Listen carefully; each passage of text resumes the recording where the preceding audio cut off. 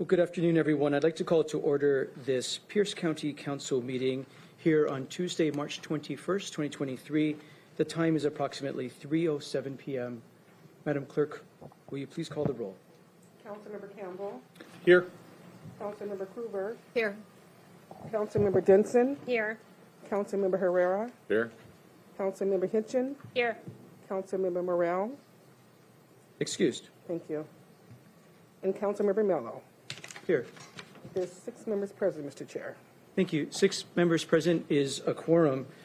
Again, good afternoon, everyone, for joining us. I'm going to invite everyone to soon stand for the Pledge of Allegiance. I'm going to ask you to also stay standing for a moment of silence in a minute. And we're going to dedicate our moment of silence today. It's a 20-year anniversary of the Iraq War, where many military families, especially and Iraqis, were affected by that Iraq War. So we ask everyone to please stand for the Pledge of Allegiance. The flag is in the back of the room, and I'm going to ask Vice Chair Campbell to lead us in the Pledge of Allegiance. And please stay standing for a moment of silence. I pledge allegiance To the flag of the United States of America, and to the republic for which it stands, one nation, under God, indivisible, with liberty and justice for all.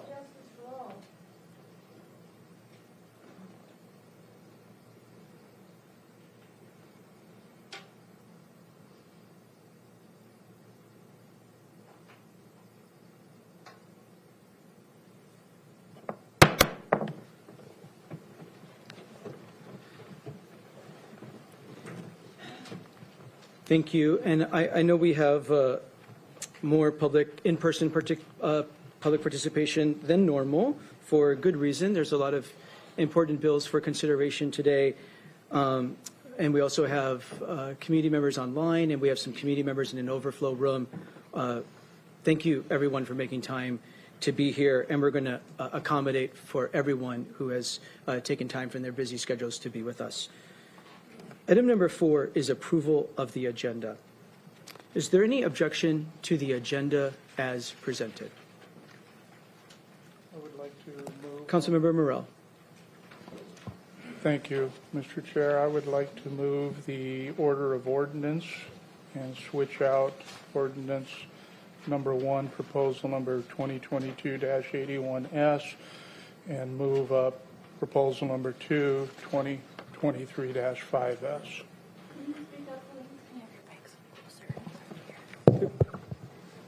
The motion, is there a second? Second. The motion in front of us is to move the order of the proposed agenda in section 8 under ordinances to move 2022-81S to item 2, and item 2, which is 2023-5S, to item 1 under ordinances. I will ask for a no vote on this. Excuse me? Councilmember Morrell, do you want to speak to your motion?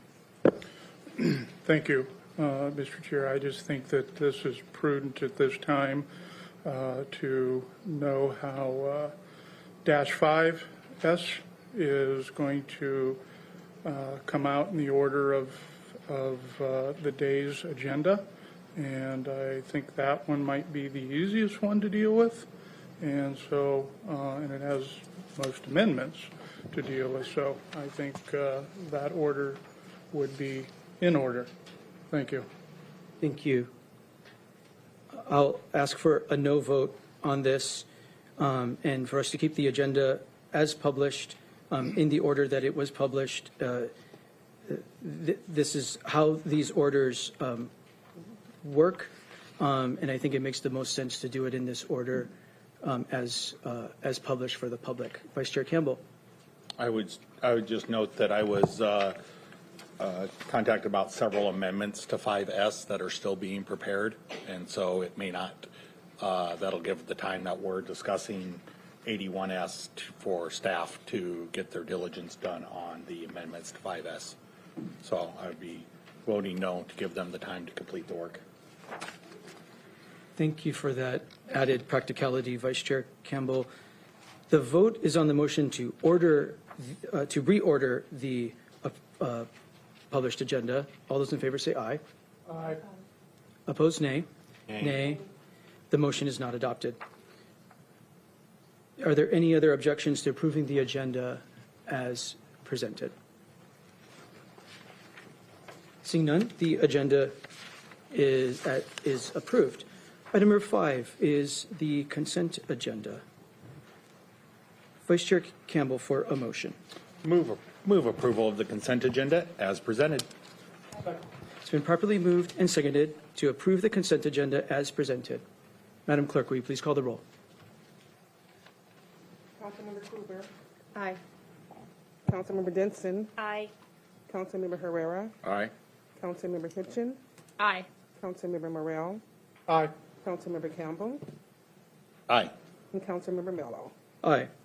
The result of the roll call vote is 7 ayes and 0 nays. On a vote of 7 ayes and 0 nays, the consent agenda is adopted. Item number 6 is messages from the executive, judges, or prosecuting attorney. There are none this afternoon. Item number 7, we have a proclamation. We have proposal number R 2023-29 in front of us. Councilmember Hitchin for a motion. Chair, I move adoption of Resolution R 2023-29. Second.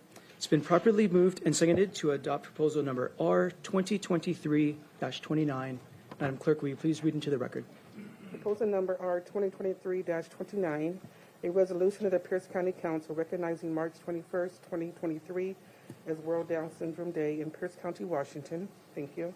Thank you. Councilmember Hitchin, My friend here is hard of hearing. Can you guys speak up, please? thank you for asking. We will do the very best that we can do to accommodate. So thank you for asking.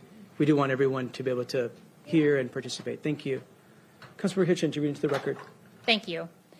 Whereas trisomy 21 is the clinical way of saying Down syndrome, which is the third copy on the 21st chromosome, and in a person without Down syndrome, there are 46 chromosomes in the human body, and individuals with Down syndrome have an extra chromosome, 47. And whereas, according to the Centers of Disease Control and Prevention, approximately 1 in every 700 babies in the United States is born with Down syndrome. That's about 6,000 babies each year. And whereas Down syndrome is the most frequently occurring chromosomal disorder and the leading cause of intellectual and developmental delay in the United States and in the world. And whereas much progress has been made for people with Down syndrome through the vision and hard work of parents, self-advocates, medical professionals, researchers, educators, and nonprofit organizations. And whereas Pierce County supports and celebrates the initiatives of organizations working to ensure people with Down syndrome have adequate services, are valued by society, and can lead fulfilling and productive lives in our community. And whereas Pierce County and Metro Parks together offer specialized recreation services and local school districts organize activities such as the Pierce County Buddy Walk to support the needs of children with Down syndrome. And whereas the Pierce County Council encourages its residents to share in celebrating the special trisomy 321 community and are thankful to the local restaurants who are donating a percentage of their sales to support many scheduled events throughout the month of March and the remainder of 2023. And whereas Pierce County joins the world in celebrating and valuing the lives and equality of people with Down syndrome and advocates for increased awareness and understanding of trisomy 321. Now, therefore, be it proclaimed by the Pierce County Council that March 21, 2023 be recognized as World Down Syndrome Day in Pierce County, Washington, adopted this 21st day of March 2023. Thank you. Thank you. And today, we do have some visitors with us. I'm not sure if I had the names, I'm sorry, of our guests. Councilmember Hitchin, I apologize. Or those that are receiving it, please come to the podium. Please accept my apologies for not having your name in front of me. And please introduce yourself for the record, and please say a few words. We're grateful you're here. Thank you. My name is Brooke Brown, and I just want to start by saying thank you. What a crowd today to support Down Syndrome Day. Super exciting. All right, I just want to say a few words about my own journey into the Down syndrome community. So I often feel like words betray me when I think about my own journey into the Down syndrome community.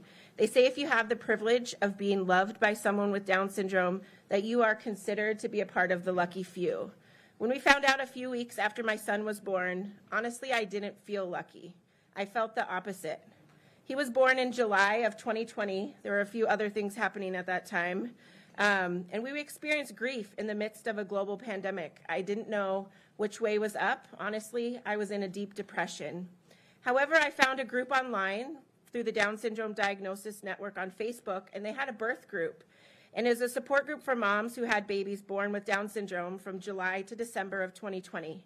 I met so many moms in that group who were navigating life in the pandemic with a new baby, who also had a Down syndrome diagnosis.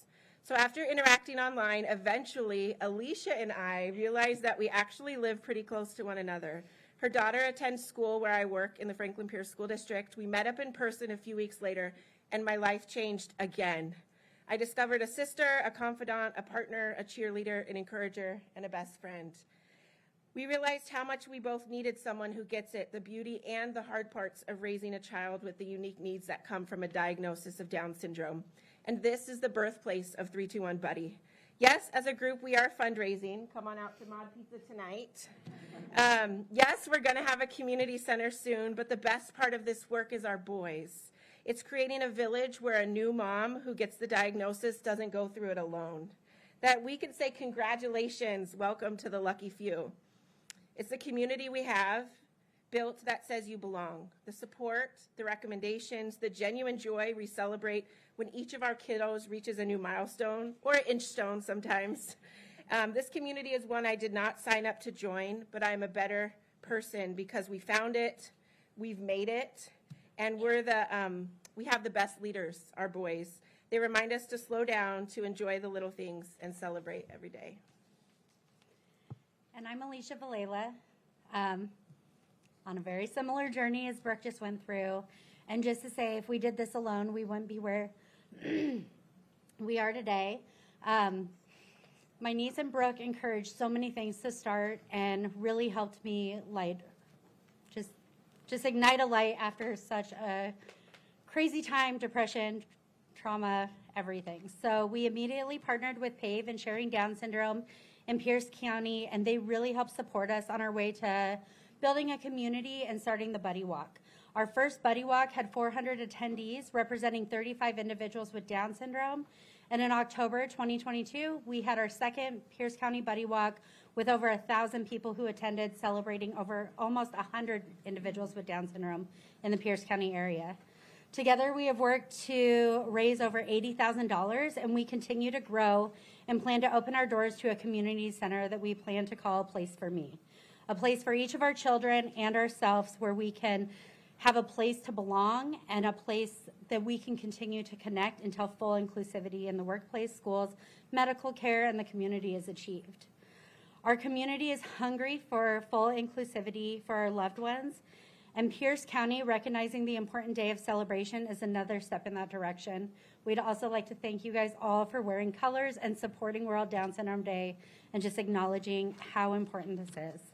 So, and finally, we would really like to invite everybody out to Wright Park on May 20th, where we will be having a day in the park to help educate the larger community about the Down syndrome population, and really hope you all will join. Thank you. Thank you.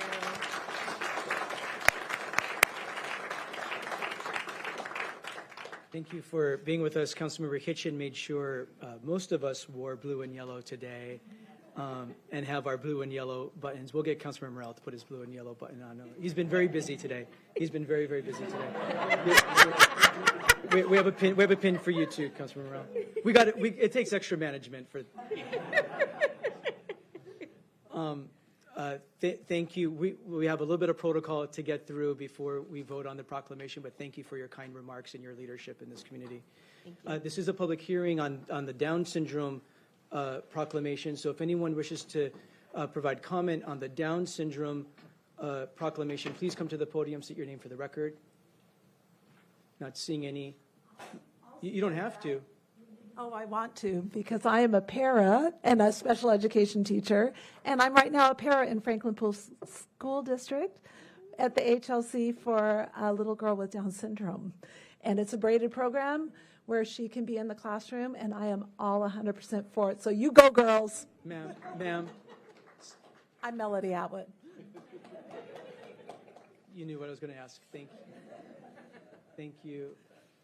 Ms. Price, anyone online wishing to provide testimony on the Down syndrome proclamation? For any member of the public wishing to speak, press the raise hand icon in Zoom or press star 9 on your telephone keypad. Currently, there are no hands raised. Thank you. We'll close the public hearing and bring it back to council. Final remarks by council. Councilmember Kitchen. Thank you, Chair. This is near and dear to my heart because I've taught students, and I taught general students, so general ed science to students with Down syndrome, and put them in my classroom with upper division kids learning physics and chemistry. And they were a joy because they brought curiosity, they brought interest, they brought enthusiasm when I broke out cars to do physics, and when I talked about things, they had all kinds of questions, and they weren't shy. They were amazingly engaged in what we were going over, and it was a pleasure and a joy. And if you've ever had the time to spend time with anyone with Down syndrome, they have so much love to give, and it is just fun and exciting. And I know for all the parents that work with their Down syndrome children, their children with Down syndrome, that there's more work. It can be exhausting and it can be tiresome. And the fact that we have a community here that creates a support network so that when you do get exhausted, when you hit a question that you don't know what to do or you need a resource and you don't know how to find it, we have a community network that brings people together to help right here in Pierce County. So love this organization. I've participated. I still have my first medal. They gave me one. I wasn't sure if I was supposed to have one, but I have it hung in my office. And just really appreciate the work of this community to help support each other. That's what we're here for. That's what we're all about. So thank you. Thank you, Chair. Thank you. Councilmember Kruger.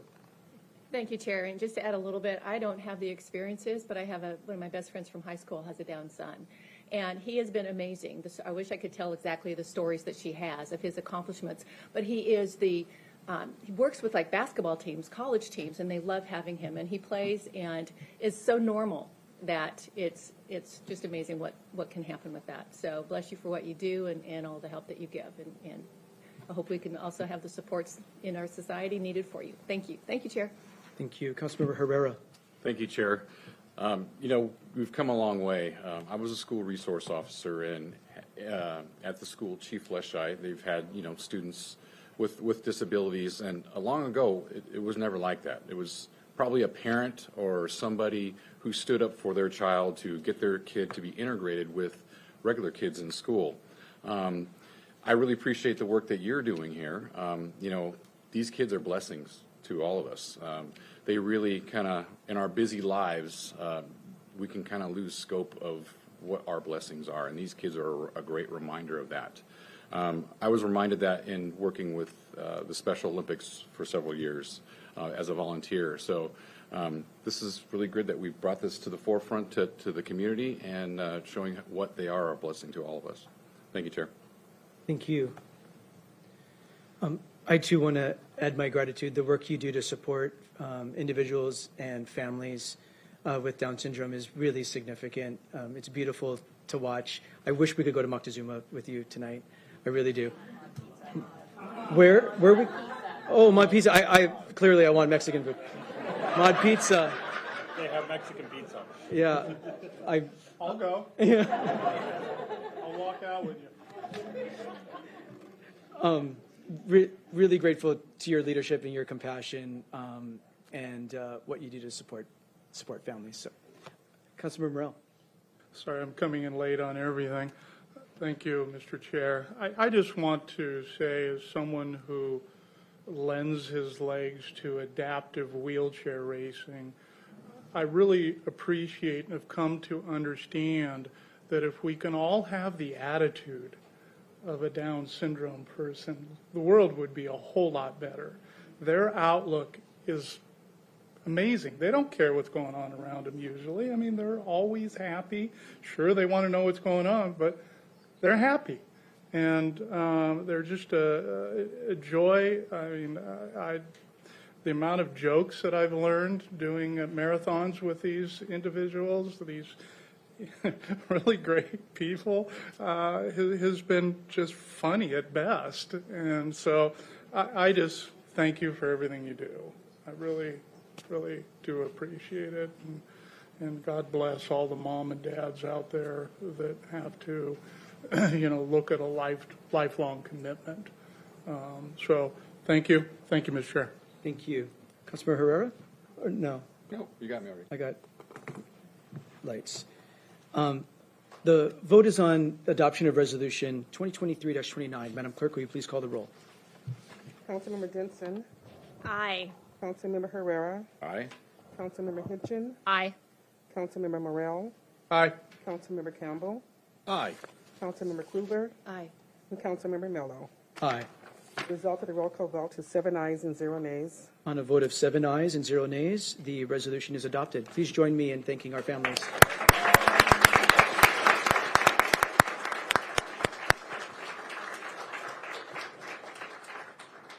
We'll invite you up for a photo with these, please.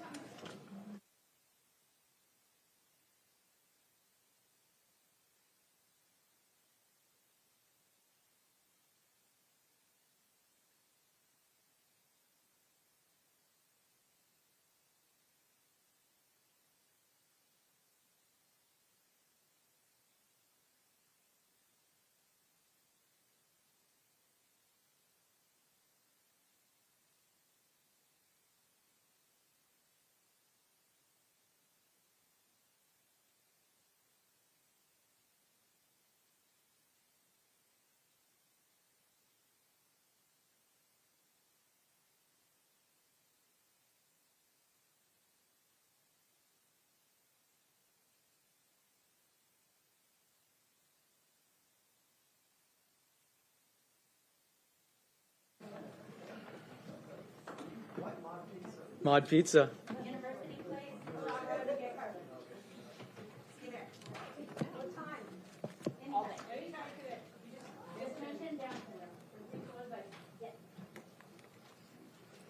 Thank you. For public information, again, due to the number of individuals we have where we anticipate public participation, we will be limiting public testimony to 1.5 minutes on all of the bills this evening. That's to make sure that everyone has a chance to communicate with the council.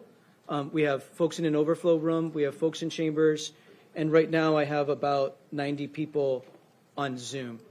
And so in order to accommodate folks, we're going to limit testimony to 1.5 minutes. No, sorry. Thank you, though. So this brings us to ordinance number 2022-81S. Vice Chair Campbell for a motion. I'd like to move proposal number 2022-81S.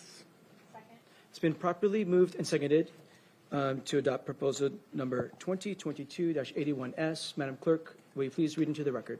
Proposal number 2022-81S, an ordinance of the Pierce County Council levying an additional sales and use tax of 0.1% for housing and related services is authorized by RCW 82-14-530 and amending Pierce County Code Chapter 428, Sales and Use Tax, and Section 448-020, Special Revenue Funds. Thank you. Thank you. Ms. Merrick? Thank you, Chair Mello, members of the council. For the record, Lee Beth Merrick, council staff.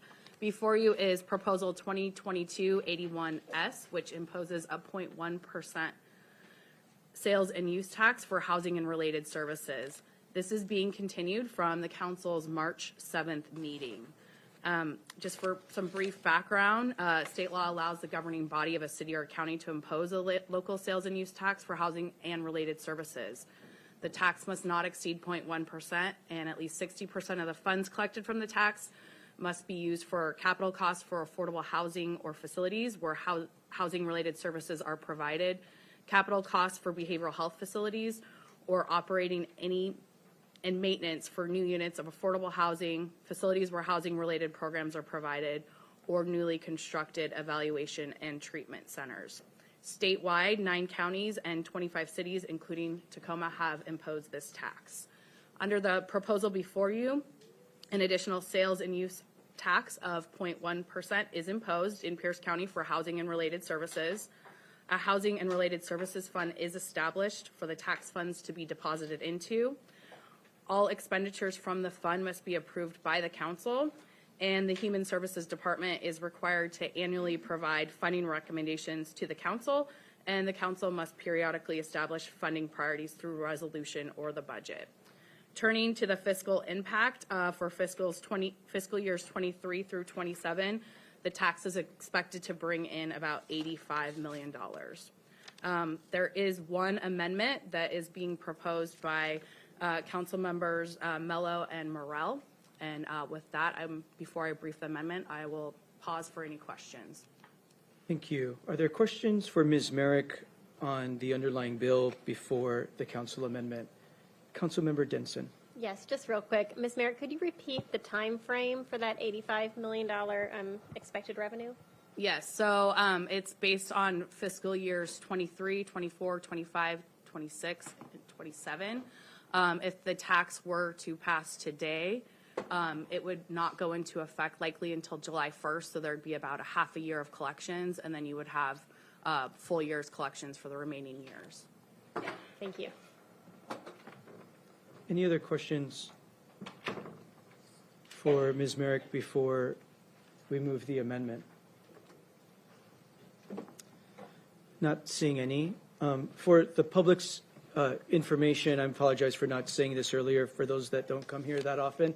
We'll consider the amendment to this bill. We'll then open it up for further questions and comments by council members. Then we'll open up for a public hearing. And then after the conclusion of the public hearing, after every person has had their chance to have their say, we will bring it back to council for final deliberation. So that's the order for this bill, and then we'll repeat that for the other bills that are on our agenda today related to the microhome village. So, Councilmember Morrell to move amendment number 1. Thank you, Mr. Chair. I move Council Amendment Number 1 to Proposal 2022-81S. Second. It's been properly moved and seconded to adopt Council Amendment Number 1 to Proposal Number 2022-81S. Ms. Merrick. Thank you, Chair Mallow. Members, just for your information, the amendment that I'm briefing should be on page 39 of your packet. Starting on page 1, the title is modified. Moving into the bottom of page 1, pages 2, 3, and 4, a number of whereas recitals are added. Section 5 is added to reaffirm the funding from the tax that was appropriated in the 2023 supplemental budget. Section 6 adds a severability clause. Section 7 dedicates the act to Maureen Howard so that the act may now be known as the Maureen Howard Affordable Housing Act. Exhibit A is unchanged. Exhibit B should be on the next page. So moving into S, Housing and Related Services Fund. Number 1, creation, no changes. Number 2, the use of the fund. This is expanded to direct Human Services to create a 6-year advisory and expenditure plan. The Human Services Department is directed to collaborate with the relevant advisory boards or bodies or organizations around homelessness, behavioral health, and affordable housing. The department must also use the county's relevant guidance documents. So for housing, that's the housing action strategy. For homelessness, that's the comprehensive plan to end homelessness. And for behavioral health, it's the behavioral health improvement plan to inform the advisory plan. The initial advisory plan is due to council by December 1st, 2023, and must incorporate specified council priorities. The plan then must be updated biannually and account for certain factors based on data. Moving to item number 3, expenditures. Human Services Department is directed to solicit funding applications and provide their funding recommendations to the council for approval. They're also directed to use their advisory plan and consult with the relevant advisory bodies for evaluating the funding recommendations. As stated in the underlying proposal, all expenditures must be approved by the council. Item 4, oversight. This is a new addition. The Human Services Department is required to submit a biennial performance report to council starting July 1st, 2025. Number 5, the performance audit. This is a new requirement. Every 6 years, the Performance Audit Committee is directed to complete a comprehensive assessment of all projects, services, and programs receiving funding from the fund, with the first report due April 1st, 2030. Item 6 is the required council review. This is a new addition where the council is required to hold a public hearing to consider public input regarding the continued need of the tax. The Finance Department is directed to submit a report to the council, which includes accounting of all funds collected and expended. And the Human Services Department is directed to submit a report to council, which includes the number of units developed or preserved, population served, and other impact the investments have made in implementing certain goals of the county. The first review must occur by May 1st, 2030, and then the reviews are required every 10 years after that. Item 7 is the excess monies, and there was no changes to that. That concludes my briefing of the amendment. Happy to answer any questions. Thank you. Questions for Ms. Merrick on Council Amendment number 1? I will just say I want to thank Councilmember Morell for working with me very closely on the details of Council Amendment number 1. Certainly, every member has had a lot of input on this amendment and the underlying bill.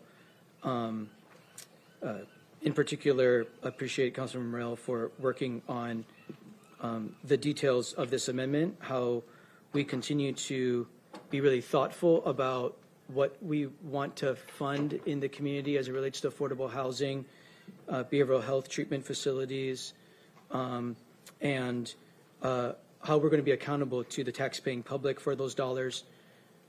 More importantly, how we're going to be providing for that critical affordable housing in a really thoughtful way, informed by experts and community members, and lots of good public review. And I think one of the real special elements of Council Amendment number 1 is that we're dedicating this act to the life and memory and service, lifetime of service of Maureen Howard, as we will rename this the Maureen Howard Affordable Housing Act, who is an amazing, amazing lifetime of leadership in our community. I'm really proud that we're calling this the Maureen Howard Affordable Housing Act, and this will live very long in her memory and serve thousands and thousands of families in Pierce County. More to see on final passage, but that's the thrust of what the amendment does. Council Member Morell. Thank you, Mr. Chair. I do have a question, and it's probably a staff question. Is Heather I'm sorry, ma'am. Moss We'll get to a public hearing in a little bit. in the room? Oh, there she is. Heather, I just have a question. You've had a chance to look at the oversight portion of this. Do you understand what you're tasked to do and how you're going to navigate all that? I just want to make sure that, not that you're comfortable with it, but just kind of explain how you're going to work through that. Thank you, Councilmember Morell. We have been briefed. My name is Heather Moss, for the record, Director of Human Services for Pierce County. I have been briefed by your staff as they've gone through the drafting of the amendments. And as you indicate, not necessarily comfortable with the amount of oversight, but we have worked out a schedule for what that could look like in our department and working in consultation with our auditors and the finance department to meet those requirements. Okay, so you're okay with the language Yes, sir. as it's stated? Okay. Thank you. And then I'd like to follow up with another question with another expert, if I may. Absolutely. Michael Mira, front and center, please.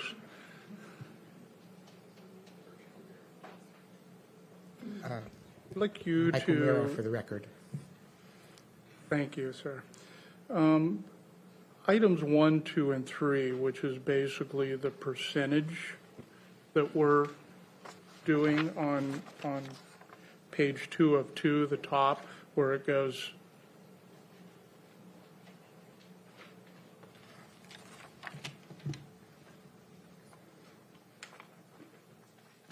are you comfortable with those?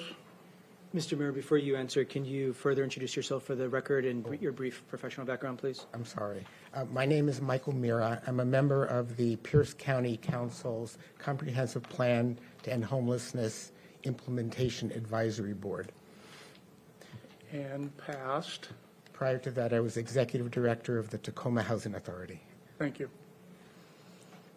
You can answer Councilmember Morell's question now, please. I do recognize those splits in those subparagraphs, Councilmember Morell. They track the state statute's direction, and I think there's enough flexibility inside them to give the county ample maneuvering room. Thank you. I appreciate that. Thank you. Thank you, Mr. Chair. Thank you for the questions. Thank you. Are there any other questions on Council Amendment Number 1? Councilmember Herrera. Thank you, Chair. I think I'm asked this question before in study session, but on number 6 on the required council review for May 1st, 2030, every 10 years, the council shall hold a public hearing to consider the public input regarding, the need for the tax. So this isn't a sunset clause or anything to the tax. This tax is, once, if it's passed, it's here for until another council or somebody rescinds it or does something else. Correct. But that's what 6 doesn't say is that. That's not a sunset. 6, Councilmember Herrera, 6 is not a sunset. It just requires the council to hold a public hearing. Thank you, Chair. Thank you. Any other questions? The motion in front of us is adoption of Council Amendment Number 1 to 2022-81S. All in favor, say aye. Aye. Opposed, nay. Nay. The motion is adopted. Are there any other last-minute amendments? No, Chair. Thank you. We'll open this up for a public hearing. So I'm going to start with those I have signed in.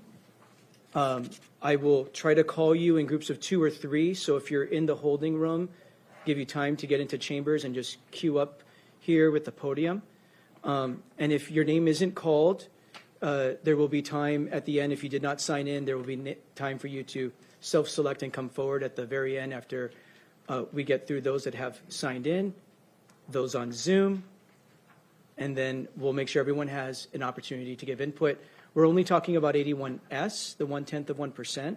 There will be. It's now called the Maureen Howard. Thank you. We're only talking about the Maureen Howard Affordable Housing Act, which is 81S. And at this time, there'll be separate public hearings for the other 2 bills later in our agenda today. Do ask everyone to keep their comments focused, respectful, and addressed to the chair. And there's a timer on the screen to your right. For those of you in person in chambers, there's a timer on the screen to help you stay on time. We're going to start with the Director of Human Services, who signed up first, Heather Moss. And they'll be followed by Cynthia Stewart. Thank you, Mr. Chair and members of the committee. For the record, my name is Heather Moss, Director of Human Services in Pierce County. You have a unique opportunity in front of you today to not only consider a long-term affordable housing source of revenue for our community, but also to, I'm going to speak to another initiative to consider a shared housing village. Madam, I'm sorry, Dr. Moss, I have to be fair to Okay, let me everybody. do that. Please keep your comments focused to the bill at hand. What I can tell you about the affordable housing tax is that we have an affordable housing action strategy that you commissioned for Pierce County last year. It identified that we need over 3,000 new units of affordable housing at or below 60% area median income. Those types of units require government intervention to be built. In order to build that volume of housing, we need an additional revenue source for those dollars. I'm excited about the opportunity that this new funding stream provides for our community.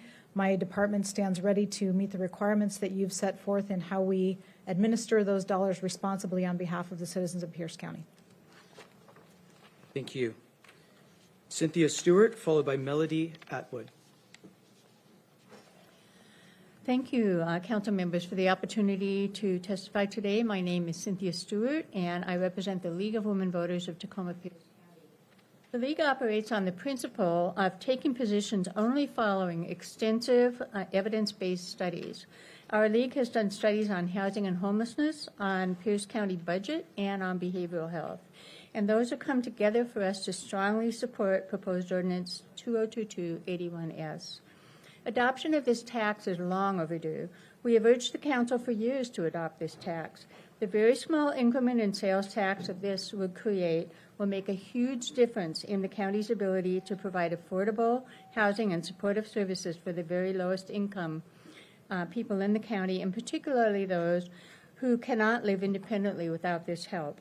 This is a very big need in Pierce County. Just as one example, the county's comprehensive plan to end homelessness suggests that as much as $400 million is needed to address the capital cost alone for permanent supportive housing needs. While this tax is insufficient to meet that need alone, the ability to bond using this as a reliable source of revenue for debt service gives it much greater impact. The county has already lost millions of dollars by deferring this adoption, and so we ask that you take this action now and support this bill, and to the extent that I could hear it, we also support the amendments that were proposed. Thank you very much. Thank you. I'm going to continue to ask folks to keep their comments squarely focused on the Maureen Howard Affordable Housing Act. So we have Melanie Atwood, which the previous speakers did. I wasn't implying anything otherwise. Melody Atwood, followed by Dan Atwood, followed by Angela Schick. Hi, I'm Melody Atwood. First, I want to thank you, council members. I can only imagine what the last few months, what you've gone through, because I know what they've been like for me. I appreciate all that you wade through and navigate as you try to look out for the best of your constituents. Leadership isn't always easy, and I know that you've had to deal with a lot of angry and frustrated constituents, me included sometimes. But before I say anything, I just wanted to say thank you, because I know your job is anything but easy. So I know you're striving to find solutions for low-income housing. Housing is in crisis. I applaud your efforts, and try to solve the problem. I just have another idea that I wanted you to consider as you consider these. What many of us have learned through the current code fight that we're in right now, that we'll be talking about shortly, is that it is complicated and crazily complex. Is that what? So wait, no, I'm on task. That even lawmakers need lawyers to help them navigate it. Big builders with big budgets have lawyers and inside tracks to help them jump through and manipulate hoops. I'm on track, don't worry. But small builders are being coded out of the process. Rather than raising taxes, let's uncomplicate the code. Let's make it something your average citizen can understand, an average builder can work through without enormous expense, just to get permission to build. Let's make it obvious when someone's breaking the code rather than having it so complicated that favors big business enterprises over the average builder and citizen. This alone would help lower housing costs and allow more competition on the market. If you raise taxes today, you have to do it again. This is from Senator Thank you. Gilden. Thank you. No, ma'am, I have to be fair to everybody. You can give that to the clerk. Thank you. I have Dan Atwood followed by Angela. Excuse me. I have Dan Atwood. Tag teaming is allowed. You can pass the baton to the next person, just like that. Thank you. Please stay focused on 81S, the Maureen Howard Affordable Housing Act. Dan Atwood, followed by Angela Schick, followed by Sharon Costello. Dan Atwood, receiving the baton. So Senator Gilden, and have an item here that itemizes just the amount of taxes that are added to the average price of a home. It's very significant. And so anyway, lowering all the other requirements would save a ton of money and generate revenue and increase home sales. Thank you. Thank you for being with us. Angela Schick, followed by Sharon Costello. Thank you, Council. Angela Shook for the record. I oppose this ordinance. These types of policies are creating the housing crisis. All costs have skyrocketed in the past 3 years due to rising costs, taxes, and inflation. Everything has substantially gone up from food, power, gas, garbage, water, taxes, utilities. My electric bill just went up. Everything. There will eventually be a straw that breaks the camel's back. You are taking too much from working constituents. These bad policies further collapse the housing markets. There are many working families struggling to provide a roof over their family's head and put food on their table. Many, especially young working families, can't even afford to purchase a home. According to Alice report by the United Way, 31% of the Pierce County's families are struggling to pay their monthly bills. These types of policies are making people choose between their basic needs, and people on single incomes or fixed incomes, many can't currently pay their bills. This is going to make these people have to choose between basic needs and amenities that they have. And they're slowly getting stripped of these out of their life from rising causes. Further, if it isn't enough in this resolution adopted by the council, it doesn't intend to end there. Soon, PC Housing Action Plan states that the agenda on the affordable housing tax levy. Thank you. Affordable housing tax is an oxymoron. I'm Sharon Costello, and I give my time to. I'm sorry, ma'am.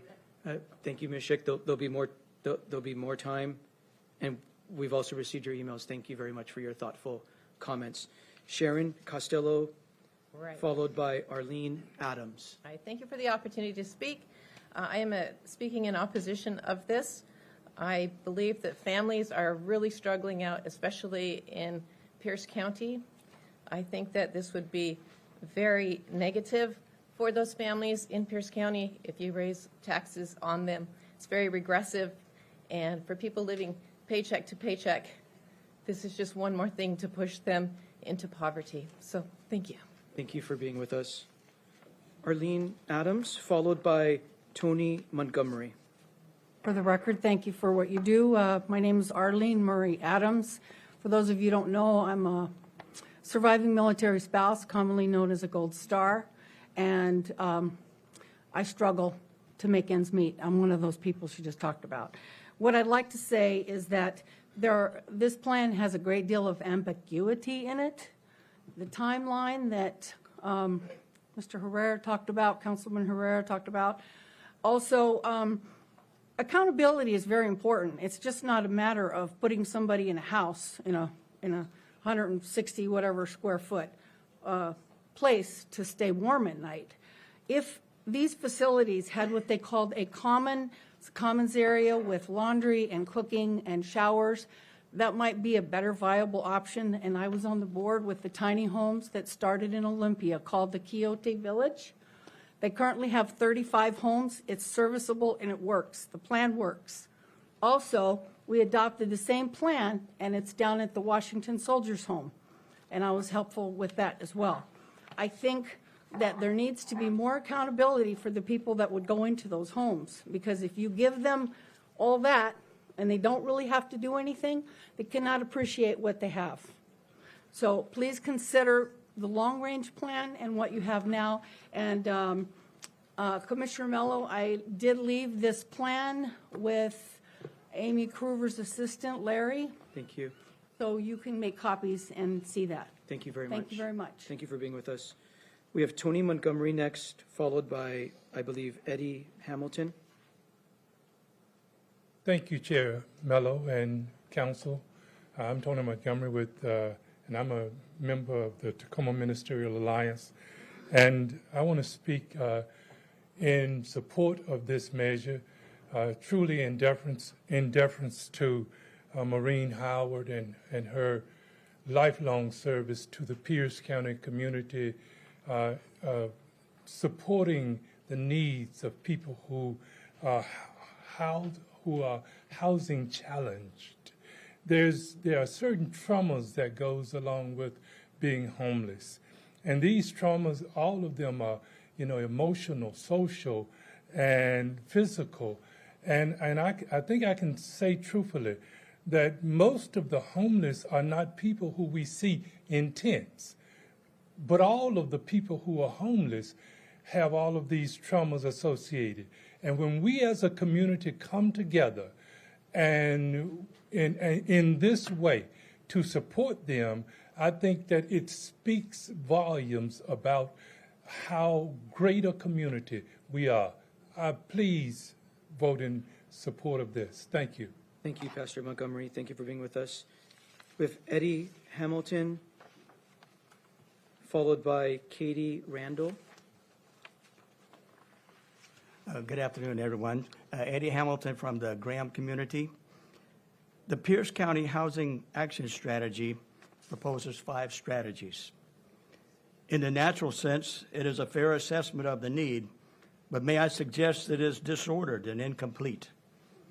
Available revenue is not a consideration, but new funding in the form of a tax hike is the first option in lieu of less costly alternatives.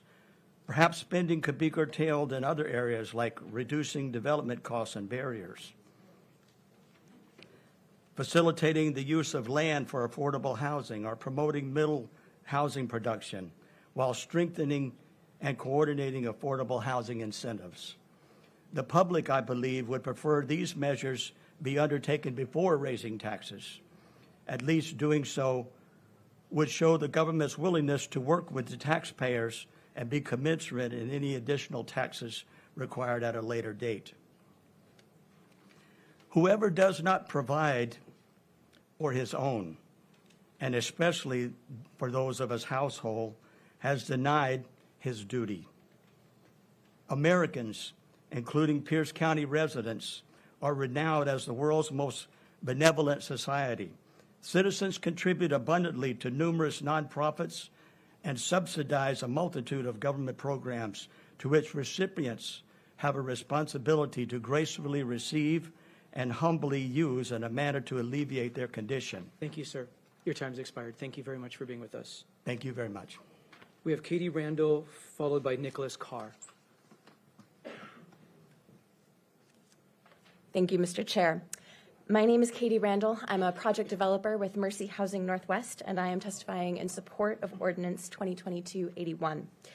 Mercy Housing Northwest is a nonprofit developer and operator and service provider of housing who's been working in Pierce County for 20 years, housing families and seniors, and our last 3 buildings all received Pierce County funding. This local funding for affordable housing is important because it is one of the first resources committed to affordable housing projects and allows the county to create momentum around the projects that are most important to you. Put simply, Pierce County has enabled projects by Mercy to go forward and to leverage tax credits, state housing trust fund dollars, and federal senior housing dollars in this region. In 2022, we were incredibly grateful that Pierce County decided to use ARPA funds to support affordable housing. In an environment where there is so much competition for scarce resources and construction costs have increased, projects like Mercy's Aviva Crossing, a collaboration with Tacoma Housing Authority, would not be able to move forward without this higher level of investment, which creates deeper affordability opportunities for the most needy in our communities. But ARPA funds are time limited. Ordinance 2022-81 would allow the county to keep up that level of funding predictably, which would put developers in a stronger position for assembling the remaining dollars and building housing that meets county goals, leveraging that funding by at least a factor of 5. I urge you to pass Ordinance 2022-81 this evening. Thank you. Thank you for being with us. We have Nicholas Carr, followed by John Leslie. Hello, Chair Mello, Council. Nicholas Carr with Tacoma Housing Authority, for the record. Here again to support Ordinance 2022-81. I want to talk about leverage. The county currently has limited funding to leverage state and federal dollars that are needed to meet the level of housing need by 2044 as stated in the county action strategy. And now we can put some numbers to that, right? We know that the Senate budget, recently released draft, is investing $625 million in affordable housing this next biennium. That's $400 million for the Housing Trust Fund. That's a historic level. $67 million for the Housing Finance Commission Land Acquisition Program, and $50 million for transit-oriented development. The county needs to be able to leverage its local funding to have access and priority in the state level funding to get these projects on the ground. But that's not all, right? There's actually more that we can leverage if we're smart about this. $400 million from the Public Works Trust Fund for infrastructure projects. Infrastructure is going to be needed for the increased housing, especially with policy passed this year. $244 million for clean energy, energy efficiency, and weatherization projects that keeps affordable housing viable for families in Pierce County that will require efficiency and weatherization updates. $121 for local and community projects throughout the state that are direct appropriations, often tied or directly supportive of housing projects.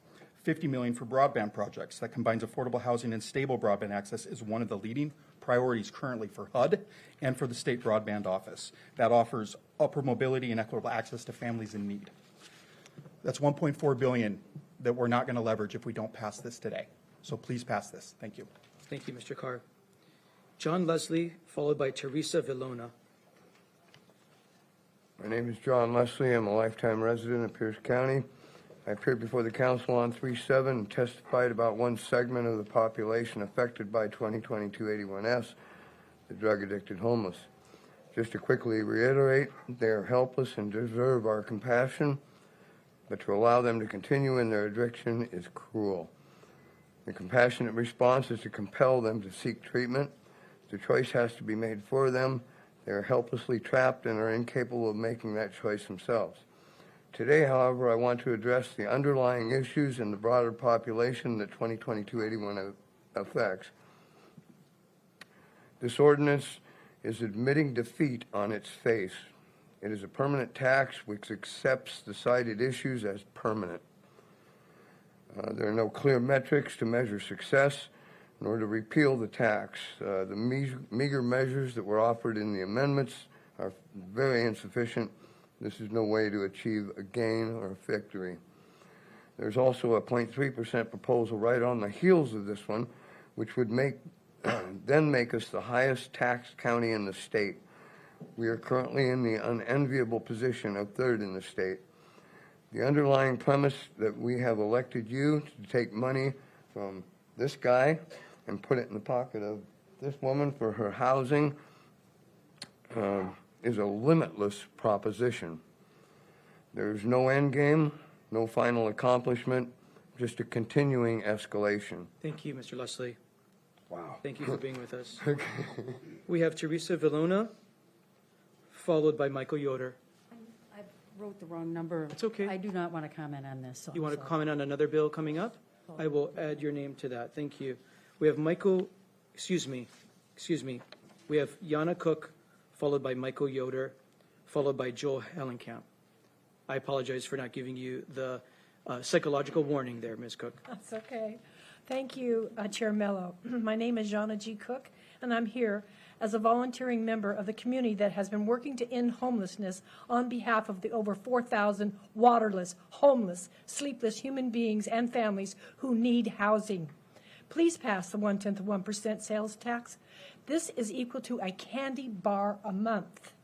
Yes, and it can generate enough revenue annually to create housing for hundreds of needy people and families. Pierce County is far behind over 30 other Washington jurisdictions who have already done so. And because of this delay, Pierce County has lost the opportunity to generate millions and millions of dollars in funding that could have already been doing good works. This sales tax will be a reliable source of funding that could help achieve the goals in our comprehensive plan to end homelessness and housing action strategy. It will not only bring $20 million a year to the county, but will also help get matching funds from the state and the feds, which can help us get more housing and allow the county to purchase land, develop land trusts, lease land, purchase mobile home parks, and many variety of options. Recently, the opportunity to bring $165 million extra dollars to build 430 units was lost because the county didn't have the matching funds and had not approved this tax. Think of that. 430 units, even if only 2 or more people were housed in that unit, it would be twice the amount of people served than the proposed village. Please do not waste time. Put the people before money and before party. Take a truly bipartisan action without strings attached. Thank you, Ms. Pass Cook. this tax today. Thank you. Thank you. Michael Yoder, followed by Joel Hellenkamp, followed by Anna Peterson. Good afternoon, Chair Mello and council members. My name is Michael Yoder. I'm a resident of Puyallup and the Executive Director of Associated Ministries. I'm testifying in support of Ordinance 2022-81S. I support this tax because as the director of one of the leading nonprofits offering services to our Pierce County neighbors experiencing homelessness, I know that the lack of affordable housing options is a primary reason our houseless neighbors are unable to move forward with their lives. We need new revenue to create permanent, affordable housing for those in need, which importantly frees up other resources that benefit the rest of our community. Everyone wins by passing this ordinance. So I'm going to go a little bit of a different direction. I appeal to you as elected leaders in our community to have the courage to stand for the common good, to do the right thing for our vulnerable neighbors who need affordable housing, but also to do the right thing for taxpayers. Studies have shown that allowing people to remain homeless costs everyone more. Standing for the common good is about investing in the ability of every person in our community to flourish. So I ask you to ponder, is Pierce County successful as a community? Are you successful as leaders in this community? I believe the most demanding test a community faces is the status of its most vulnerable citizens, and right now we are failing them. If this ordinance is not passed, the truth is that you will be marked as a body which failed to lead our community forward in achieving the common good Thank you, Mr. Yoder. that we all deserve. Please don't fail us now. Thank you for being with us. Joel Hellenkamp, followed by Anna Peterson, followed by Carol Colleran. Mr. Chairman and board members, my name is Joel Hellenkamp. I am a clinical social worker and live and work in Tacoma, and also a member of the St. Leo's Parish just down the street with Food Connection and the parish that supports a lot of the community here. We have been in support of the fundraising and ideas around how we can get better homelessness challenge by presenting housing, and we're hoping that this bill will be a game changer as far as the thousands we have in Pierce County that are homeless, and we hope that there's lots of creative minds here that will come up with solutions about where the housing will be placed so that everybody can be comfortable with that.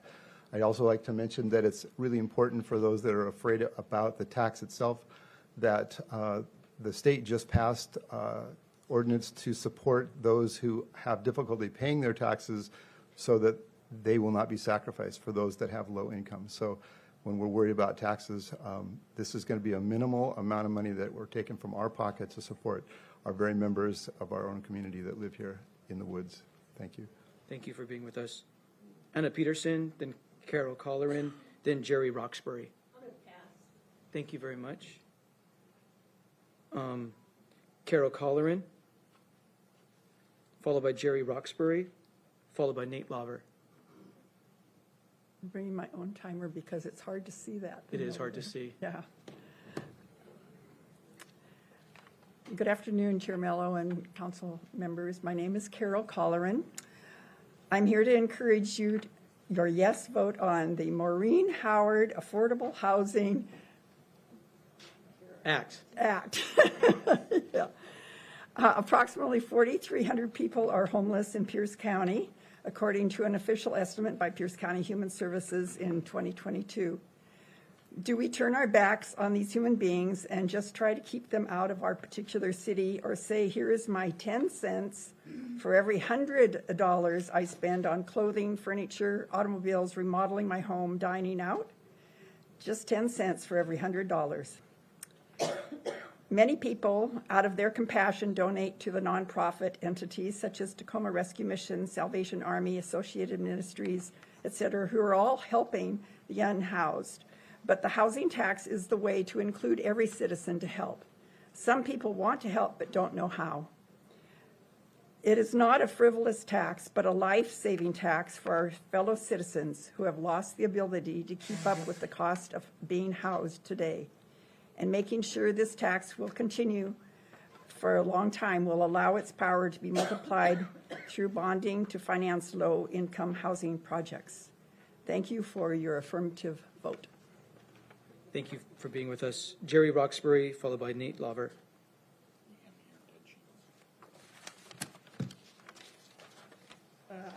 Jerry Roxbury. I'm a Spanaway resident. I just want to say I feel that politicians have made a cash cow out of homelessness. Millions of dollars of taxpayer money have been given out to help the homeless, and none of it is working. There's still people out on the streets. There's no consequences for the homeless to end their lives of crime and drug use and homelessness. But it has created a money-making machine for politicians and their donors to get rich off the taxpayer money. The only way to end homelessness is to make consequences for their behaviors, like making it against the law to camp out on the sidewalks overnight.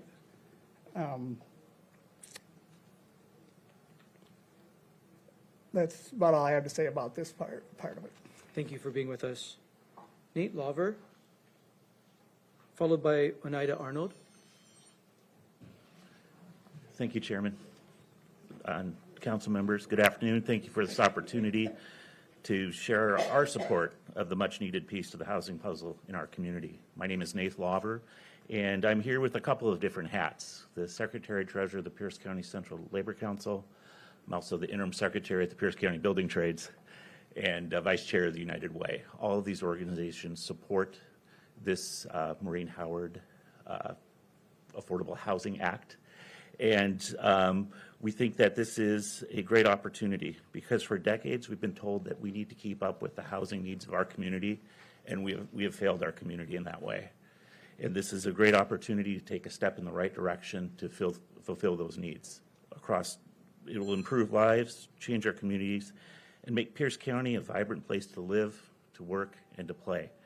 And as we've been talking and with the amendments that are on there are opportunities, Nick Carr said this, for leverage. There are opportunities for the procurement process to put in apprenticeship utilization requirements on some of these and make sure that we're putting Pierce County workers to work on these projects as we move forward. I stand by to help in any way that I can, and I encourage your guest vote on this. Thank you. Thank you, Mr. Lawver. Thanks for what you do to represent working people in Pierce County. Oneida Arnold, followed by Amanda DeShazio. Good afternoon, Chair Mello, council members. I'm going to speak in support of passage of 2022-81. Our citizens are suffering. They struggle to pay rents that are increasing far beyond what their paychecks can possibly keep up with. The county severely lacks locally dedicated funds to help build affordable housing and related services. It's time to bring Pierce County in line with the 30-plus other cities and counties that have already passed 0.1% sales tax funding for affordable housing in Washington. This number includes every county adjacent to Pierce County in western Washington. We cannot leave revenue from federal low-income housing tax credits and the state 22 Housing Trust Fund to build affordable housing unused because Pierce County lacks available local matching funds. 2022-81S will provide a reliable stream of revenue for low-income housing and support services. It will stabilize and revitalize our communities and provide hope for thousands of individuals and families living housing insecure. I urge you to pass 2022-81. In my last couple of seconds, I didn't say that I'm a retired teacher. And when I retired, the struggle that my parents had the most was making the rent. And that there's just, the food, et cetera, it was rent that was important to them. Thank you. Thank you for being with us. Amanda DeShazio, followed by Michael Mira, followed by Jim Stretz. Thanks. Sorry. I'm Amanda DeShazio, the Executive Director of the Affordable Housing Consortium, here to show support for the adoption of Ordinance 2022-81S. Across the state, public funding for affordable housing is extremely limited and highly competitive. In order to support the lowest income bands in our community who make up the bulk of those in need, development for low-income affordable housing needs an abundance of local public investment. Pierce County's funding for affordable housing is being utilized to its full potential. Without access to new dollars, our developers' ability to meet the demand for affordable housing is not possible. We support this because we've seen its amazing impact across the state, especially in Tacoma, where they've been able to leverage their dollars 20-1 and utilize funding to match federal and state dollars that are necessary to get these projects developed. Without this resource, we are leaving money on the table, and I fear we will never come close to reaching the 2,300 affordable housing units we need by 2044. We're also thankful that there's not a sunset on this tax. Developers need the ability to plan for use of these dollars. Our group effectively works to pipeline our projects, and we need this ongoing funding to allow us to purchase land and complete the pre-construction process to get to the point where we can request the funding that is collected. Thank you all. Thank you. Michael Mira, followed by Jim Stretz. Thank you, Chair Mello and council members. My name is Michael Mira. I'm a member of the Pierce County Council's appointed advisory board on the comprehensive plan for homelessness. That plan recommended this tax. You adopted that plan. We hope that you justify that adoption by voting yes today. I want to conclude with a notation about the importance of accountability. And there is no other public dollar you will spend subject to more oversight and accountability than a housing dollar. That happens in three ways. First, you have built into this ordinance oversight by the Department of Human Services and the council. Second, you've referred to the plans you've already approved as direction on how to spend the money. And perhaps more importantly, your money will be folded into money from other places who have their own systems of oversight and accountability. The Washington State Housing Trust Fund, tax credit investors, commercial banks, Department of Commerce, the Federal Home Loan Affordable Housing Program, and those people are heavily staffed with auditors and lawyers. And they will watch every dollar starting from the beginning of construction through occupancy and operations. And that is not true of any other public dollar you will spend. You can spend these dollars with lots of assurance. Thank you. Thank you, Mr. Mira. Jim Stretz, followed by, I have Brian Peterson identified as not wanting to speak on this. Elias Puentes, I'm not sure if you want to come forward, but queue up if you do. And then Lawrence White, Bishop White. Mr. Stretz. Thank you, Chairman Mao and councilors. I'm Jim Stretz. I'm the Executive Director of the Pierce County Housing Authority. And we're here to support the Maureen Howard Affordable Housing Act because we have 10,000 people on our waiting list that represent seniors on fixed income, the working poor, handicapped, veterans, people that we need to help to prevent homelessness. Maybe we should retitle it as the Preventive Homeless and Economic Development Act. It's written in such a way that you're going to help all those in the housing continuum at the bottom, but it also allows us to prevent homelessness, which is when you talk about affordable housing, the general public only hear homelessness. And it's a lot more than that. And this act does that, and we fully endorse it, and we appreciate your consideration. Thank you. Thank you. Brian Peterson, do you wish to testify on this bill? No? Thank you for being here, sir. Elias Puentes, do you wish to be here to testify on this bill? Elias? Lawrence White, I can't tell if you want, please. My eyes need to be better. That's okay. Mr. Chair, to the council, Bishop Dr. Lawrence White, I am the president of the Tacoma Ministerial Alliance. I'm here to speak on behalf of the Alliance and the member groups from the community who are in favor of this act. I want to say thank you for your previous demonstration of support of a major initiative for the Tacoma Ministerial Alliance. Housing, affordable housing is a major initiative for our organization and a part of our long-term strategy to deal with homelessness as well as provide fair housing for our community.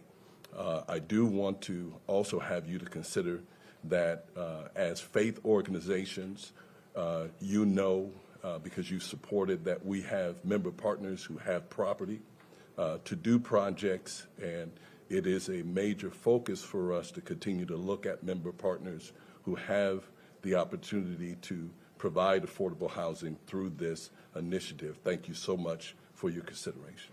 Thank you, Bishop White. Anna Marcolt, do you wish to testify? Not on this. We'll keep you in the queue for the rest. Thank you. Pastor Nate Sutton, please come forward. Thank you, Mr. Chair and council members.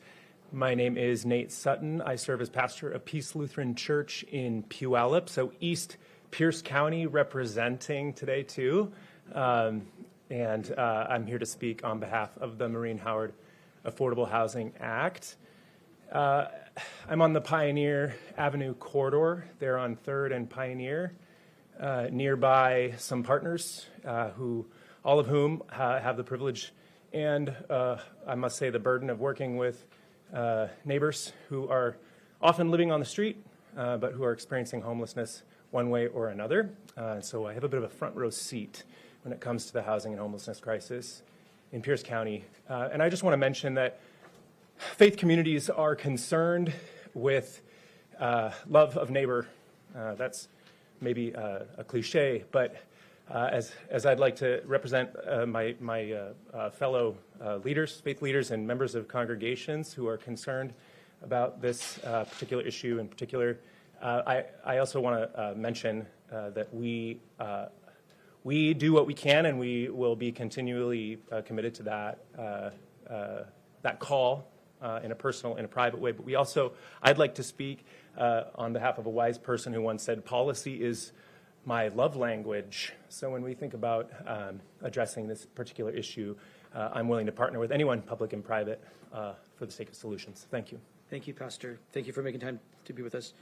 I can't tell if Barbara Gilman wishes to provide comment on this bill. Barbara Gilman, excuse me. Barbara, do you want to speak on this bill or a future bill? Thank you, Councilmember. Thank you, ma'am.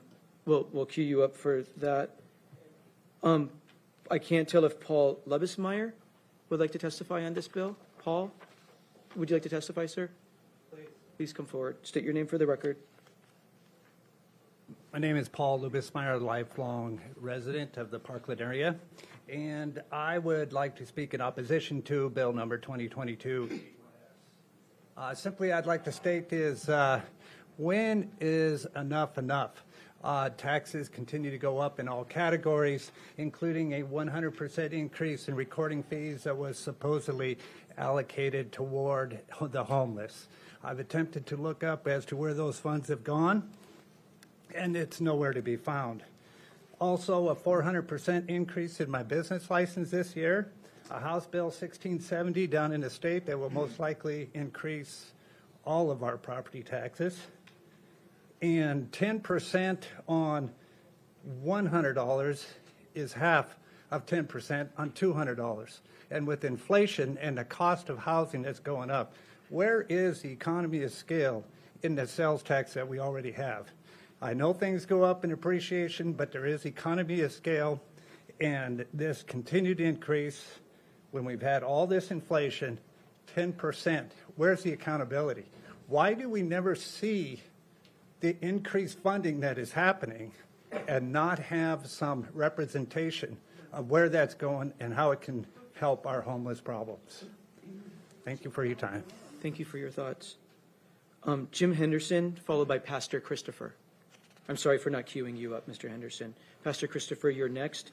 That's everyone I have signed up after Mr. Henderson and Pastor Christopher. Then we're going to go to Zoom, and then we're going to see who else did not have a chance to sign up, and we'll give everyone an opportunity.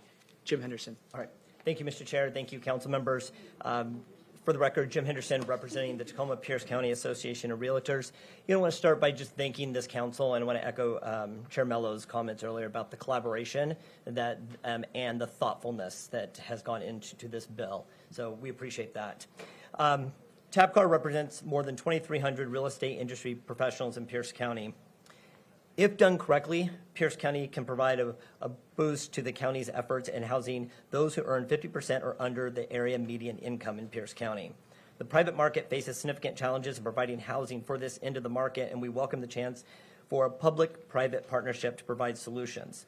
With regards to the proposal to raise the sales tax by 0.1% to generate revenue for affordable housing solutions, TAPCAR is supportive of this measure, provided that boundaries are in place to ensure that the generated resources are deployed in an efficient and effective manner. TAPCAR also believes that a portion of the new revenue should be used to develop proven models to reduce and prevent vulnerable individuals from falling into homelessness as rental vouchers to provide bridge funding to keep people housed. The pandemic and resulting federal funds allocated to this type of program illustrated the needs for rental assistance as a preventative measure while also developing longer-range plans to reduce the homeless population. This solution will provide immediate relief for individuals at risk of becoming homeless, as well as reduce strain on the system available for rehousing those. Thank you. Thank you, Mr. Henderson. Pastor Christopher. Then we're going to move to Zoom. Chair Mello and the county, thank you for this opportunity. My name is Pastor Christopher. I want to share a few things with you. We are all created with the fortitude to survive. Unfortunately, by any means necessary, it is embedded in our past and it is embedded currently in our lives as humans. Either we yield with compassion and empathy of those among us who is being enslaved by the monster called poverty, or we can never feel safe in our homes or in our communities, and let alone have healthy communities. I realize housing is not the silver bullet for the crisis that we are in regarding homelessness and housing, but for some, it is the silver bullet. Let's save the ones we can and prevent those that are on the edge of homelessness. Dr. Martin Luther King Jr. stated, "The first step in the worldwide war against poverty is a compassionate commitment to the least of these." He goes on to state, it really boils down to this, that all life is interrelated. We are all caught up in an inescapable network of mutuality, tied into a single garment of destiny. Whatever affects one directly affects all indirectly. We are made to live together because we are interrelated, structured of reality. Thank you, Pastor. I support Maureen Howard housing affordable bill. Thank you. Thank you, Pastor Christopher. 90 seconds does go by quickly. I have 14 hands up right now on Zoom. Please do raise your hand in Zoom so we can queue you up. Ms. Price.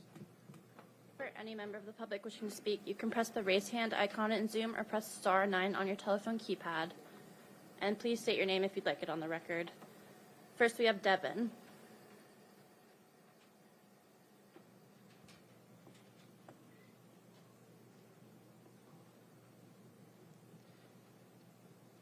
Devin, we can't hear you.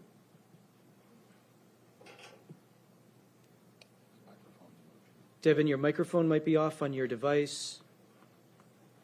We see that you are unmuted, but we don't hear you audibly in the chambers.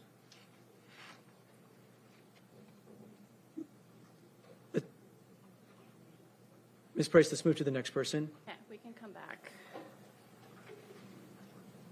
Next, we have Samsung. Samsung SM-G78 Mike, please unmute yourself.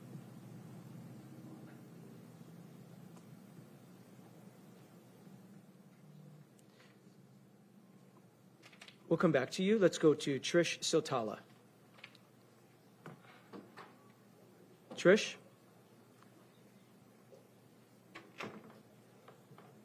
What are the instructions? You can press *9 or press *6 to unmute, or press the microphone icon on your screen to unmute. Is it on our end? No?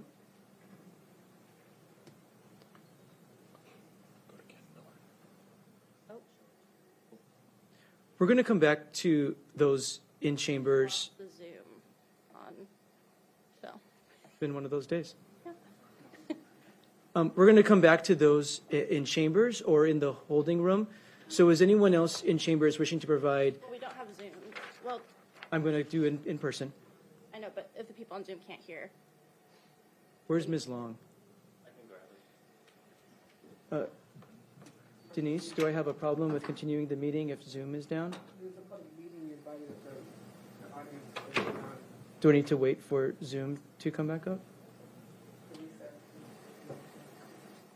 Sure, I think I can actually access the people on Zoom just to let them know what's going on. Yeah, but they can't hear it because the room is down. Through my computer, they might be able to hear me. If So if you want to like talk to them. if Zoom is down, do I need to recess the meeting, or can I continue with the public hearing with those in chambers? There are more in chambers. There are more probably in chambers. Can you move the microphone to Ms. Long, please? Ms. Long, can I continue the public hearing with those that are in chambers? You can, yes. So do you want to speak to those on Zoom, Councilmember Campbell, if you can? For those on Zoom, we are experiencing a small technical difficulty.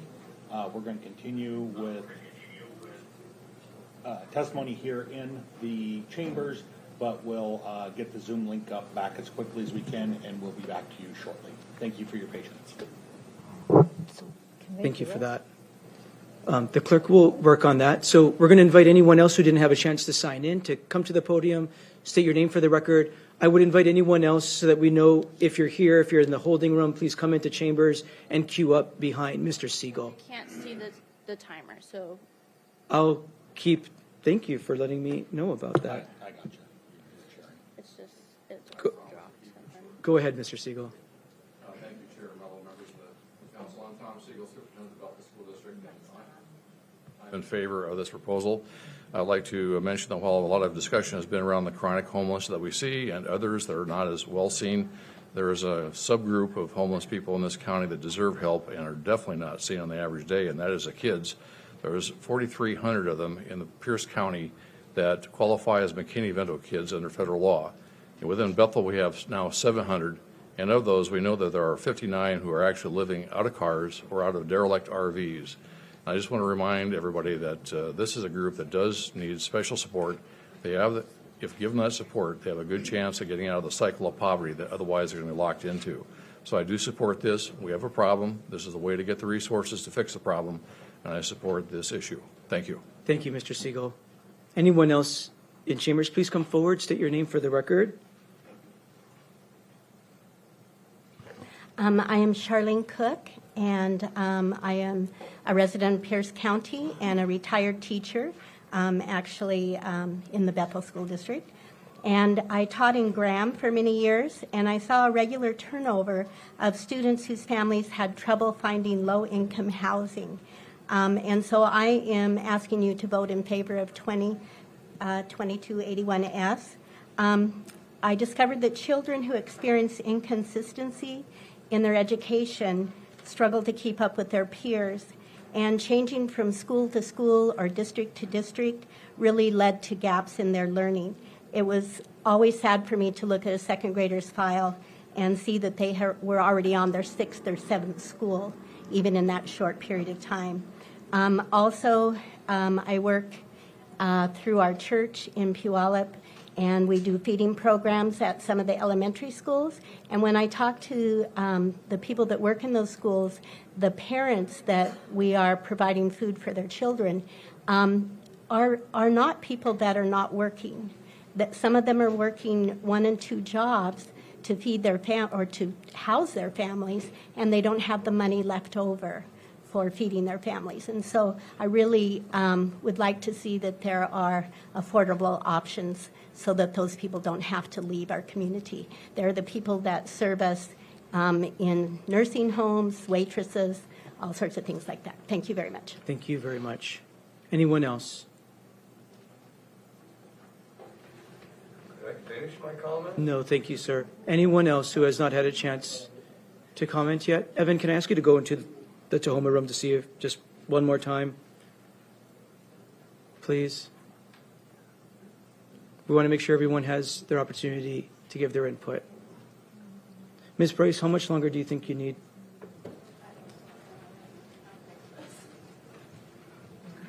No one else in Tahoma? Okay. Ms. Long, can I close the public hearing? We can't get Zoom to. As long as, yeah, you may, as long as the people on Zoom are able to hear us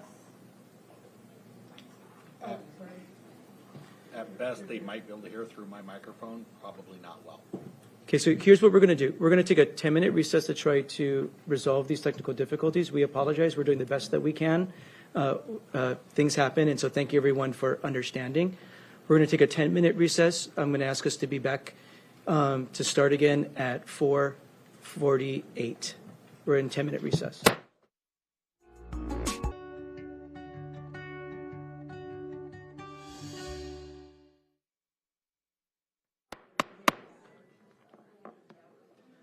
I want to thank everyone, especially those who took time to come out in person.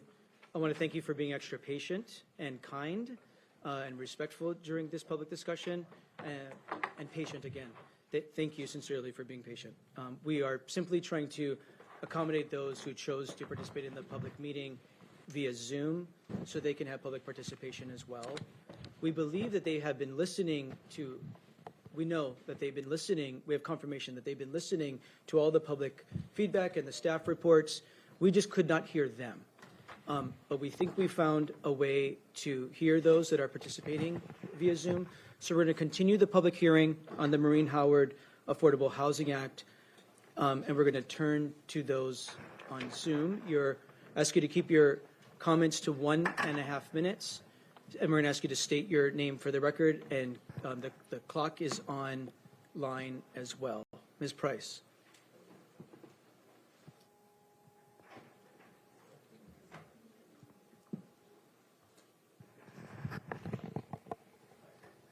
It doesn't say clerk.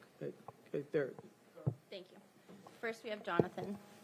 Please state your name if you'd like it on the record. My name is Jonathan Johnson.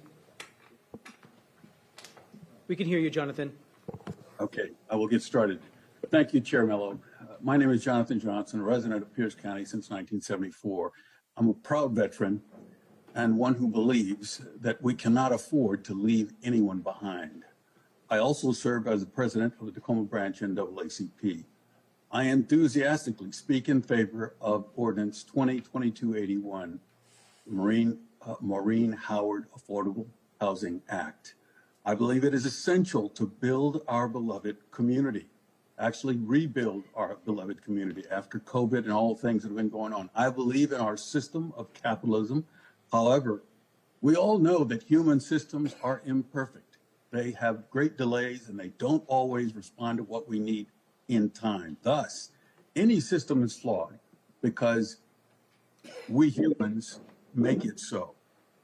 Coming out of the Marine Corps, General Berber spoke last week on National Press Club about how important it is to adapt to be successful. We have an opportunity right now. He also expressed how important and difficult it is to change. I applaud and enthusiastically support Pierce County's efforts to adapt to the many members of our community, of our beloved community that are struggling right now. And I do not believe that a 0.1% tax is too much. So please pass this ordinance. Thank you.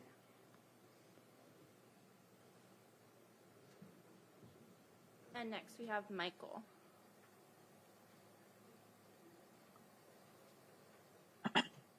Hello, everybody. My name is Michael Whalen. Can you hear me all right? We can. Perfect. I am currently a vice president, number 15 of UFCW Local 367, and I'm as well an executive board member of the Pierce County Central Labor Council, and I'm speaking in support of the Maureen Howard Affordable Housing Act. This act will greatly help many of the Local 367 members that fall within the qualifying AMI. The Pierce County Central Labor Council as well knows how much this will help working people, which is why we as a delegate body support this ordinance. So I urge the council to vote for this Affordable Housing Act.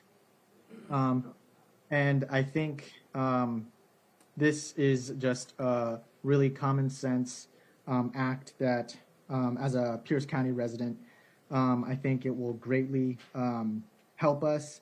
And as well, this will only cost the average resident of $16 per year. So really, it's a really no-brainer. I do not think this is hindering working people at all. It is greatly helping working people and will help working people throughout the county. So thank you, and I urge the council to vote yes. Thank you so much. Thank you. Next, we have Adria. I was on Zoom and then I just All right. Good afternoon, council members. My name is Adria Buchanan, and I am the Executive Director of the Fair Housing Center of Washington. I am testifying in support of the Maureen Howard Affordable Housing Act. The Fair Housing Center of Washington exists to prevent, mitigate, and eliminate unlawful housing discrimination and to promote inclusive communities in our 23-county service area. To advance truly inclusive communities, they must also be affordable. My organization supports the creation of an affordable housing sales tax because Pierce County's affordable housing crisis is a result of previously unmet need as well as NIMBYism. The current combination of high cost and low availability is also resulting in substandard living conditions and homelessness, putting great stress on our communities. This ordinance would help alleviate that. This ordinance is also in line with the recommendation from the 2019 Analysis of Impediments to Fair Housing Choice report prepared for the county that encourages the financing and development of affordable housing and in high opportunity areas. The county has made a federal commitment to affirmatively further fair housing and bearing its share of affordable housing development to address historic patterns of racially and ethnically concentrated areas of poverty is part of that commitment. The Fair Housing Center supports this ordinance towards that end. Thank you. Thank you for driving down here so that we could hear from you. And next, we have Bishop Rick.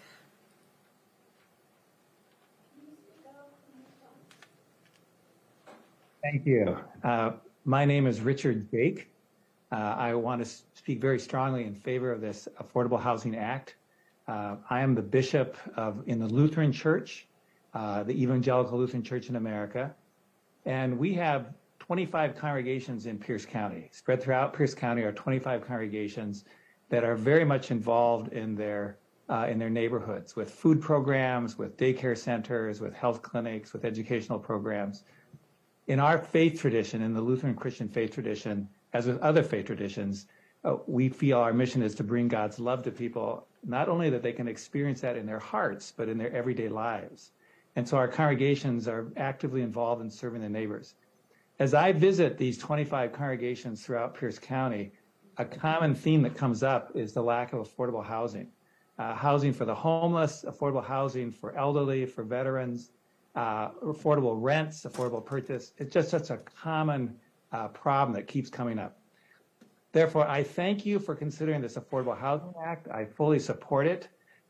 We all know housing is a problem, and this is a chance to take an action that will have great cash value, great implications.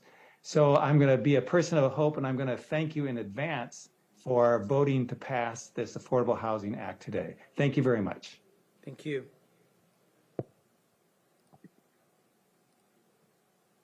Next, we have Evan. Good afternoon. Can you hear me? We can. Excellent. My name is Evan Wood, and I would simply like to express my support for the act in question. No further comment. Thank you very much.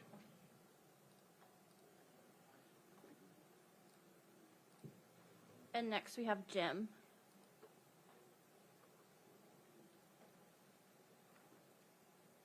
Okay, my name is Jim Overway. I live in Spanaway, Washington. I've lived here since 1954. So that makes me old enough to remember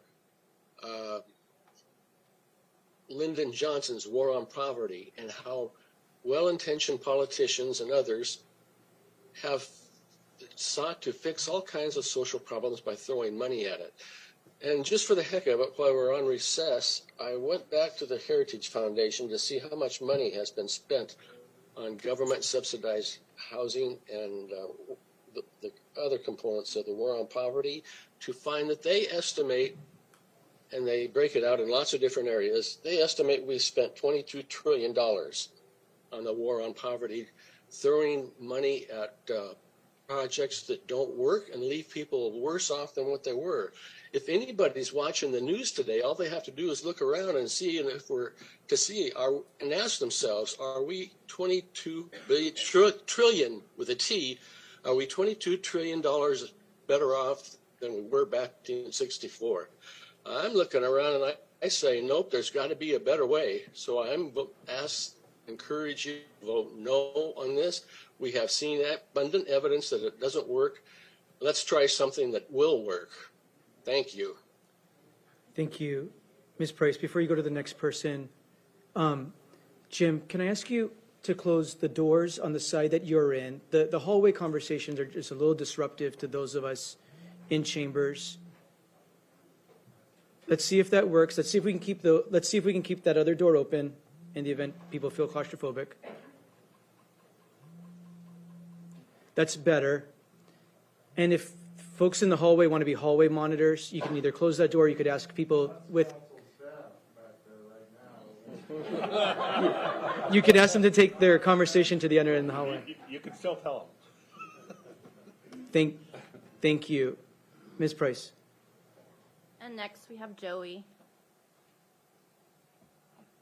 Hello, Chair Mello. My name is Joey Lonsford for the record, and I speak today on behalf of my company, the Inland Group, a developer, builder, and operator of affordable housing. I've spoken and written in support of the 0.1% sales tax in the past and continue to support this important source of funding. We are developing an affordable housing community in Spanaway, and we want to continue to do work in Pierce County.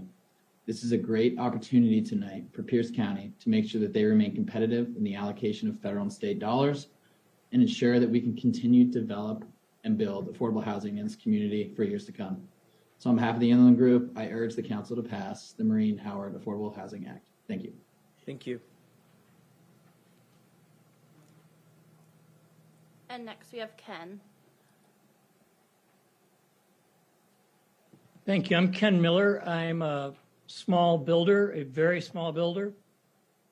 Each of us has an idea about what is most important to a healthy, vibrant community. Some of us would say it's the physical environment.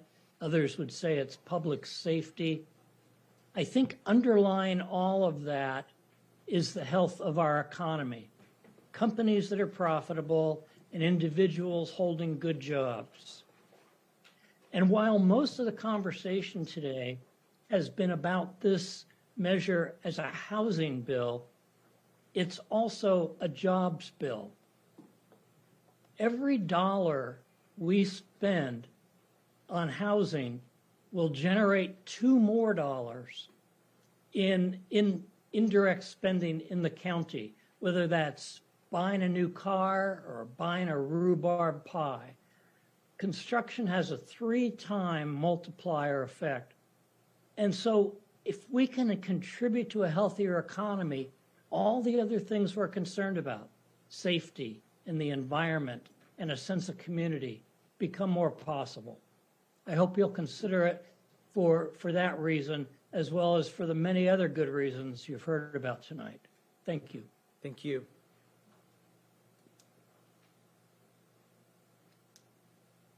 And next we have Samsung Mike.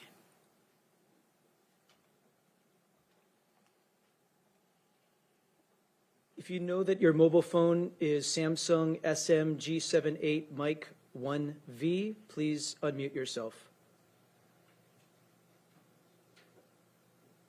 And as a reminder, you can press the microphone icon in Zoom to unmute or press *6 on your phone.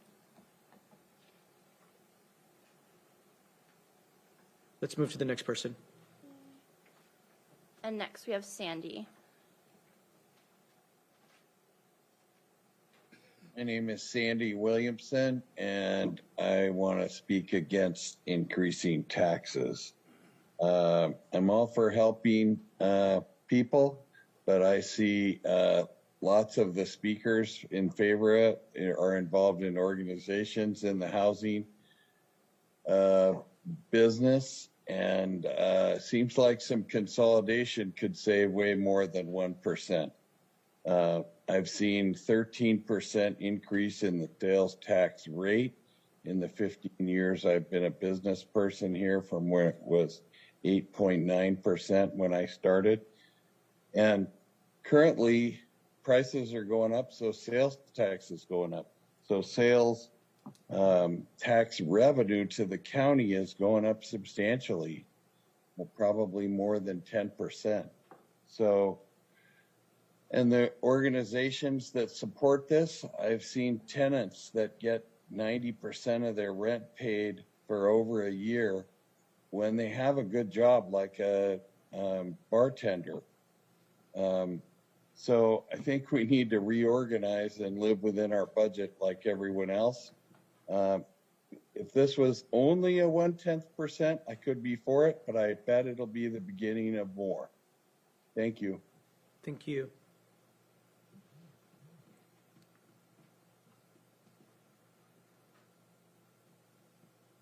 Did we go to Sandy already? We tried that? Okay. Next, we have Zach.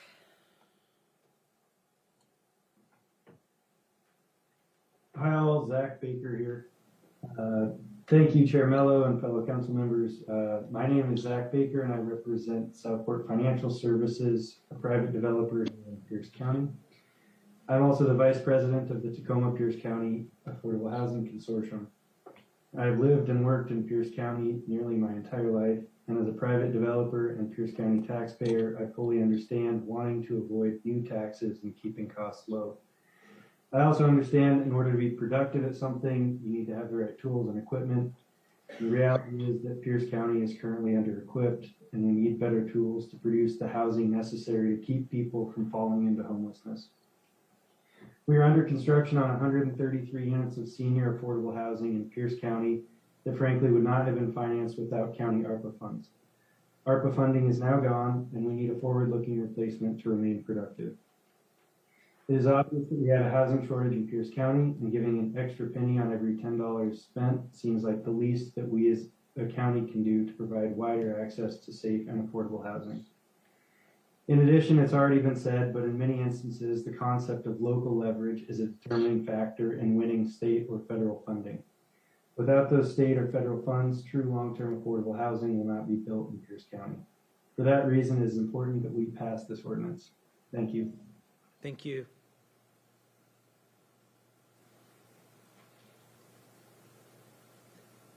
And next, we have Al.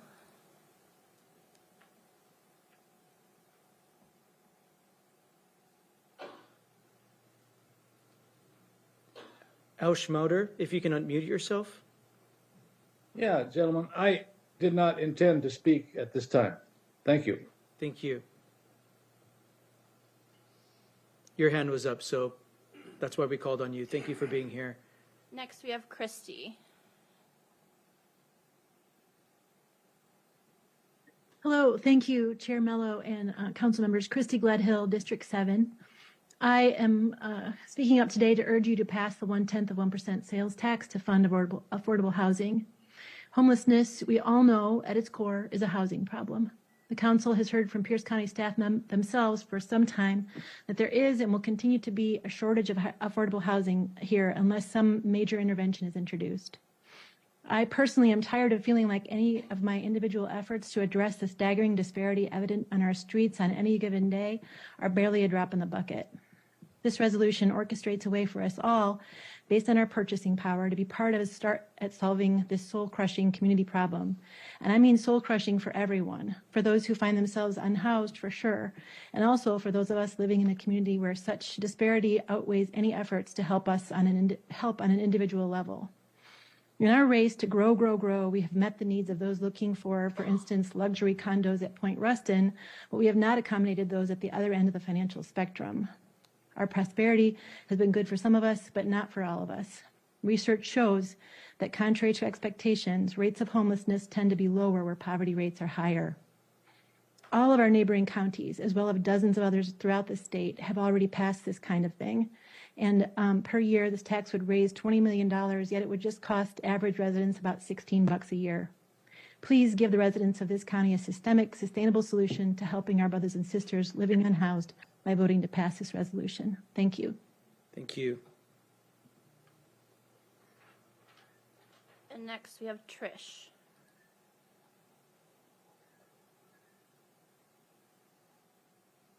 Hello, my name is Trish Siltala. I live on South Hill.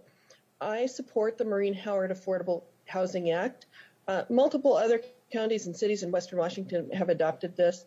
1 cent on a $10 purchase amounts to $16 per year for the average person, but will yield a much greater benefit to Pierce County than the total collected by allowing the county eligibility for housing grants, which require buy-in from the county applying.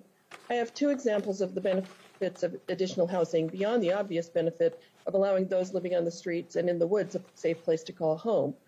First, homeless students are eligible to be bused to their prior home school when they were forced to move out of the area for Section 8 housing. This program requires many bus drivers and buses, often carrying only 1 or 2 students all over the county. If there was affordable housing throughout the county, those drivers and buses could be freed up to go to local school districts who are having to go to extreme measures to ensure transportation to all students. Another example, we raised 2 children here. They're both brilliant, talented, and hardworking. The older one is out of our home now.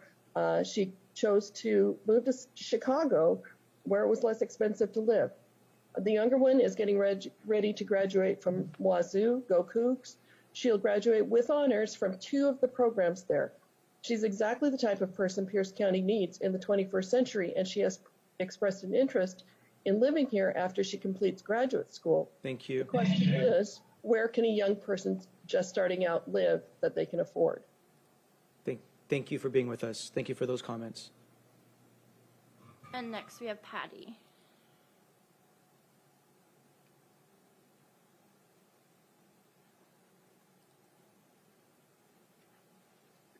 Good evening. Good evening. My name is Patty Spalding Cluin, and I'm here on behalf of GMH Communities.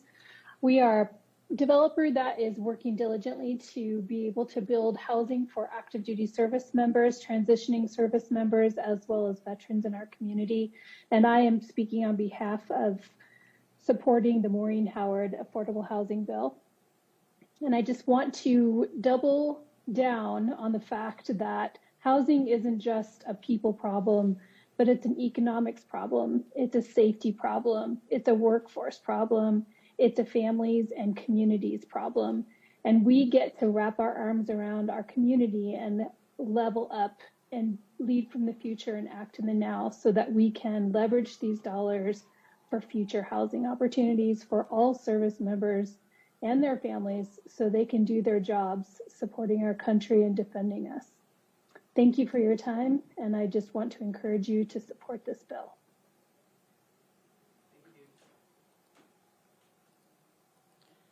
And next we have Ken. Yes, hello, can you hear me? We can. Hi, good afternoon, everyone. My name is Ken Bailey, and I'm the program manager for Coyote Communities. I'm testifying in support of this ordinance. And I just want to clarify, a woman testified earlier and referenced our organization, and I just want to be clear that her statements were not those of Coyote Communities. We do support this work being done. What we do is we are a permanent supportive housing provider, and we're operating 35 tiny homes for veterans in Ording. It's located on the Washington Soldiers Home campus. The residents we support come to us living unsheltered and at or below 50% of the AMI. Coyote Communities supports the creation of an affordable housing sales tax because the veterans we house are not only unable to find market rate housing they can afford, they also come to us with significant support needs. Taxes like this allow organizations like our own to develop and operate housing that can step in to provide the shelter and support needed to bring folks off the streets and into a stability that allows them to come back to a life unavailable to them without their essential need for shelter being met. Please help all of us working to reverse this trajectory by approving Ordinance 2020-281. Thank you for being with us. And next we have Ken Miller. Ken already spoke this evening. I think he just has his hand still up. So let's move. Did Jim Overway already testify? So Jim Overway's online. Maybe he's driving and trying to follow the meeting while he's mobile. So our final speaker with his hand up on Zoom, Ms. Price. And next we have John. Yeah, can you hear me okay? We can. Thank you, Chairman. My name is John Peluso. I oppose this proposed tax because it has no sunset clause. I don't think the county has attempted to live within its own budget, as I must do. We have fixed income, and I think the county needs to learn to live within their fixed income as well. Thank you. Thank you. And next we have caller ending in 804.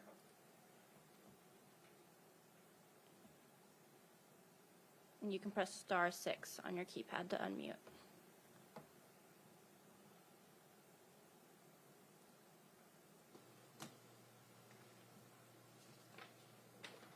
Caller ending in 804. Can you hear me? We can. Okay. My name is Doug Collins. I serve as a senior minister at First Christian Church of Tacoma, located on 6th and Orchard. We are proud to be the host of the Village on 6th and Orchard in partnership with the Low Income Housing Institute. I am here today to testify in favor of this proposition, just as a testimony of a community organization who would not be able to do anywhere near the kind of impact that we're able to do with this partnership with the Low Income Housing Institute, which I know has been funded by the county. And so I want to thank you for considering this really important proposition, and I appreciate your time listening to my testimony. Thank you. Thank you for making time to be with us. There are no other hands raised.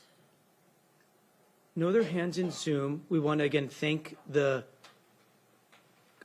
community members who bared with us on Zoom with our technical difficulties. Thank you for being patient. I'm going to turn one final time here in chambers in case anybody walked down here or drove down here to make their voice heard. Please come forward and state your name for the record.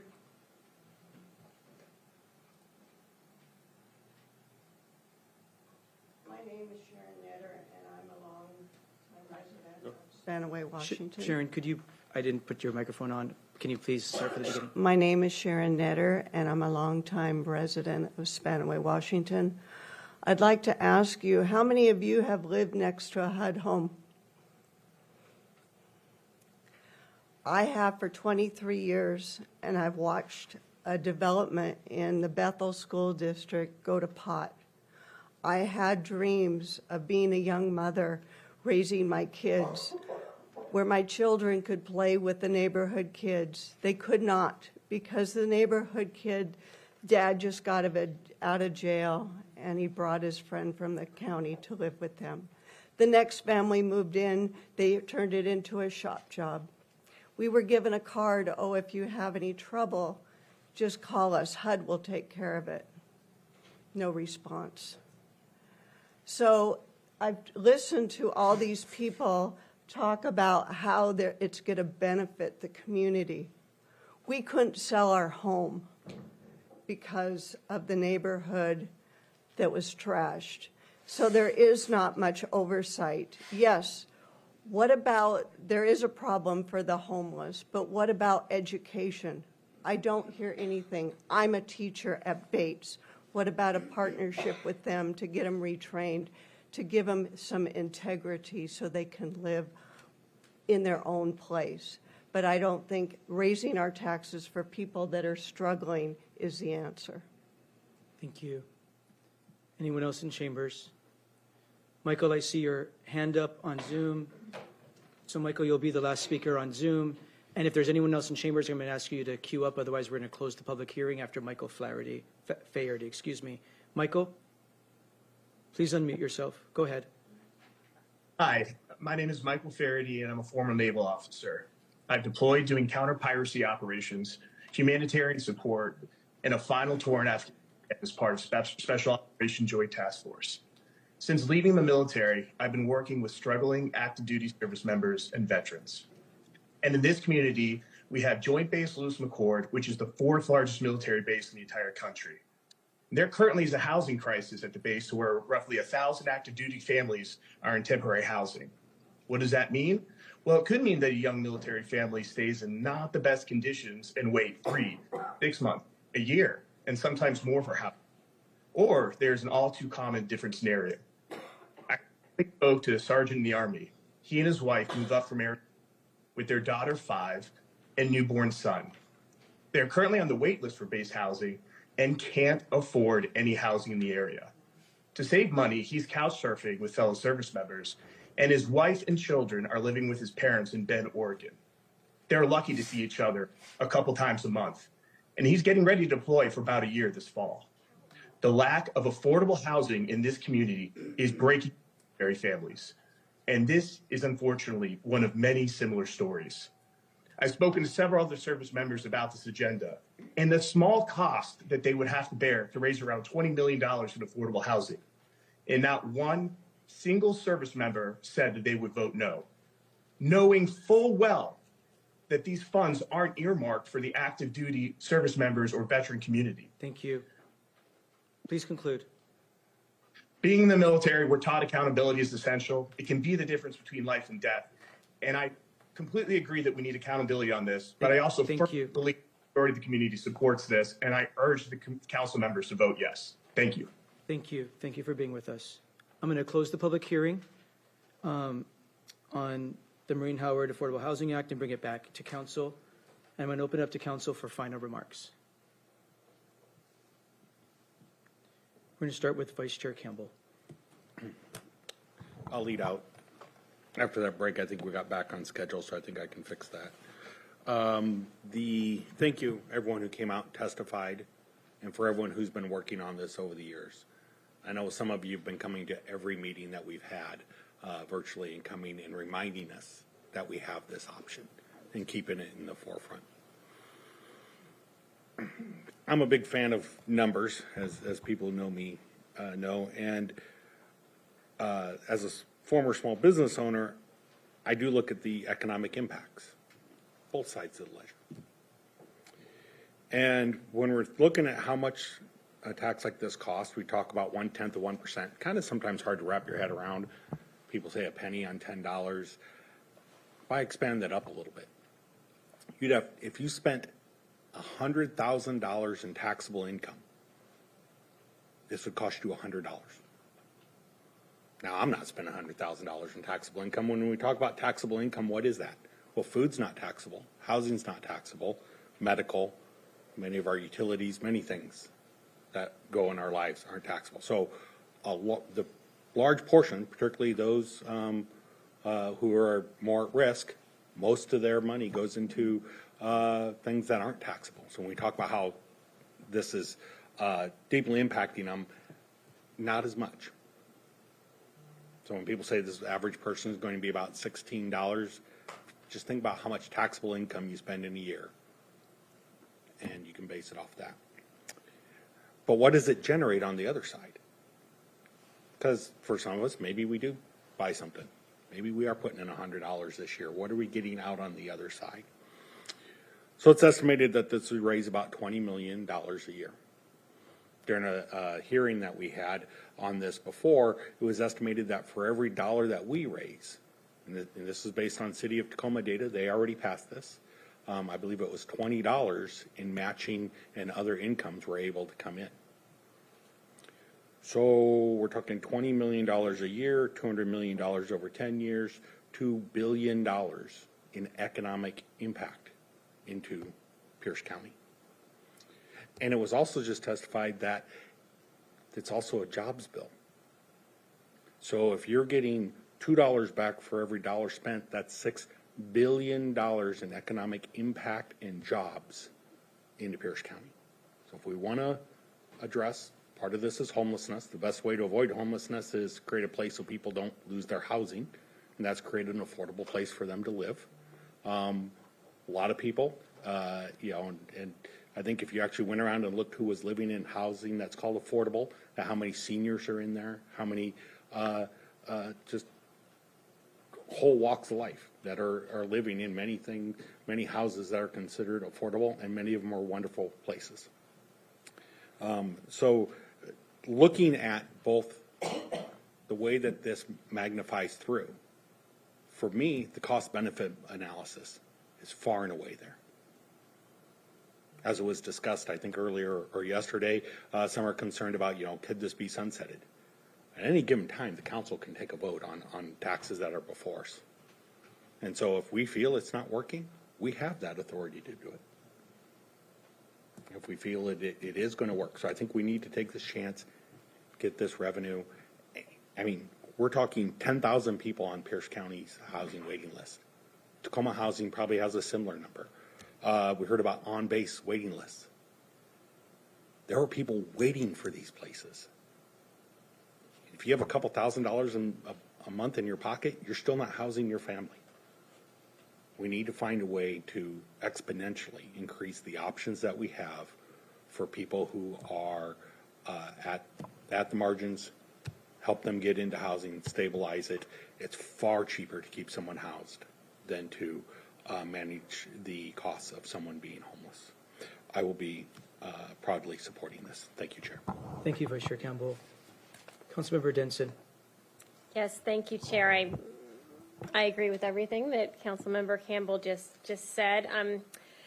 This is not a decision that I take lightly, and I'm sure it's not a decision that any of us are taking lightly. And I want to acknowledge that I've had several people from my district reach out with concerns about adding a tax, especially at this time, no matter how small. Some of their concerns seem to revolve around their idea that all of this money would be going into homeless housing, and they had concerns about the impact and whether it would move the needle. And I was able to clarify for them that although probably, quite a bit of the funding will be going towards housing for unhoused populations, because we certainly have a huge need, this resolution, this funding mechanism is for so much more than that, and it's for all levels of, or for at least for a variety of levels of folks of different incomes that exist in our communities, folks that we know, our neighbors, our friends, our children, a lot of times that some of the folks have testified to. Some people had concerns about whether this would, impact them directly in a positive way, and I would argue that it does. To me, I think of this similar to how we pay taxes for schools, for fire districts, for libraries, for parks. Every one of us may not use some or all of these services. You may not feel like they impact your life directly, but they're part of what makes a healthy and vibrant community, and that does benefit everyone. And I think if folks take the time to think about it, it probably benefits, each one of us directly, whether it's our property value or things our kids participate in or jobs available to our neighbors.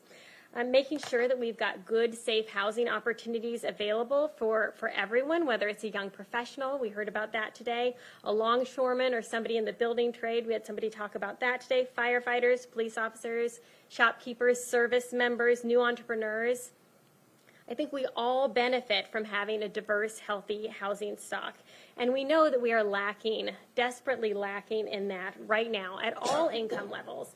We know that private development and private developers are willing to work on the market rate housing as a normal cause of business. This is what they do. But these developers require subsidies to make more affordable housing projects pencil out. We understand that as well. And we need a funding source for those subsidies. And this 0.1% is a funding source that has worked well in 30 other communities, including communities that surround ours. And I agree that it's time that we give it a chance because we are so behind in creating different forms of affordable housing throughout our community that we really need to be aggressive and scale up our efforts to make sure that people's children can afford to live here and that the lower income folks have a place to be. We've seen the impact of what happens in our communities when that's not the case, and I don't think that's something any of us are happy about. So I will be proudly supporting this, and I want to thank the sponsors of the amendment that decided to dedicate this to Maureen Howard. I don't think anybody knew more about affordable housing or did more than Ms. Howard throughout her years, and I think it's a very fitting tribute. Thank you. Thank you, Councilmember Denson. Councilmember Hitchen. Thank you, Chair. I can always depend on Vice Chair Campbell to do math for me. I appreciate it. I'm going to talk about the people part today and the impacts that this could bring to us. I've spent a lot of time in Pierce County working on domestic violence and gender-based violence and the impacts that that has in our community. And access to a home is weaponized within that community. They will use it, safe housing, as a way to keep somebody under their control and in their surrounding community. They keep them with them because they have the ability to say, well, you can't find someplace safe to go. Our organizations that work with people fleeing domestic violence and gender-based violence are screaming for places to provide shelter, safe shelter for individuals and families. And right now, they are having to tell them to wait. And when you are in an unsafe situation, telling someone to wait doesn't help. It does not help them right then, and it can save someone's life if we actually have a place for them to go. So that's one group of people this will help. Another group of people this will help is kids. A child who leaves school on a bus and spends an hour and a half to go to a shelter in downtown Tacoma from the Bethel School District or the Puyallup School District or Key Penn School District, then gets up the next morning 3 hours earlier than all their peers to sit on a bus to then go to school in maybe the clothes they slept in because they didn't have a chance to do laundry, probably isn't going to do very well in the classroom that day. Probably is going to act out occasionally because they don't know how to process their feelings. But we ask kids to do that because we're not willing to spend $20 a year as a citizen, as a community member, to say, yeah, I want those kids to have a place to call home. This helps build those houses. This helps keep kids closer to their schools so they can be successful. And if we want to talk about true impacts, kids finishing school and coming out successful out of our public schools that do so much that they can, but they can't house them. That's our job. So I will be enthusiastically supporting that. If you didn't quite get the message, I want to thank everybody that showed up today and testified. We've gotten lots and lots of emails, and I do understand the impacts to people. The reality is, without this, if $20 a month is enough to push you over the limit, you need this. You need us to have these supports in place for you, because if $20 a month or $20 a year, is enough to push you over the limit, then we need to have something for you, because obviously we need to help you. And we will have those tools. We'll be able to come and fix your home when a house repair becomes untenable, or you need a ramp put in, or you need to flee a domestic violence situation, or you're a family whose house burned down. We just saw a building burned to the ground today. It wasn't housing, but right across the way was housing. If it had been that, we wouldn't have had resources to support those family members. We have to do this, and we have to do this today. Thank you, Chair.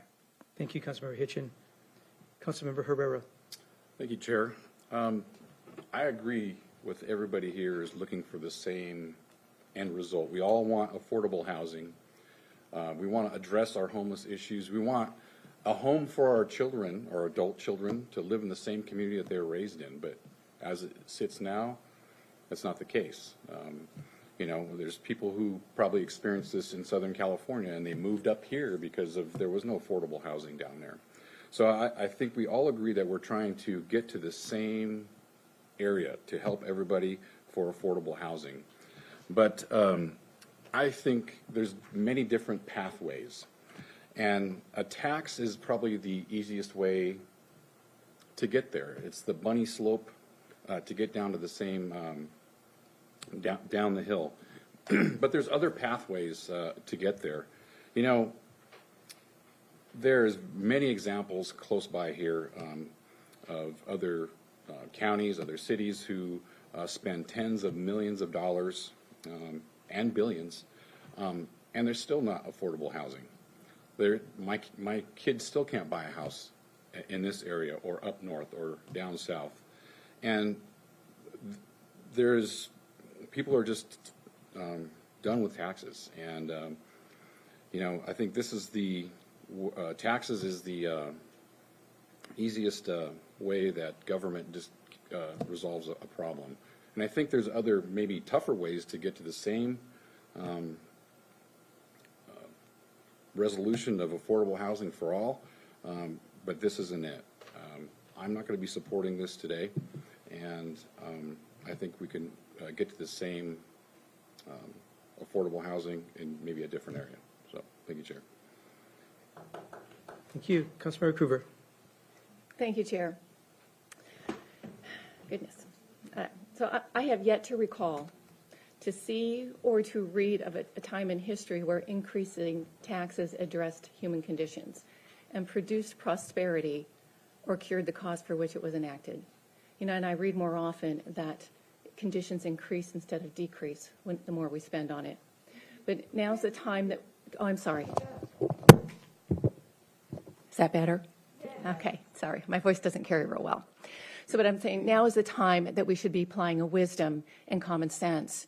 And I want to say that I appreciate all of those, or I cannot dismiss those who have the great hearts and compassion and have dedicated their lives to helping a broken person become whole or find joy in securing a safety net for someone or a family, for whatever reasons, have found themselves with no supports, no home, no job, no financial resources, because no one is immune to catastrophes. And I truly applaud those who are hardwired to serve this intensely emotional mission. Your commitment is commendable. But I look back to how in our humble beginnings of this country that we were dedicated to a social compact that would protect individual rights and cooperate in unity. We knew as a civilized society it was important to be prepared to help others in times of need. In fact, Washington State even codified values and traits, RCW 28-150-11. And it's about the character traits essential to individual liberty, fulfillment, and happiness.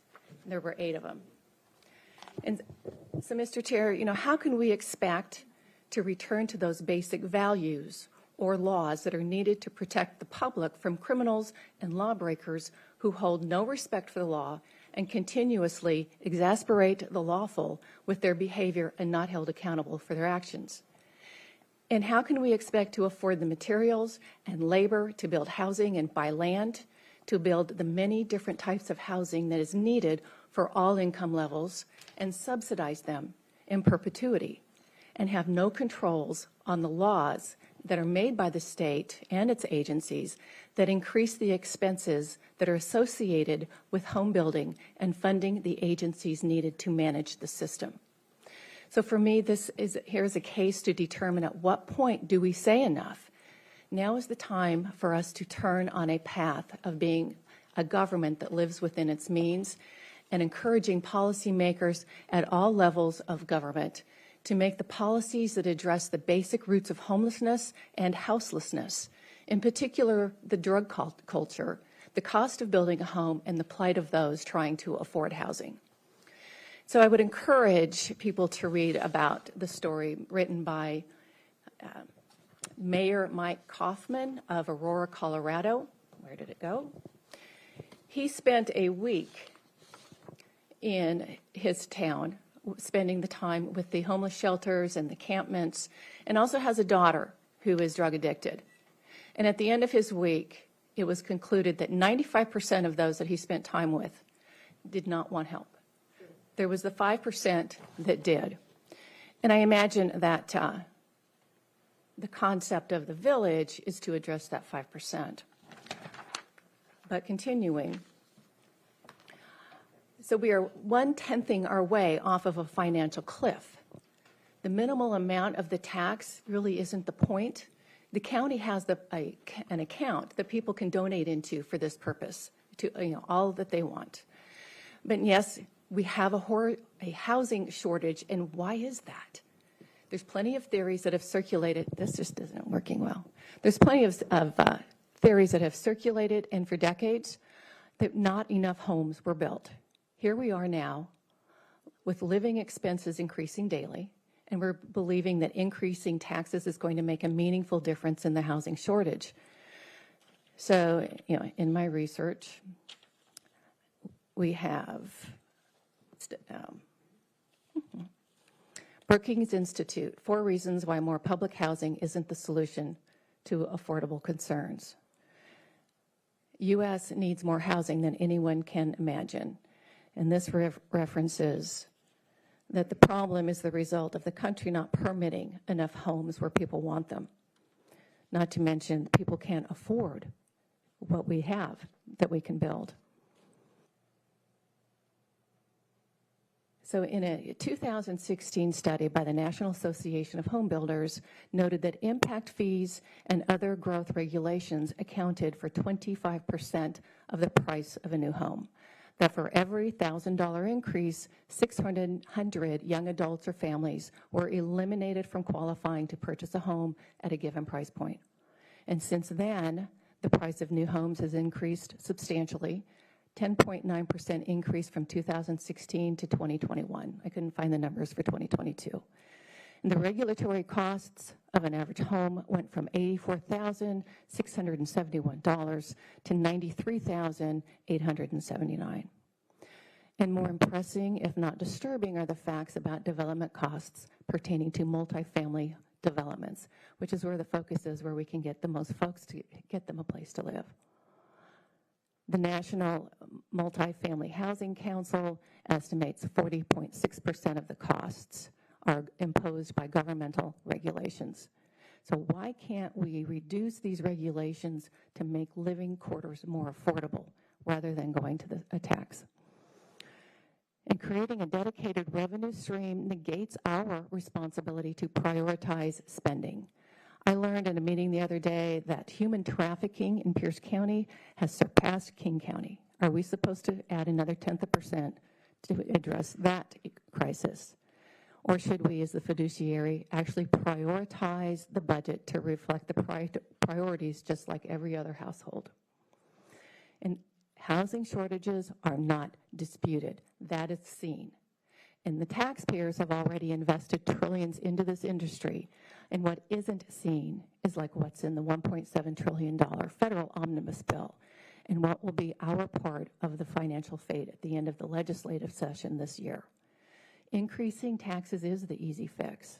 There's no discussions about spending reductions to offset increased spending. And I question the broad use of the collections. What I was reading, it's buy more land. We have no idea how many programs are being funded to buy land. There's millions and millions and millions of dollars being set aside for that. And they're for facilities providing housing-related services, new evaluation and treatment centers. And I thought that's what the 1/10 for the mental health services was for. And, pardon? Anyway, so why can't the state reduce its 6.5% take on sales tax to 6.4 instead? So this forces other towns and cities to collect a tax that they could have voted for themselves. We could put this on the ballot. It could be voted on by the people. So Housing First is a concept that I hear in the hallways, and should we employ it? It's not something that seems to get rave reviews in other circles. The Discovery Institute has done a study about Housing First. And that says, with Housing First, the Obama administration said it could end veteran homelessness by 2015, chronic homelessness by 2016, and family homelessness by 2020. Additionally, advocates argued that the Housing First approach would end all types of homelessness by 2023. So here we are. And then it has a paragraph, Housing First is not working. I also have an article, Housing First caused the homelessness catastrophe. So there's all kinds of information coming in at both sides. Okay. So as citizens, I don't find us to be anti-tax. The citizens are anti-waste and wary of the increased cost burdens that are escalating and interfering with their own ability to financially maintain themselves and their homes and their responsibilities. I don't want to have to say that their motto is work harder, get less. Because they want to help, they want to be able to do that. There's just other priorities they would like to see handled. So in the process right now, or more costly regulations being created to fulfill the goals of government in the 10-year comprehensive plan. And who knows what additional cost burdens will be ended up after the session ends. The feds and the state have extensive plans to buy land for conservation with our taxes on top of the work that is done at the local level. We're experiencing unprecedented global instability. And we have the feds, I don't know if you've read, where they have a pilot program coming out for CBDC, central bank digital currency. I don't remember anyone asking us if we wanted government to track our ice cream purchases. And here we have DNR failing to disclose environmental, social impacts of the carbon scheme. What will mean, it says, failing to consider the project's impacts on funding for schools and other public services. So the question on that, what's going to happen when the schools get less money than they need? What will be asked for next? And as for funding programs like these, you know, our funding programs more important to the programs for all of the other issues more important than this tax. So I love Thomas Sowell. I don't know if anybody ever gets a chance to listen to him, but he said it's a fallacy that affordable housing requires government intervention. More people were living in Manhattan prior to the rise of rent control and government housing projects. So I realized that, probably after this vote, that my ESG score or my social credit score is going to plunge to a point where I may not be able to buy a bottle of water. But there's a principle here that we need to be reminded of, and that is the burden of debt is as destructive to freedom as subjugation by conquest. We need to prioritize between the wants and the needs and urge the state to properly prioritize their spending and return to us the tools with compassion so that we can make people accountable for the things that they are doing and have the dollars available to work for those that are wanting this help. So I am not able to support this tax, and I urge rejection. Thank you, Chair.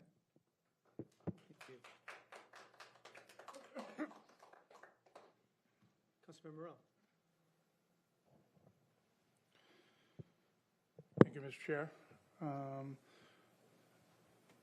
I appreciate the discussion that is going on between members.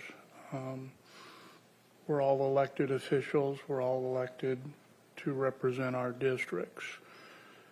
I can't control what the federal government does. I can't control what state government does.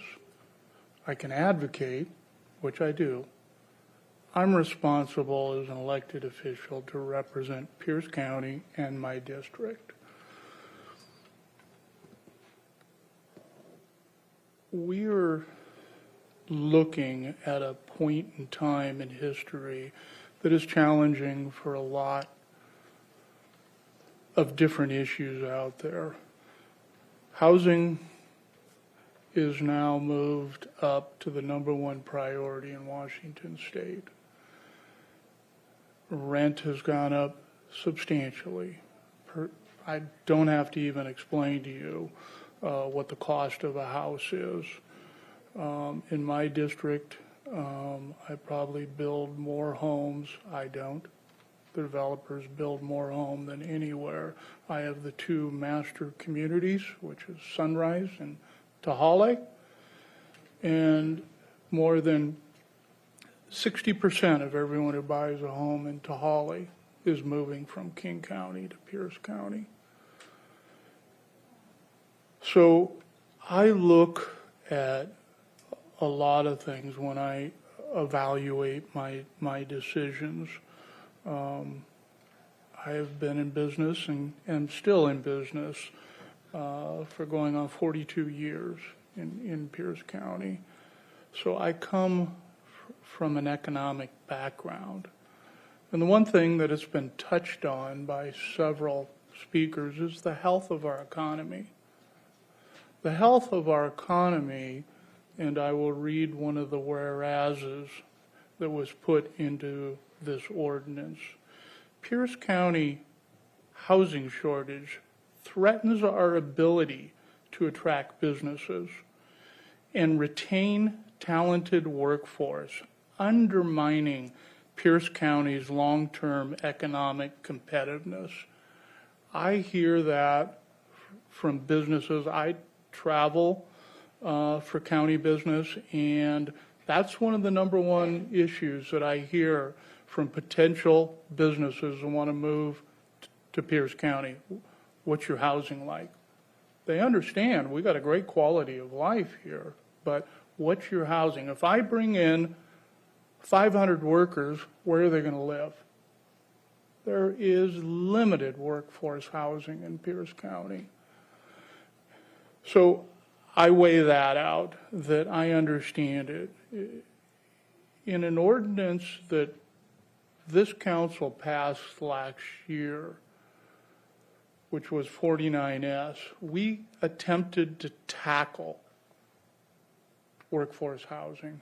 And I think we did a good job doing that in allowing congregate housing, shared housing, smaller housing, cottage housing, because we understand that most people,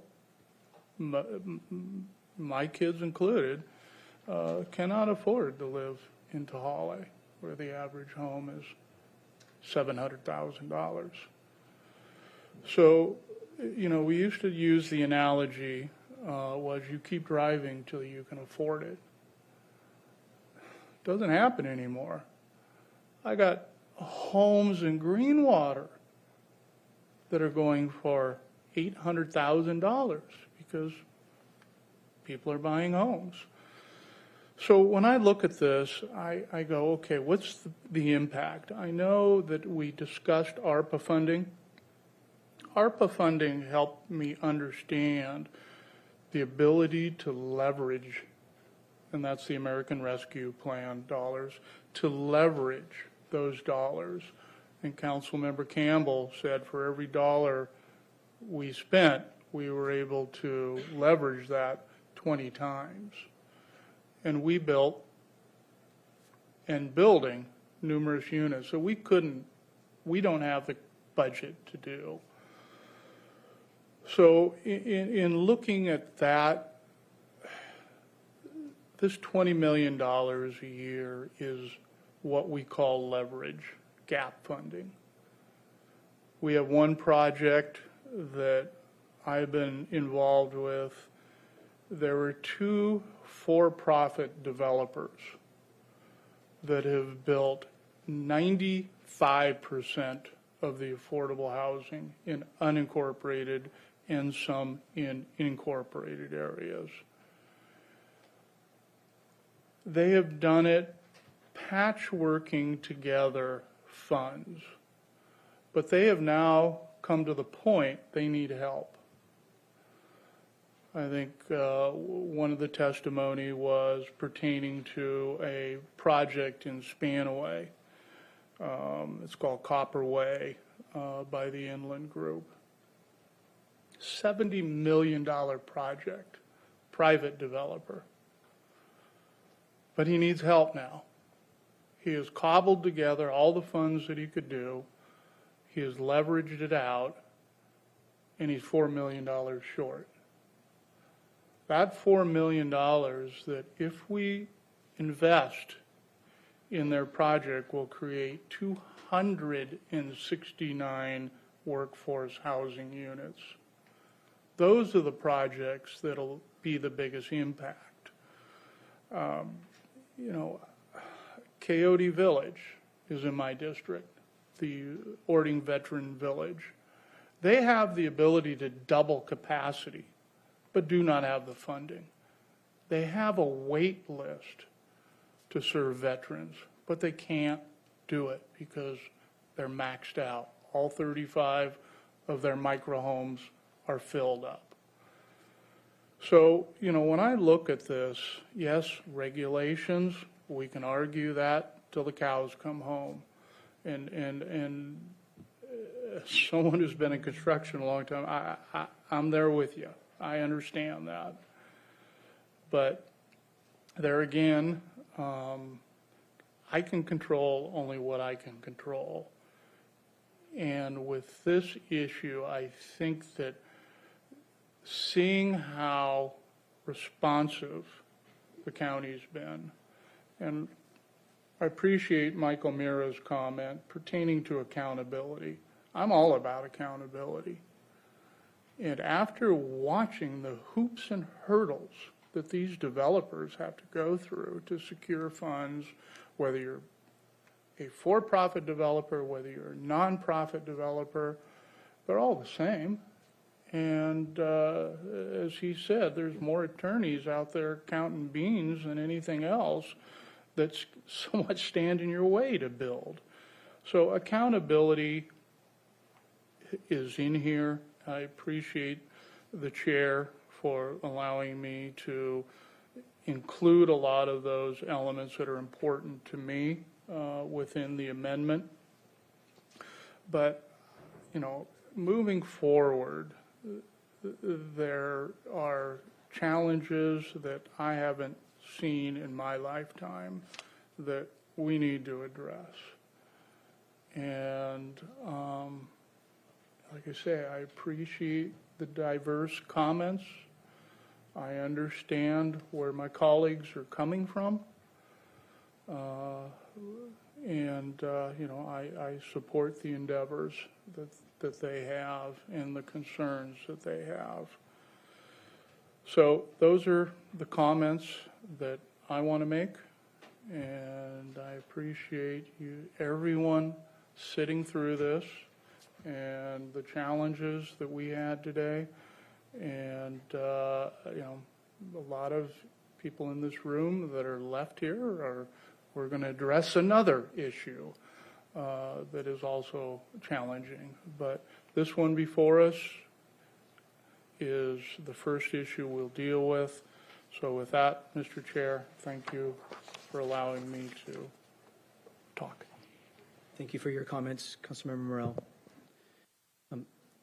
I'll close debate also by continuing to thank the public for being patient today and giving your meaningful input as we deliberate, and to my colleagues who I know each and every one of us take this vote in particular and every vote with serious consideration. I'm going to be enthusiastically voting today in favor of this. And I'm going to do it because this is going to provide meaningful and scalable solutions to our affordable housing crisis in Pierce County. I agree that this one revenue in 1 year is not going to house every single person who needs housing overnight, but I know that doing nothing is going to continue to exacerbate the significant affordable housing crisis. I think each and every person in this room, each and everyone on this dais and everyone in this chamber and everyone listening at home, each and every one of us knows someone who is having a real trouble driving too far to find affordable housing, can't have their kids live where they want to live. They're working 2-3 jobs in order to try to make ends meet. We have a clear crisis, and we have a clear solution here that is demonstrated to build between 600 and 750 new permanently affordable housing units every year, based on experience, the experience that Councilmember Morell just spoke to. We have recent experience about investing close to this amount of our American Rescue Plan Act dollars, which expire here real soon. Those were one-time COVID relief dollars. We invested about $20 million of our American Rescue Plan Act dollars, and we're actually building, I think, close to, if I remember the numbers, close to 800 units, preserving another 100 from being not affordable. That's what I mean by this being scalable and this being meaningful. The action is going to release funding immediately for 2 projects that are shovel-ready. Councilmember Morell spoke to one of them, the Copperway project in Spanaway, which is building about 230 units, about 250 units, excuse me, that are 3-bedroom units. These are units that will be appropriately sized for families. And we're going to be able to invest in more projects like that. 2 projects get early funding that are going to generate about $300 30 units immediately. And then we're going to call on the private sector, the private nonprofit and the private for-profit community who are going to answer the call to build permanently affordable housing. We've done all the planning. We've done all the talking. It's time now to invest in affordable housing. I'm committed with my colleagues to continue to do everything called on us in the housing action strategy, which, yes, there's more ideas. Some of them we've already done to make building quicker, easier, and cheaper. You're going to see us do more of that this year and in the coming years. And every plan we have says you cannot get to the affordability without a public subsidy like this. And this kind of subsidy, this kind of local, dedicated local dollars are really required to get the state and federal dollars that are out there, but they require local match. So I'm an enthusiastic yes today for all the good that it's going to do for thousands and thousands of Pierce County families for generations to come. And I'll just remind us and those watching, this vote requires 5 votes for passage per the Pierce County Charter. I want to sincerely thank every member who has been deliberating about this, gave their very meaningful feedback. This bill has changed. Our staff is tired of us right now. Our staff was here till 9 o'clock last night with me on this bill. And folks have worked very, very hard. I want to particularly thank Councilmember Morell for coming in with the appropriate restrictions and many accountability measures in this bill to make sure that the dollars are absolutely dedicated to this purpose. We're accountable for every cent of these dollars, and that there's a myriad of ways in the bill that we're going to be able to communicate to the public how we're investing those dollars and how we're making a real difference.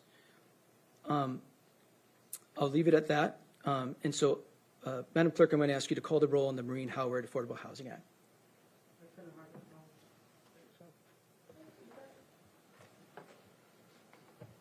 Thank you. Councilmember Herrera. Nay. Councilmember Hitchin. Aye. Councilmember Morell. Aye. Councilmember Campbell. Aye. Councilmember Kluver. Nay. Councilmember Denson. Aye. And Councilmember Mello. Aye. The result of the roll call vote are 5 ayes and 2 nays.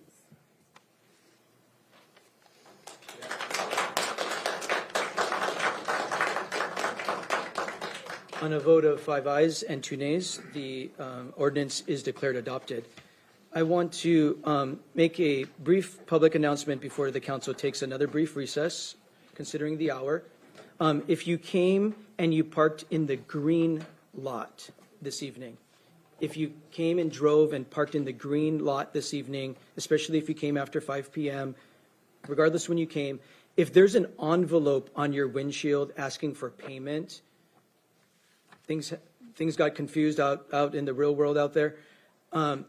If you got an envelope requesting payment, if you're in a county lot, call the council office, and the council office will figure out how to get the parking ticket voided with facilities management.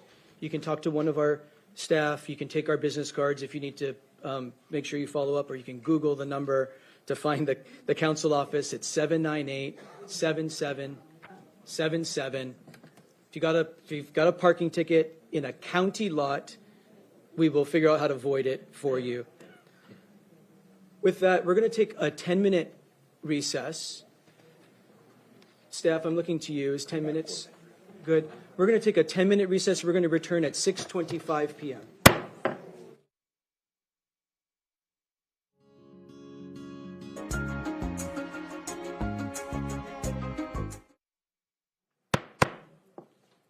Well, welcome back.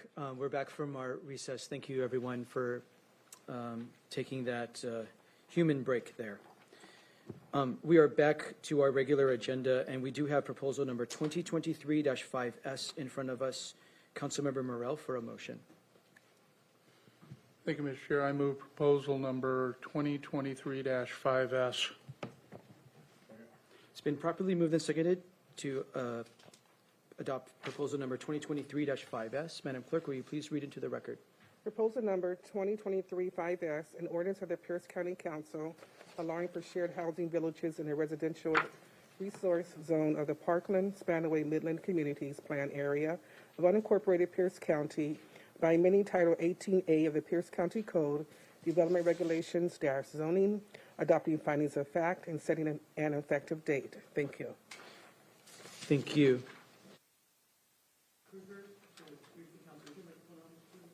Yes, sir. Good afternoon, Mr. Chair. Good afternoon, council members, or maybe I should say good evening. On December 15th, 2020, the County Council adopted resolution number R 2020-125, noting that definitions and descriptions of residential use types in the Pierce County Development Regulations are not reflective of modern housing trends and are outdated, repetitious, and potentially result in inconsistent administration of the regulations. In response to this resolution, the Planning and Public Works Department conducted a review of the county's code and provided the council with updated definitions and clarification of various residential housing use types. On October 4th, 2022, the council adopted a series of amendments to the county's development regulations through an ordinance that's known as ordinance number 2022-49S. Included in these amendments is a new category of residential use, which is described as shared housing villages. Shared housing villages are defined as a type of permanent community housing where detached private living accommodations, primarily in the form of sleeping units, are arranged on a site and kitchen and or sanitary facilities are shared. Shared housing villages may include some dwelling units. Shared housing villages may include tiny house communities. Shared housing villages do not include lodging or short-term vacation rentals. As adopted through the ordinance, shared housing villages are generally permitted outright in urban zoning classifications that authorize multifamily and residential uses, such as apartments, and through a conditional use permit process in the moderate density single-family zone. As adopted, shared housing villages are prohibited in the single-family and the residential resource zones, and shared housing villages are prohibited throughout all of the rural areas in the county. On October 18th, 2022, the council received a presentation from the county executive's office describing a shared housing village proposal, which is referred to as Community First Village. The proposed Community First Village would consist of 257 living units on a 27-acre portion of a larger 85-acre site located west of Spanaway Loop Road in the Parkland-Spanaway Midland Communities Plan area. And that property is zoned residential resource, and the shared housing village use is currently prohibited. On October 24th, 2022, the council was notified that a code amendment would be necessary to authorize the Community First Village at this Spanaway Loop location. On November 21st, 2022, the county's Planning and Public Works Department launched a public outreach process outlining the zoning code amendment for shared housing villages. As recommended by the department, the shared housing villages in the residential resource zone could be permitted with a conditional use permit in the Parkland-Spanaway Midland Community Plan area. On December 13th, 2022, the Pierce County Planning Commission held a public meeting to review the code amendment proposal. On January 3rd, the Planning Commission held an additional meeting and then adopted on January 10th an amendment to the code that would allow shared housing villages within the residential resource zone through a conditional use permit in not only the Parkland-Spanaway Midland area, but also within the Frederickson, Mid-County, and South Hill Community Plan areas. And so basically throughout the urban growth area, through this Planning Commission recommendation, you could pursue a shared housing village with a conditional use permit. On March 6th, the Council's Community Development Committee considered this Planning Commission recommendation in a public hearing, and the committee adopted 4 amendments to the proposal, including one amendment that would prohibit shared housing villages in the residential resource zone in all of the community plan areas except for Parkland-Spanaway Midland.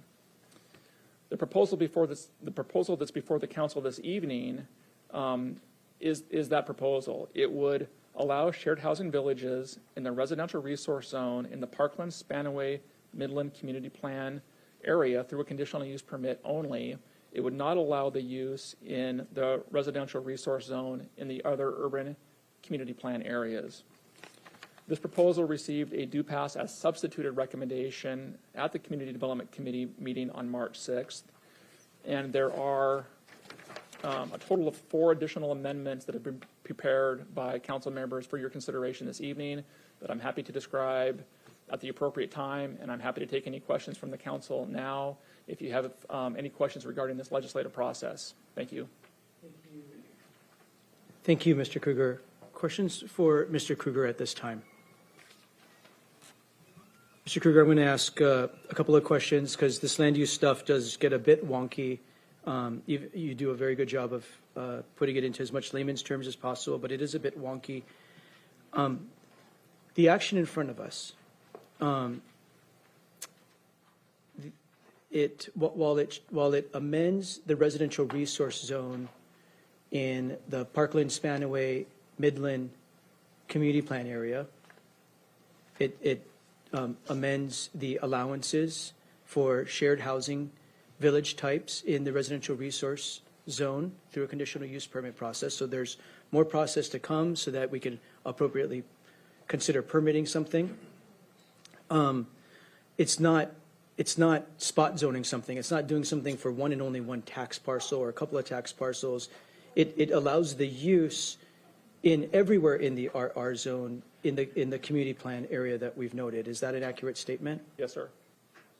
And furthermore, is it an accurate statement that as far as you understand the development regulation in front of us so as to go through a lot of permitting process, but it would allow the shared housing village site plan concept that council has been briefed on by the county executive's office, that's been presented to us by the county executive's office, and that council has been deliberating about for a couple of months now. Does the regulation allow that site plan to be accommodated? It allows the opportunity for that site plan to be permitted through a permitting process with various permits and other procedures that would need to get met in order for a project to come to fruition. So it allows an application to be pursued, but it doesn't guarantee project approval of any specific permit.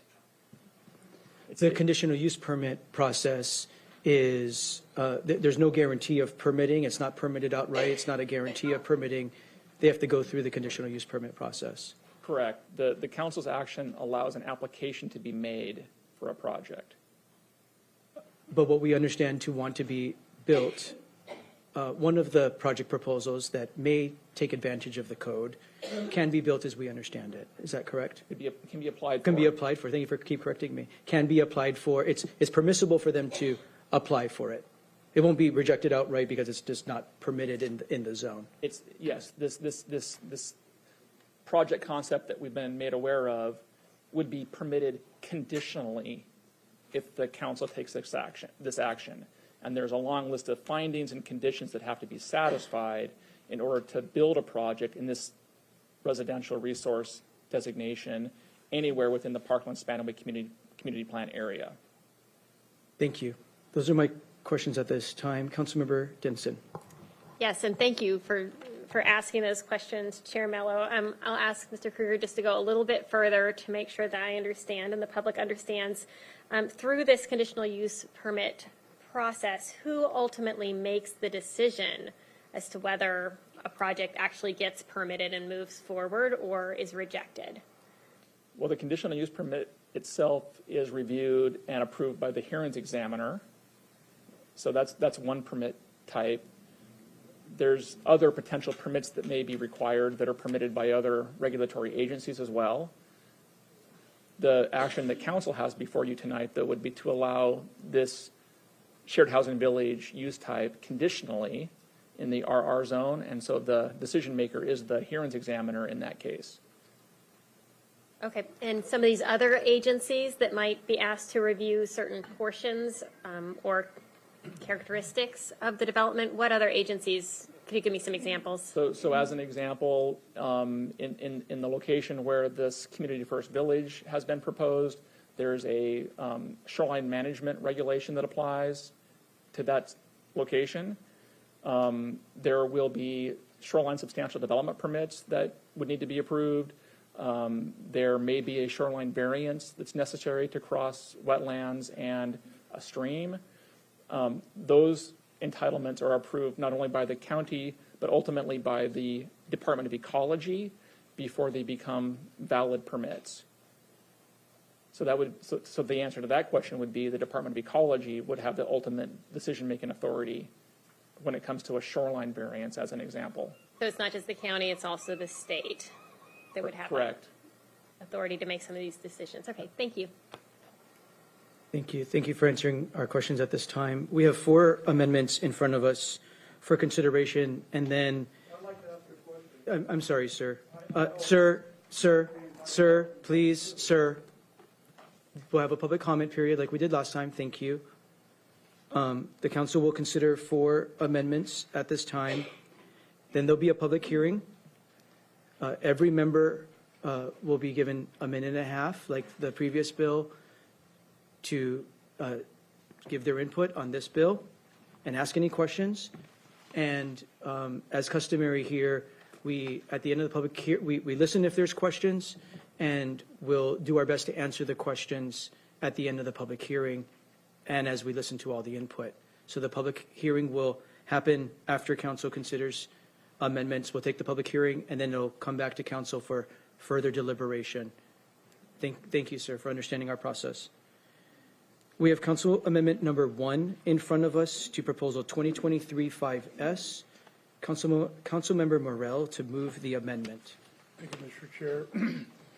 I move amendment number 1 to proposal number 2023-5S. Second. It's been properly moved and seconded to adopt Council Amendment number 1 to Proposal 2023-5S. Mr. Kruger to brief the council. Thank you, Mr. Chair. So one of the nuances of the shared housing village use type is a provision that allows for a bonus density.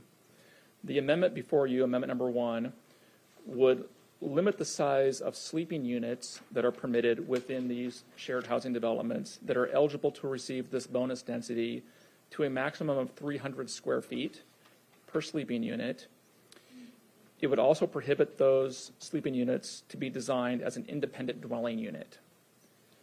The amendment would also establish ownership obligations for shared housing villages, and it would require that shared housing villages in the residential resource zone be served by public sanitary sewers. And I'm happy to take any questions about the amendment. Thank you.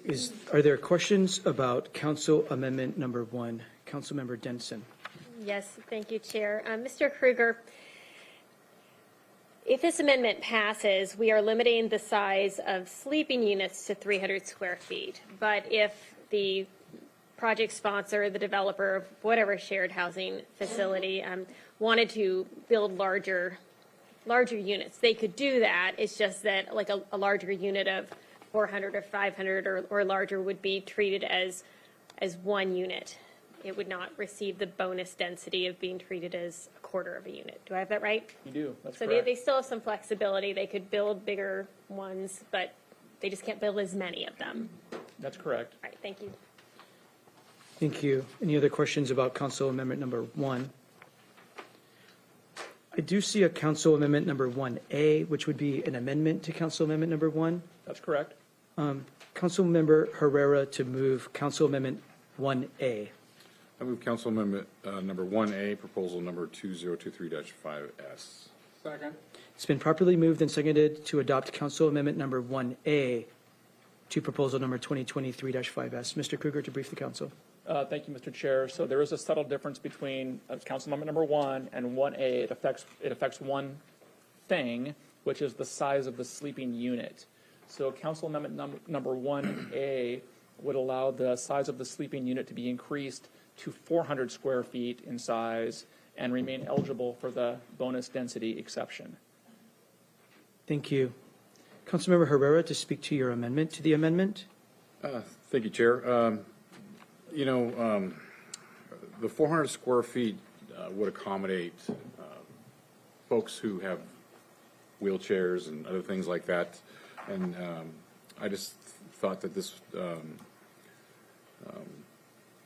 amendment would help with accommodating those things that may come in the future. They're not 100% sure what their clientele is going to look like, and the demographics that they were looking for are people that might be needing these other assets. But I'd like to call on someone who is an expert in shared housing, Mr. Duke Paulson, to address a little bit about this, if I may, Chair. Sure. Mr. Paulson, we'll invite you to the podium. You are, as we understand it, a potential applicant to use the Shared Housing Village Code. So we'll ask you to introduce yourself for the record and answer council's questions. Sure. My name is Steve Paulson. I'm the Executive Director of the Tacoma Rescue Mission. And I want to thank you for being here tonight. Pierce County Village. I'm sorry, Mr. Paulson. We're having microphone issues. The booth can't hear it. I have the podium light on. Is it not? Can you hear me if I get closer? No. How's that? Is that better? I don't know what to do. Power button on. No. Is there a switch? No, just the up and down and red lights or lights. On the back. There's one on your side. We used to have one on the front. On your speaker box. All right. Can you hear me if I talk into this? Yes. That Thank works? you. Thank you, Mike. All right. My name is Duke Paulson. I'm the Executive Director of the Tacoma Rescue Mission. Thank you for having me here tonight. I just want to speak to a potential use of the property by the Pierce County Village, of this, not the property, of this opportunity. The village is a community to help our most vulnerable population. We will house over 250 individuals, and the people that we will serve will have experienced chronic homelessness, in some cases for many decades. They're statistically a combination of being elderly, struggling with disability, suffering from mental illness, fighting against addiction, highly traumatized from their experience just trying to survive, and disproportionately LGBTQ plus and persons of color. Mr. Paulson, please address, respectfully, I need to ask you to please address Councilor Herrera's question. So TRM is keenly aware of the need to serve this community with housing that provides dignity, hope, and purpose. In order to provide dignified service and the space required, the housing multiplier I'm asking to have increased to 400 square feet in this amendment, so it could reasonably accommodate neighbors who are elderly, suffering from disability, and high levels of trauma.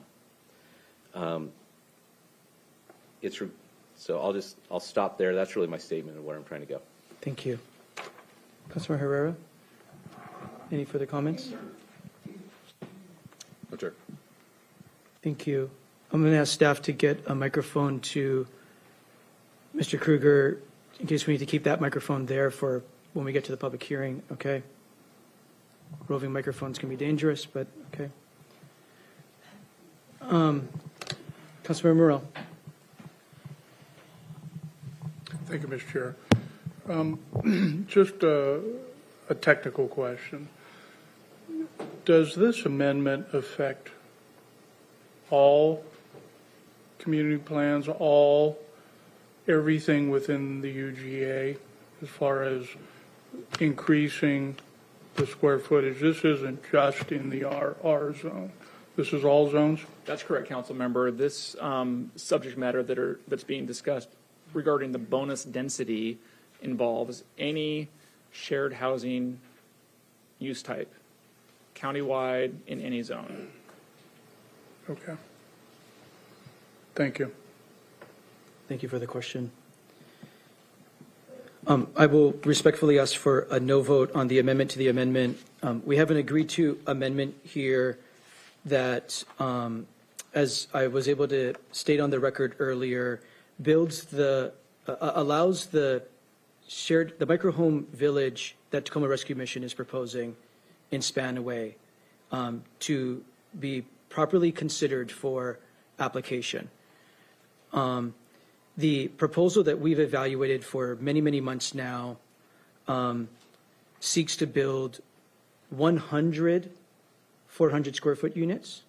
These units that are spoken to that are ADA accessible and have showers and kitchens and basic small living units. And then there's 200 square foot units in the site plan that council has been reviewing. The need for 4 times density of the larger units in a sensitive piece of ground is not something I think we should consider on the fly like this. Yes, it applies countywide, but it also applies in the residential resource zone, which is an ecologically sensitive zone. So I don't think we should approve this amendment now. I do want to say very clearly, though, I hear the need to further study our shared housing village code countywide. I think the more appropriate place to do that would be in the context of the comprehensive plan update, which council is already in the thick of. As soon as the next community development committee meeting of the county council on Monday, April 3rd, we will be considering further council proposed amendments to the comprehensive plan. That is the appropriate place for us to analyze a density bonus for housing villages via the 2024 comprehensive plan update process, and I absolutely commit to working through this particular housing type, its amenities, its densities, in appropriate zones that are appropriate for higher density outside the residential resource zone. I'm committed to doing that. I'll work with my committee colleagues to advance something on April 3rd in an appropriate zone that's outside of the residential resource zone for larger units with other amenities, bonus densities, but we have work to do both in policy and development regulation to do that thoughtfully, and don't think it's appropriate to do that on the fly here. So I would ask for a no vote on 1A. Councilmember Morell. Thank you, Mr. Chair, and I appreciate that explanation. I think that sometimes policy developed on the fly is flawed, and we end up with unintended consequences. I'm committed to look at affordable housing of all types, including the bonus density outside of the RR zones during the comp plan update, because I think that is the way to do this. And I will request Mr. Kruger to start drafting a proposal tomorrow. I'll give you tonight off. But I think that's the way that we need to go. And I appreciate the commitment of the chair to follow through with that commitment. So I think we can address that in a timely fashion properly and understand the impacts of that more thoroughly than doing it tonight on the fly. So I appreciate the amendment. This is something that I fought for, but sometimes you got to know when to lay down the sword and get an agreement. So I appreciate what Councilmember Herrera is doing with this proposal, but I think that another day, another time is better to move this forward. So thank you. Thank you, Mr. Chair. Thank you. I look forward to working with you, Councilmember Morell, and other Community Development Committee members as soon as April 3rd for us to consider that. There's a path there. And I appreciate, Councilmember Morell, you have worked very hard to bring diverse housing types to the conversation of the housing solution in Pierce County, as evidenced by your work on the residential use code last year. This is one of those housing types, and looking forward to working with you more to make more housing types available in appropriate zones of Pierce County. The vote is on the amendment to the amendment. So the vote is on Council Amendment number 1A. All in favor, please say aye. Aye. Opposed, nay. Nay. The amendment to the amendment is not adopted. We have Council Amendment number 1 in front of us. Are there any final comments? Vice Chair Campbell. And I just want to add, and thanks to Councilmember Morell and Mello for working to bring this forward, and look forward to being there on the 9th, and also committing to lean in and do the work that needs to be done. Just be on the record with that. Thank you. Thank you, Vice Chair Campbell, and the work you're going to do in the Community Development Committee on this use type. Councilmember Morell. Not to belabor this, but I just want to say that this process has been very challenging to navigate a lot of the issues, and I appreciate Mr. Kruger's expertise, because I would have stepped on numerous landmines doing this, and I appreciate the chair willingness to deal with some of the negotiations that took place. And so I think we're at a sweet spot here, and I think this amendment addresses the concerns. And I think there again, as it was stated previously, and I appreciate Councilmember Campbell's willingness to work on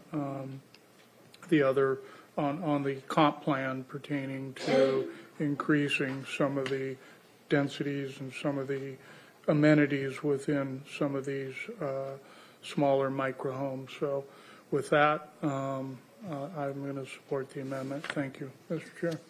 Thank you. I too will speak in favor of this briefly. This amendment puts forward a lot of the protections that we've heard from the community and that I'm also particularly concerned about. For example, it requires sanitary sewer for shared housing villages in the residential resource zone. One of the concerns we've heard loud and clear is to the groundwater and the groundwater that flows to the adjacent water bodies, including Spanaway Lake, for a project in particular that is likely to apply for microhome village. So it requires sanitary sewer to protect groundwater if you're doing this housing type in the residential resource zone. It requires a building technique known as low impact development if you're doing this housing type in a shared housing zone. That's to protect the aquifer and to protect the other surface waters like the creeks and the streams and the wetlands. Low impact development is a proven development technique to do just that. This also further says that if we're going to do this in an environmentally sensitive zone, that we're going to do it in a way that is to be owned and managed by government, faith-based, or nonprofit housing, or for-profit housing that's utilizing the low-income housing tax credits. You only use the low-income housing tax credit program if you're going to do it for affordable reasons or to serve those experiencing homelessness. So it's not going to be done for market rate development, to take advantage of the code, and to do something for just for-profit reasons to disturb sensitive lands in the residential resource zone. So this amendment gives critical protections to the residential resource zone while still very much allowing this use type to happen here. So with that, I would ask for a yes vote on Council Amendment number 1. All those in favor of Council Amendment number 1, please say aye. Aye. Aye. Opposed, nay. The motion is adopted. We have Council Amendment number 2 in front of us. Councilmember Morell to move the amendment. Thank you, Mr. Chair. I move Council Amendment number 2 to Proposal 2023-5S. Second. It's been properly moved and seconded to adopt Council Amendment number 2. Mr. Kruger. Thank you, Mr. Chair. Council Amendment number 2 is largely technical. The amendment would provide an effective date for this proposal of May 1st, 2023. It would update several of the whereas recitals and findings of fact that are contained within the proposal based upon adopted amendments. And it would also insert the date of the revised environmental determination that was associated with this proposal. That decision was issued on January 30th, 2023. So largely this is a technical amendment. Thank you. Thank you. Any questions for Mr. Kruger? Councilmember Kruger. Thank you, Chair. Well, I understand the changes in the dates, but highlighted is also the restriction to the one community plan only. Wasn't that, is that new this time, or wasn't that already passed before? this language, so, Mr. Chair, if I may? Please. This particular recital and finding is being updated based upon amendments that were adopted at the committee level for internal consistency. And so the description of what the council is doing needs to line up with the regulation. And so that's why it's referring to only the Parkland, Spanaway, Midlands Community Plan area. In here, okay. Because are we doing comments or just questions? Just question, well, both, Councilmember Coover, so questions and comments, go ahead. Okay, thank you. I just, something that got me into this arena was based on property rights. And regardless of the proposals at hand, this is a property right issue, and to limit it to the one plan area is wrong. And so I'm not able to support this. Thank you, Chair. Thank you. Vice Chair Campbell? I just want to point out, and what the change there is it revises the whereas statement. So it's non-binding language there. It's just updating the guiding whereas. So the only thing that actually changes in here is the date. The rest of it is non-binding work. Thank you. Section 1 is non-binding work. Thank you. I will ask for a yes vote on Council Amendment number 2. All those in favor, please say aye. Aye. Opposed, nay? Nay. The motion is adopted. That brings us to our final amendment on this proposal, Council Amendment number 3. Councilmember Herrera for a motion. I move Council Amendment number 3, proposal number 2023-5S. It's been properly moved and seconded to adopt Council Amendment number 3. Mr. Kruger. Thank you, Mr. Chair. This amendment concerns the language that the council's been discussing related to the bonus density for sleeping units. This amendment would allow for a shower to be included in a unit that qualifies for the bonus density. Thank you. Thank you. Councilmember Herrera to speak to your amendment. Thank you, Chair. I thought it was really important to include the whole purpose of this village is to put dignity for these folks who have been chronically homeless. And just like the veterans home in Ording, they have showers in them. I thought it would be very important to accommodate this shower with this project. So I thought it was quite important to take a look at. Thank you. Councilmember Hitchin. Thank you, Chair. To clarify, I just want to make sure I'm understanding this. So these would be the 300 square foot units that get the housing bonus would essentially have all the things of a studio apartment. Is that what this amendment would do by adding a shower? That's the one thing that's kind of missing from this. We're adding a shower. Is that the purpose of this amendment? Mr. Kruger. I would turn to the maker of the amendment. I mean, the amendment would allow for a shower to be installed in one of these units that qualifies for the bonus density. You'll need to ask Councilmember Herrera regarding his intent. Sorry. Need to not use that word. So your question was? Just making sure I was understanding. So the density bonus would apply to 300 square foot units that also have a shower. Like we would, any unit built at 300 square foot would have a shower as well. Yes. I'm not sure what the square footage of the veterans things are. I know it's way smaller than that, and they accommodate those things. It's I think a necessary addition to this. I'm not, having a shower where everybody kind of goes in. It kind of, I think, defeats the purpose of a community first village. Okay. Thank you, Chair. Thank you for the question. Councilmember Morell. Thank you, Mr. Chair.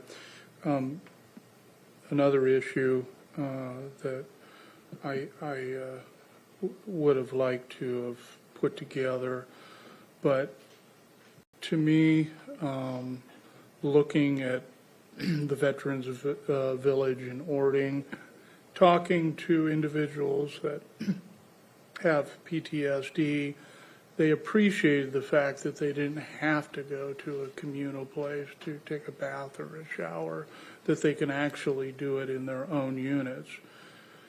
And the units down at the Veteran Village are less than 200 square feet.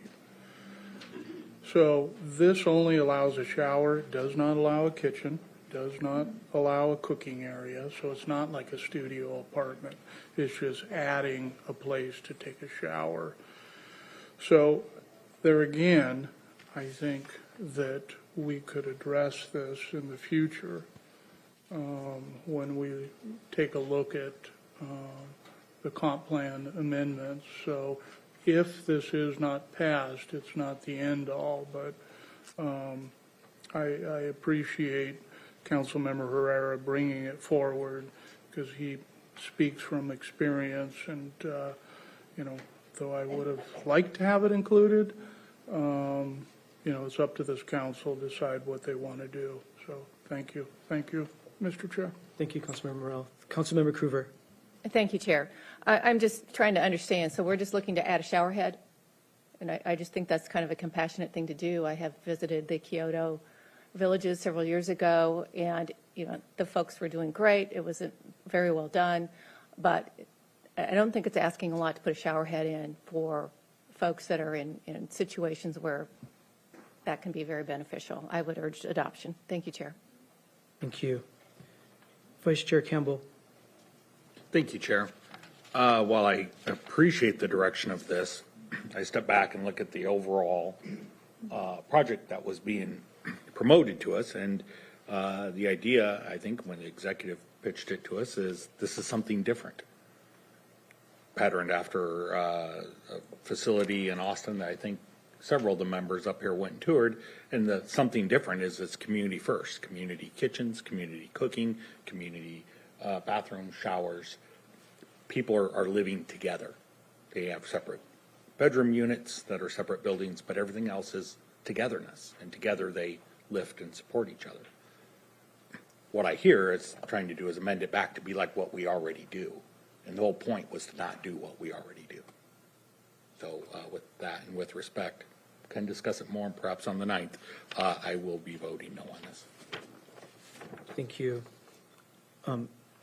I too am committed to thinking about what shared village, micro home village use types should look like outside of the residential resource zone, what kind of densities and amenities such as showers and other amenities should look like outside of the use zone. But I would respectfully ask for a no vote for the reasons, especially that Vice Chair Campbell mentioned. The site plan calls for communal facilities such as showers, kitchens, laundry, workplaces on site, and that's what we're considering and focusing on. So I would respectfully ask for a no vote as well. All those in favor of adopting Council Amendment number 3, please say aye. Aye. Opposed, nay? Nay. The motion is not adopted. We now have proposal number 2023-5S in front of us as amended. We will, if there's no other questions by council members, not seeing any. So we will move to a public hearing. We're going to start again in chambers. We're going to ask folks to come to the podium, state your name for the record, and you'll have 1.5 minutes. Are we going to have a visual timer, or we're going to do this old school? We're going to have a visual timer. The mic is going to be table 1, and the timer is going to be on the screen. Here we go. Okay. So we'll start with those who have signed up. We're going to start with Claudia Finseth, followed by Ruben Pacho. And please excuse me if I mispronounce your name. Chairman Mello, council members, my name is Claudia Finseth. Over the years, I served on the Parkland Spanaway Midland Communities Planning Committee, the PSM Land Use Advisory Commission, or LUAC, and the Pierce County Planning Commission. Because of that service, I'm intimately familiar with land use planning in Pierce County. I've also lived for more than 30 years on what I call Dragonfly Pond, which is part of Spanaway Creek, that whole waterway area, just off 138th Street South and Spanaway Loop Road. I've had a front row seat to the waterway, its flooding patterns on nearby wetlands, its abundant wildlife, and the care and lack of care the waterway has received from Pierce County over the years. So I am somewhat of an expert on the Parkland Spanaway waterway. I stand here today to ask you not to locate a homeless village on this parcel of land. Do not do any kind of development on this parcel of land. We designated it a wetland when I was part of the Parkland Spanaway Midland Communities Planning Committee. We did that with good reason. Now you're trying to undo that plan that was made by community members. You say you have been listening to the community, but you have not. All of us who care about the waterway don't want this land developed. We are not against helping our homeless. In fact, many of us are for it. But this is the wrong site. Why do you insist on this site? Thank you for your comments. Ruben, followed by last name Del Vencino. I apologize. Thank you. Thank you for your graciousness. I'm going to live adjacent. I live adjacent to this new proposal where they're going to put these houses at. I'm not opposed to it. I mean, the site is terrible to have that there. Human nature is human nature. We don't know what kind of people are going to be living there. I know there's no restrictions. They're not going to be obligated to have some kind of psychological help. There is going to be some help there, but still, they're not obligated for that. There's no drug testing. They're not obligated to be there to take testing. They are going to be housed there. And I prefer that they go to a better area because of the fact that we do have environmental impact there, which could be detrimental to the area where we're at. Plus, humans are humans. Now, they're not allowed to do anything in the facility, but yet I've been out on the road many miles away from everybody. I'm not supposed to go to the restroom in the street either, but I'll go to a different place there and go use it there. So their fulfillment of themselves could be done in a different area around that neighborhood because it is secluded. But the wildlife around there, we have bears, we have all kinds of, we have little, what they call yearlings, like not salmon, but fish out there. What's going to happen to them if any of these people who go around the fence to take care of their needs out there? Maybe they're not allowed to drink on the premises. Well, guess what? Can you really restrict them from coming in there? Plus, the shower deals is not a good idea. I guess we oppose that already, right? On the showers. So thank you. Well, thank you very much.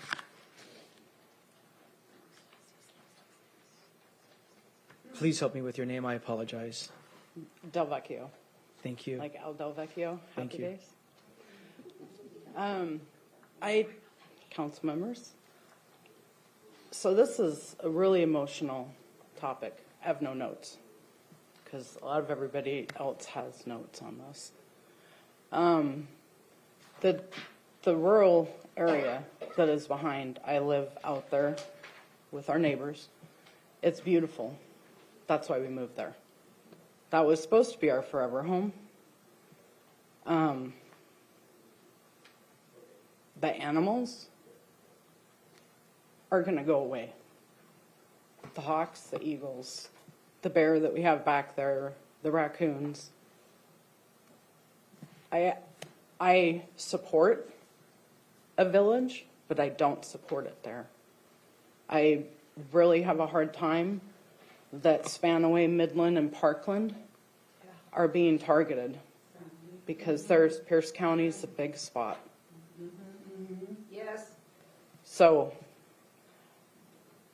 I'm begging you, please consider, don't do the zoning there, and please think about putting it somewhere else.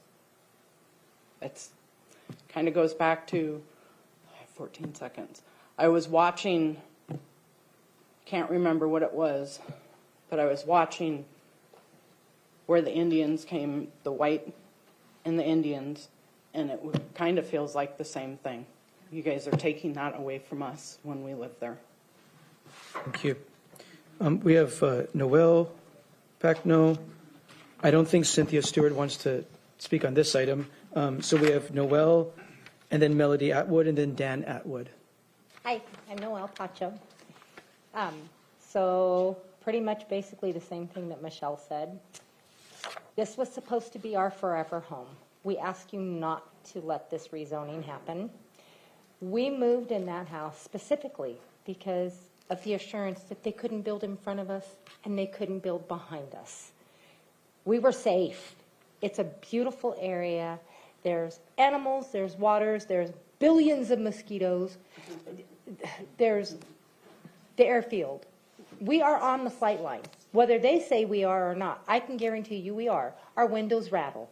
Our walls shake. It's not a good place to put people who are traumatized. My daughter has PTSD. She lives with me right now. When they do night fires, when they do the mortars, she takes a sleeping pill so that she doesn't have to listen to it because it drives her nuts. She's an Iraqi veteran. So please think about this. It's not beneficial to the people you're trying to serve. It's not beneficial to us as a neighborhood. It's devaluing our property. Our whole life went into this house. We can't afford to move. Please, please do not allow this rezoning. Thank you. Thank you. Melody Atwood, followed by Dan Atwood, followed by Angela Schick. This is what you're talking about right here. This is our neighborhood, just so you know. My house is right here. 10 seconds. Bruce, can you stop the time? I just need you to be by the microphone so people can really hear you. Thank you. Then can I start over? You can. So people on Zoom can hear me. Thank you. Thank you. This is our neighborhood, just so you know what you're looking at. Right here. This is 35 homes stretched out over more than an acre each. Okay? This is 300 buildings crammed on our property line. My house is right here. It takes me 10 seconds to get from my house to this property line. 10 seconds from my back door. It takes 90 seconds to walk from here to JBLM, and they are cramming this in here. So they are not going to have sufficient buffer. They are not looking out for their neighbors. And yes, this was our forever home. We bought a 670 square foot home when we had babies. Okay, we built it, we added on, we did all the work ourselves. Then we moved to Spanaway and bought a dump and fixed it up. And then now, for the last 15 years we've lived here, this is our life investment. And not just ours, but also our neighbors. This is not what they did in Austin. Our RR zone is where I live. I live in the RR zone. And it should not be a place to put something like this, not only for the environment, but for the families. When you talk about 250 homeless, yes, and they will have another place to go. But we are well over 200 people. You're affecting so many people in these 35 homes. And it shouldn't be rezoned in the RR zone. You know it's wrong. That's why you're not doing it in the other counties, in the other places. You're insulating them. So it should not be done here. I know I've sent you 1,000 emails for reasons why. But I'm sorry, this is just really upsetting because you're going to destroy not only ours, but everybody else's property value for a pet project of the executive that shouldn't be happening there. Thank you. Dan Atwood, followed by Angela Schick, followed by Sharon Costello.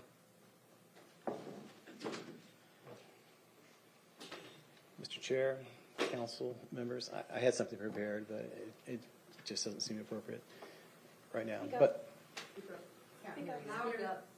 what's that? Louder. Louder. Sorry. Okay. Usually people dial me back. Okay, so I'll speak louder. So I'm just confused. I mean, the RR zone is supposed to protect ecological features that are in areas, and that should apply to everywhere, not just to certain districts and not other districts. I know you asked a clarifying question, Chairman, about can this shared housing happen in other districts, and the answer is well, yes, but the language is specific to Spanaway Midland, and it's just baffling. So either the RR zone is designed to protect environmental features and unique features, or it's not. And right now, this pet project is it's all these amendments and craziness. You guys have to be worn out. They're trying to shove this thing into a place that it's almost impossible to pull off. But it's because the land is cheap. And the reason the land is cheap is because it's been virtually undevelopable in the past. Because of all the regulations that a normal builder would have to go through to develop there. So we've got cheap land we're dealing with. We're not really dealing with something with principle. We're dealing with a cheap land opportunity. Yes.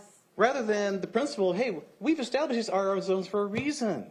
Let's abide by them. Let's not manipulate the code and do all this funny math and have to have all these goofy conversations about sleeping units. Oh, it doesn't need a shower. It's in need of this. It's just, where does it end? Thank you. Thank you. Angela Schick, followed by Sharon Costello. Thank you, Council. Angela Schick for the record.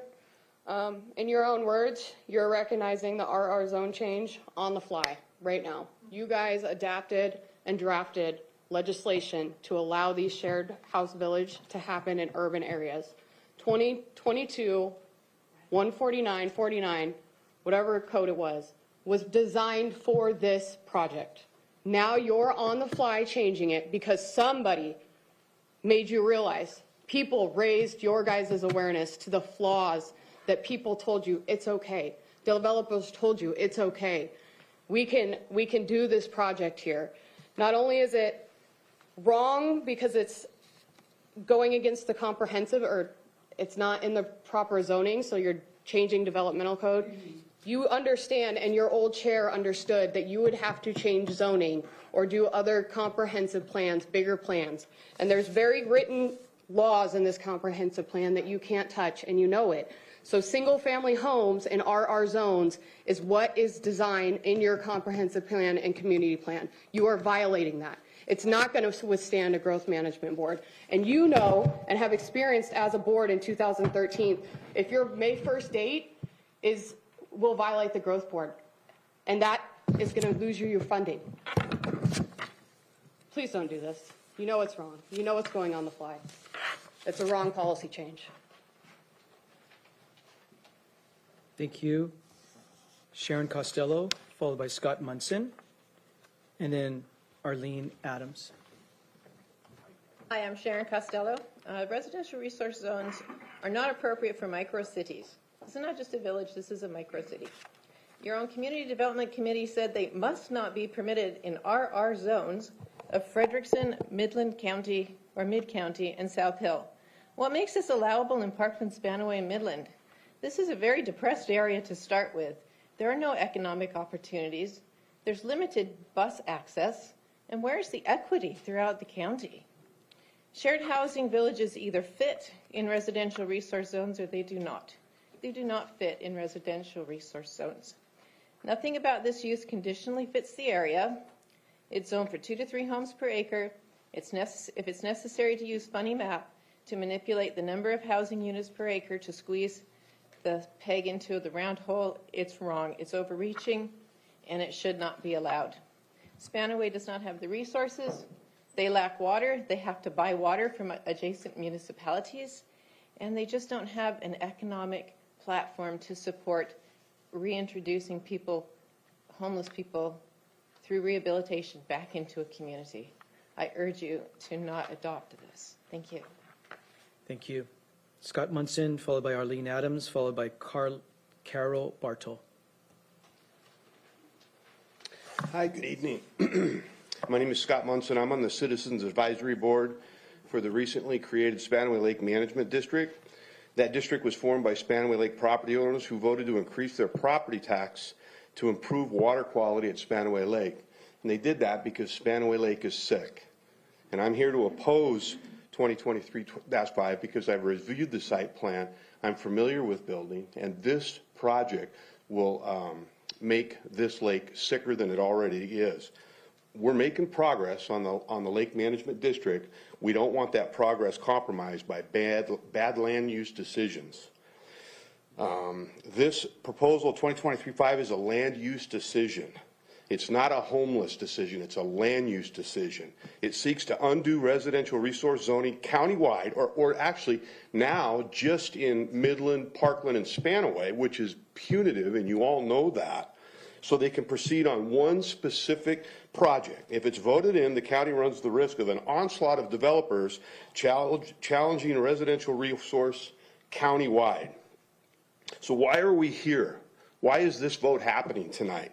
We're here because you guys have got a concept, but you haven't found a piece of property that fits it. So you're trying to cram the project into a site that isn't good for that. So shared housing village could very well be a good concept, but $63 million to project is clearly in the wrong location.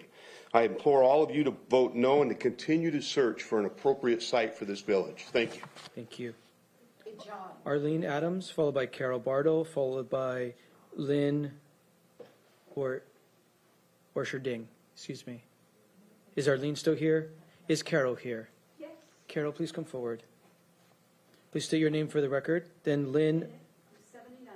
Thank you. I'm going to call a few more names while you take your time getting there. You take your time. Lynn. That age number bigger and louder. Lynn will be after Carol, and then Sherry Bridges. Sherry, you said you don't want to testify, and that's fine. If you do, you're welcome to it. So after Lynn will be Joanne Stafford. Oh, yeah, I've lost 1.5 inches. You're right. I'm short now. I used to be 5'1". Now I'm only 5 foot. I went to the meeting there at Sprinker when it was so uproarious and everyone had a good time and yelled a lot. Who's Bruce Campbell? Bruce Campbell came up there and gave, I think it was you, Marty, I'm not sure, a list where he said, whoever was up there, said that he had a list of 12 spots that he had researched that would be good for this particular debacle. I'm sorry, I can't think of a better word. Not on wetlands. This is true. That's a very poor place to put this. There's got to be a better place to put this. Not on the wetlands, just like the airport wouldn't go on all the places where there were no trees. That's all they saw, no trees. No, there's wetlands there too. Cross Bays Highway. I love Cross Bays Highway. You can't put the Cross Bays Highway in where all they want to do is run across it, but you're going to put 200 people in there living there. Or on the flight line for McCourt. I live on 138th Street. I also have loud cars. I wish they would go away. And there is shelling. Someone said at that meeting, well, I've been out there and I didn't hear any shelling. Well, you need to call JBLM and find out which days they are actually shelling, because they do. And it's loud, and I hear it on 138th and C. That's it. Thank you. May 20th, Parkland School, Keithley Junior Middle School. Oh, did I say that? I did. Thank you. I'm sorry. Parkland. Lynn Borcherding, followed by Sherry Bridges. Sherry Bridges. Thank you, Sherry. Apologize. Joanne Stafford, then Heather Moss. I'm Lynn Borcherding. I'm a business owner in Spanaway, just miles from the proposed village. I'm opposed to this village for many reasons, but I'll focus on just one, and that's the fact that the residents of this village do not have to be clean to live there. And the fact that they're able to live there permanently. I don't want this village in my backyard. I don't want it in your backyard. This village is a bad idea across the board. Addicted homeless have zero respect for property. And we're talking about wetland properties here. We see the garbage and the filth on the side of our roads. Housing the addicted in this multi-million-dollar village will result in the village becoming a filthy dump. It will also result in dead bodies being removed regularly from the village due to overdosing. At my business in Spanaway, we have addicted homeless walking through our property daily. They come into our business out of their minds on drugs, where my grandchildren are being cared for.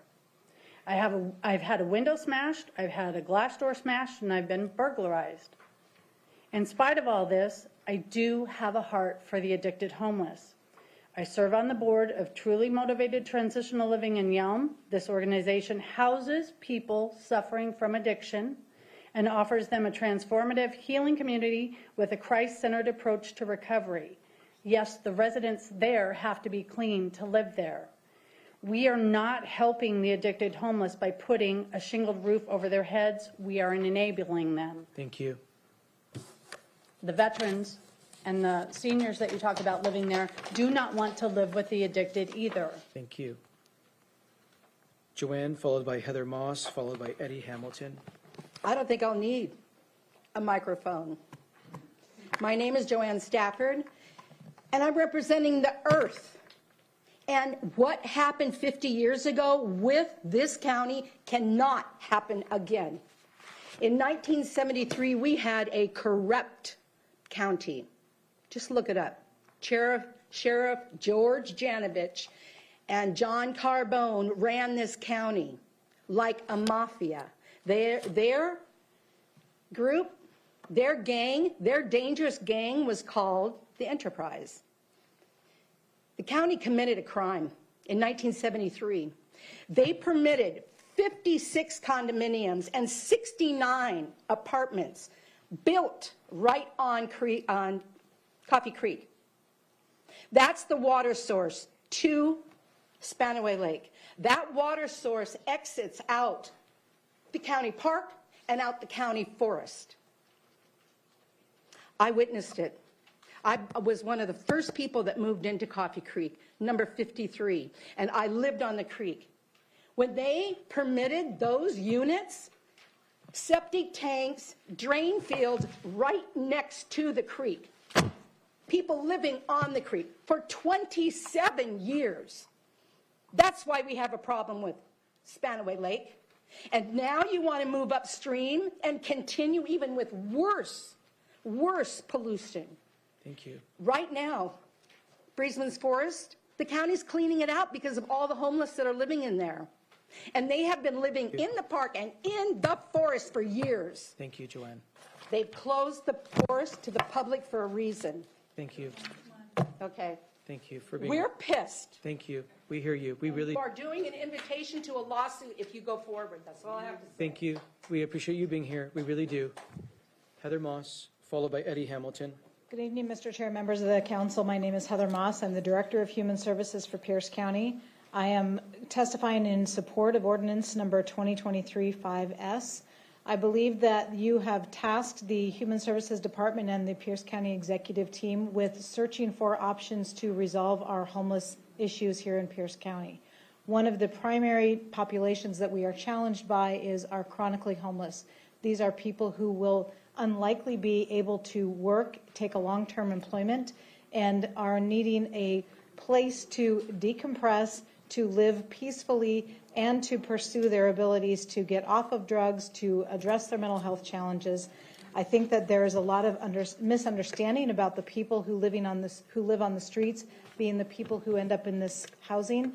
That is not the case. Once you offer someone housing, they are living in a home that they build some ownership over and some pride in. So I just urge the neighbors to recognize that they will be a different population when they're living here. And I support this ordinance. Thank you. Eddie Hamilton. My intent was to comment on the 163 instead. Thank you. We will have you for that bill, which is after this bill. Sharon Netter. Is Sharon Netter still here? Excuse me? I'm her husband. Come forward, sir. So Sharon, you're not, your husband's going to testify instead? Sir, please come to the podium and state your name for the record. Are you Russell? My name is Russell Netter, been a resident of Pierce County since 1982. We moved out there, as my wife said before, to move away from a crime wave that hit our neighborhood. 11 HUD homes came to our old neighborhood. 11, and every house in our neighborhood got robbed. The house across the street from us got robbed 5 times. Man down the block got hit in the head with a baseball bat when he caught a guy burglarizing his home. That was with 11. Now you're going to put 265 homeless that are in the incorrigibles, unemployables, right on our doorstep, on a wetland. You're buying land when the county already owns vacant land that they can use somewhere else, not on the doorstep of other residential neighborhoods. When I addressed that with county councilmen before, Mr. O'Ban, all I got was a blank look, and he wouldn't answer my question. Why are you buying land when you already have vacant land available? My other concern is you're using Spanaway Parkland as a dumping ground for the rest of the county. We are blue-collar, working-class folks that don't have the money that maybe some of you folks on this council do. We don't have the power and the lawyers to fight it like you do. It's wrong and discriminatory to dump all your problems and move all the homeless and crime and the drugs to our neighborhood out of yours. That creek, the pollution, the things that we all moved there to enjoy. All it takes is one little meth lab, and the chemicals dumped in that stream, and every fish and every frog and every salamander gets killed because of one container of meth. Thank you, sir. And there's no rules that keeps them from not using drugs. I got a lot more I could say, but I'll let other folks talk. Thank you for being with us, sir. And thank you for sticking to your time so we can be fair to everybody. Bud Reberg, followed by George Wern, followed by Michael Mira.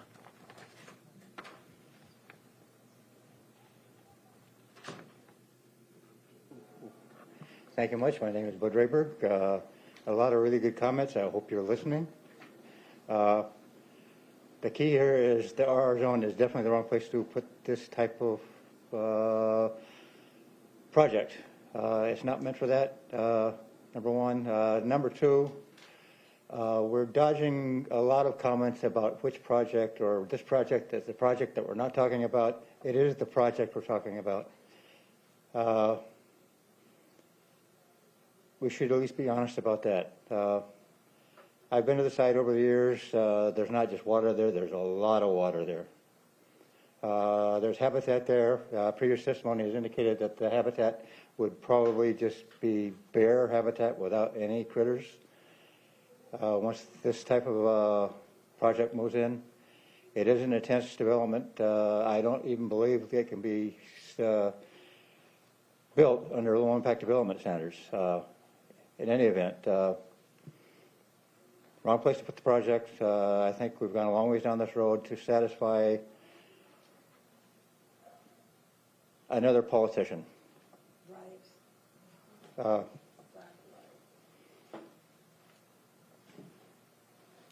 I sat in LUAC for a long time. I wish some of you folks had sat on it too. You wouldn't have be asking the same questions you're asking. You would know what's going on. Those folks over at the department, they're good folks, but they do make mistakes. And guess who hires the hearing examiner? The council. Thank you. I believe George Wern is next, followed by Michael Mira, followed by Beth Stevens, and then Dawn Stevens. Good evening, Chair Mello and members of the council. My name is George Wern, and I appreciate the opportunity to testify. My concern with this, it's really not about the homeless. Let's remember this is a zoning change to accommodate a use that will help the homeless, perhaps. But my real concern with this is the process. So I'm not sure this particular requirement was followed, and I put it in my comments, that the county appears to have failed to provide proper notice to Joint Base Lewis McChord in accordance with Pierce County Code 2.03.045 and RCW 36.70A.530.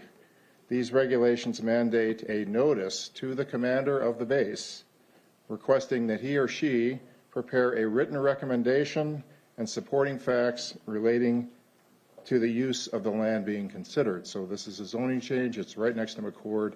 This is required by state law. I do not believe this was done. If it is, I'd be interested in seeing it. I've looked pretty thoroughly through the record. And noncompliance with these provisions of state law and the county code should preclude this vote tonight if that has not been done. Finally, one brief comment about, it's not a non-project action when you have the proponent TRM saying, I need this many square feet, and they're interrupting the council staff in the back there making so much noise, drafting amendments. It's nuts. Please don't do this. It really degrades the process. Thank you so much. Thank you.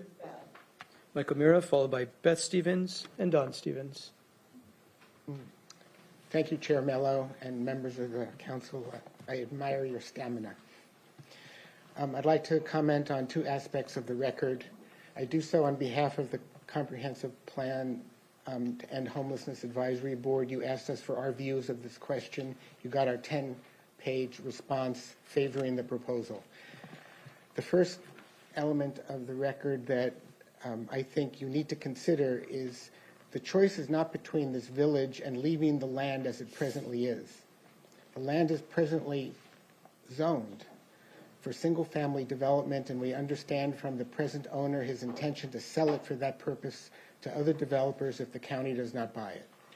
The record shows that the environmental imprint of that single-family development will be larger than this village in two ways. It'll have more impervious surfaces. Excuse me, Mr. Mayor, can you stop the time? We're going to create a respectful environment in these chambers. Please, everyone's been really respectful this evening, and we may have differences of opinion. I know folks feel very strongly about this. We need to respect everybody at the podium to have their time to say what they want to say to council. So please, no audible sounds while someone is trying to say their piece. Thank you, Chair Mello. Please. The record shows that the environmental imposition of the single-family home development will be more intense than this village in two ways: in impervious surfaces, numbers of people, numbers of cars, numbers of car trips, lawns, lawn chemicals. The second way is, if you are worried about the environmental impact of persons who are homeless, leave them where they are, where the squalor will continue to afflict trails, woods, streets, storefronts. What that leaves this council with is the distinction, not in environmental impact, but in the demographics of the people who will live here. And you should be careful about that because the law may have something to say about it. Thank you. Thank you. Beth Stevens, followed by Dawn Stevens, followed by Yana Cook. Beth Stevens, Dawn Stevens. Yana Cook, followed by Pete, Chris Lieb, and Linda. Thank you, Chair. Yana G. Cook again. I do not live in Spanaway, but I'm speaking against this village because I believe that the local residents were not given appropriate voice, and that it will require the PCC approvals rezoning our precious wetlands and harming the wildlife, which undoubtedly will be used as a precedent for future developers. Most people are not against the village as a plausible idea, but where is the transparency? What other sites have been investigated and researched? If not proven adequate, what were the reasons for not pursuing other options? Another huge objection, however, is that there are over 4,300 homeless people on our streets, and the proposed tiny village is providing for 250, 16% of the homeless to be placed. But this village would be on non-replaceable, healthy wetlands. And this was without Spanaway residents' voices considered or given fair notice. These are what this makes this a terrible idea, is the location. What are their proposals to serve the other 84% of the poor people and families barely surviving on our streets? We ask the council to put the people first and take truly bipartisan action unanimously without this political string attached. Thank you. Thank you. Pete or Linda Chrislieb, are you here? Okay. Brian Peterson, I'm sorry, I don't believe those individuals are here. Former Councilmember Barbara Gilman, you're next signed up. Councilmember, welcome. Is Barbara Gilman? Jim Henderson, are you still in the building? Maybe you're in the waiting area, maybe you're in the hallway. Jim Henderson.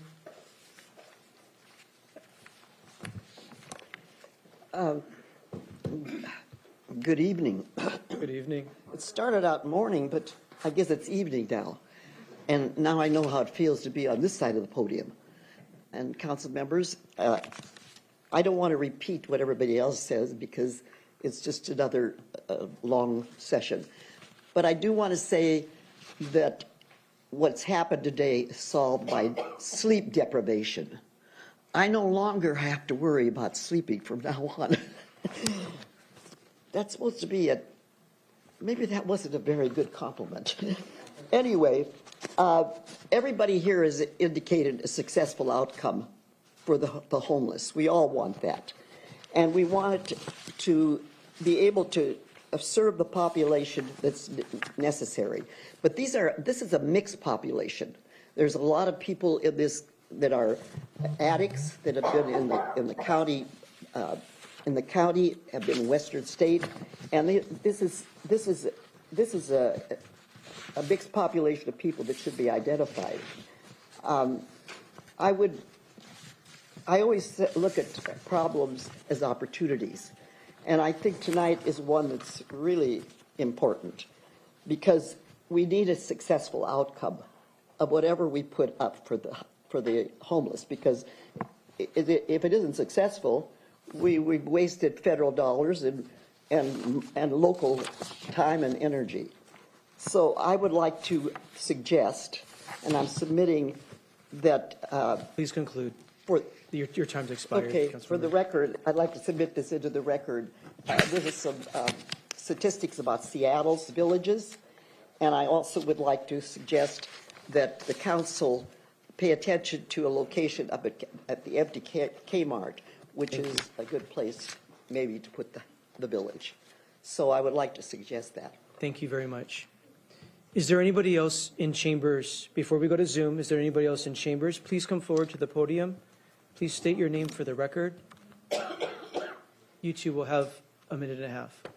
Hi, my name is Anna Markholt, and I'm here today to please urge you to vote no on 2023-5S. I'm a constituent of Mr. Campbell's.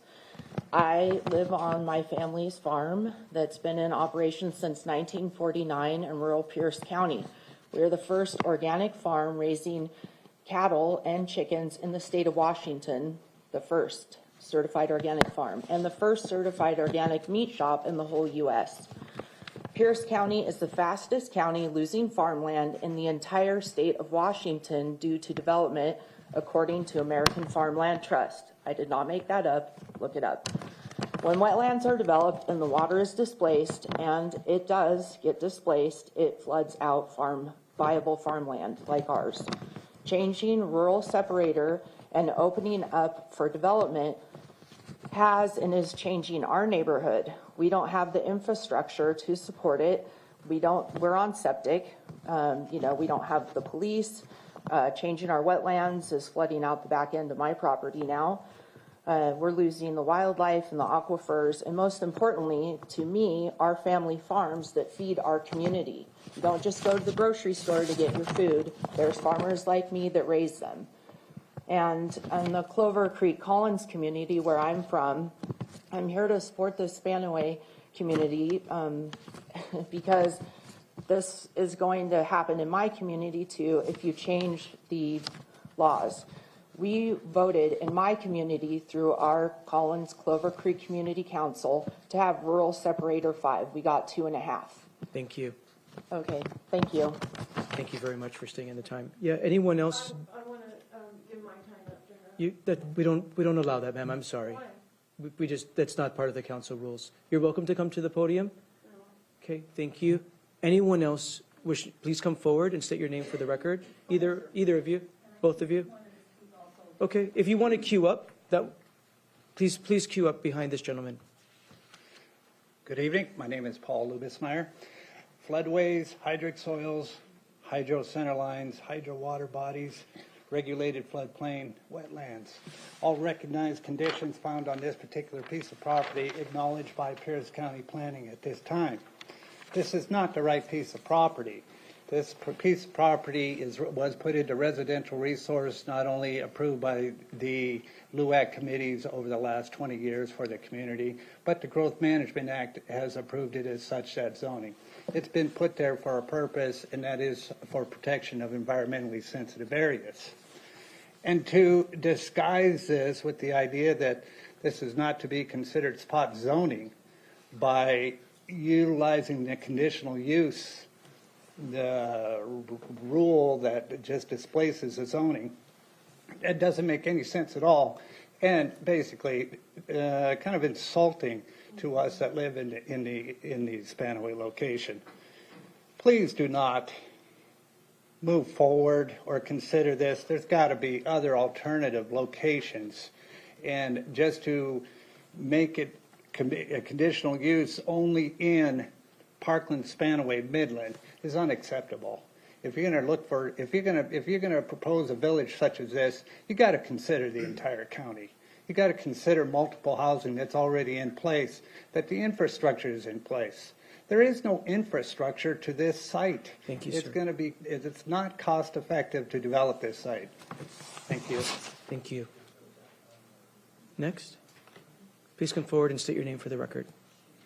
Thank you, council members. My name's Teresa Valona. I moved to the Parkland area in the summer of 2018, and I fully support the last gentleman's comments. And I've gotten a huge education. You'll pardon my lack of education and information on the area. But what I've learned in these 4.5 years, Cross Base Highway was nixed due to environmental concerns. How could this be any safer than a highway where people are passing through?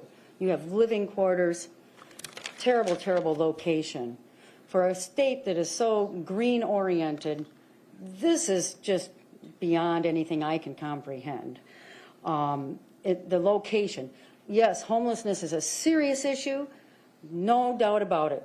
But with the existing proposed plan, you're going to lump chronically addicted homeless people with people who may be parents and have children that need to go to school, get an education. They do not need to mix. They both need housing that's affordable, and they need to be in appropriate places. Lumping every low-income person together, regardless of what their issues are, is a recipe for disaster. You have a lack of sidewalks out there. There are no crosswalks for safe pedestrians. I walk every day with my dogs. I know the situation out there. Traffic signals, there isn't that for people there. And if you have chronically addicted, mentally ill people that like to dance in the streets, you're going to have, with a speed limit on Spanaway Loop Road of 40 miles an hour minimum, Thank you. you're going to have a lot of problems.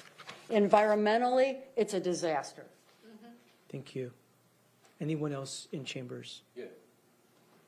Please state your name for the record. My name's Adam Schick. Yeah. You were saying earlier it took a break as a human. All right. So it tells me as well you're up there, you might feel like you're not a human. What are you while you're up there? You're just another number taker? Because I do see the way you're looking down over here. I see the way you kind of shake people off. And that's all right. But I need you to understand that people are serious around here, that we live with this, that we see what's coming. I'm not opposed to building something to help people, to get it going. Not at all. But like everybody else has stated, the reasons why, and it all makes sense, why you don't destroy what you have around. We don't have much of that around. I work in construction. I know this. We're tearing things around constantly down all the time. I work in commercial construction. I can't stand the things I have to do. I mean, yeah, I make a good living for it, but that's what it is. What you need to do is understand, like, this won't affect your votes, won't affect your votes, won't affect your votes, won't affect your votes, won't affect your votes, won't affect your votes. That's how it works. And maybe you know how it goes. This is where we're at, because you're trying to put it in one specific spot. You're going to have a lot of people upset with you that aren't your constituents, so you don't care is how I'm feeling about it when you say human and taking a number. So understand what people have said here, kind of take it in and really see it. Because I know that you both taking it in really well. I've seen that. I've seen you both look around a little bit. I've seen you almost falling asleep over here, and I've seen you paying attention. And Amy, you know what's going on. So kind of bring it all together, understand what you've heard tonight. All right? Thank you. Thank you. Normally don't respond. What I meant by human was going to the bathroom, so apologize for that. Anyone else, please come forward and state your name for the record.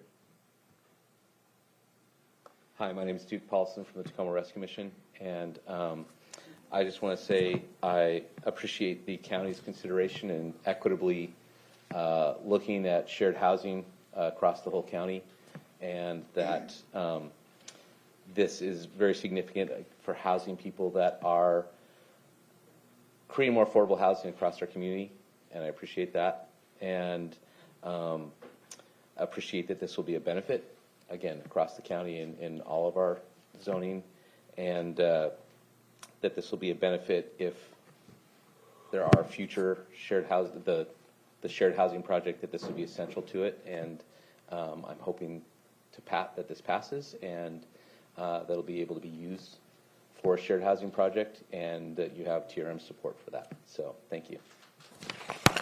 Thank you. Anyone else in chambers? Anyone else in chambers? No one else from the executive's office will be testifying tonight? Okay, so let's move to Zoom. Ms. Price, anyone on Zoom, please raise your hand in Zoom, and Ms. Price is going to call on you. You also have 1.5 minutes. I'm sorry, which one is it? Thank you. For anyone on Zoom wishing to speak, you can press the raise hand icon in Zoom, or you can press *9 on your phone keypad. First, we have caller ending in 075.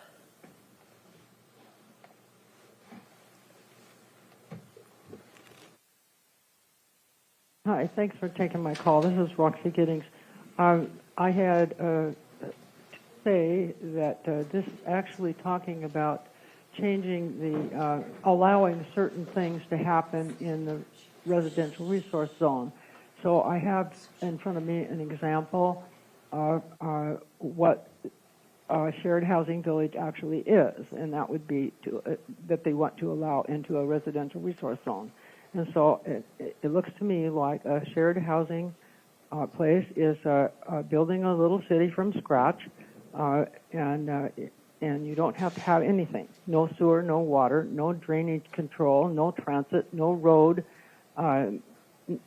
no sidewalks, no services, and you have to have all those things, or you can have all those things,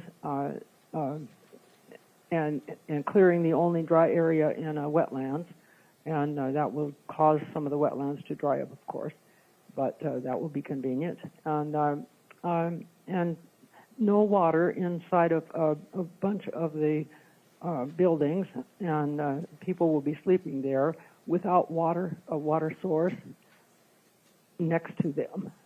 I can't believe anybody would do that. At least if you had a shower, you could pee in it, or you could get a glass of water from the shower, but I can't imagine living in a place where you did not have access to water in the building that you're in. I mean, shared, whatever this is, this village is, it doesn't work anywhere. Thank you. And next we have Joshua.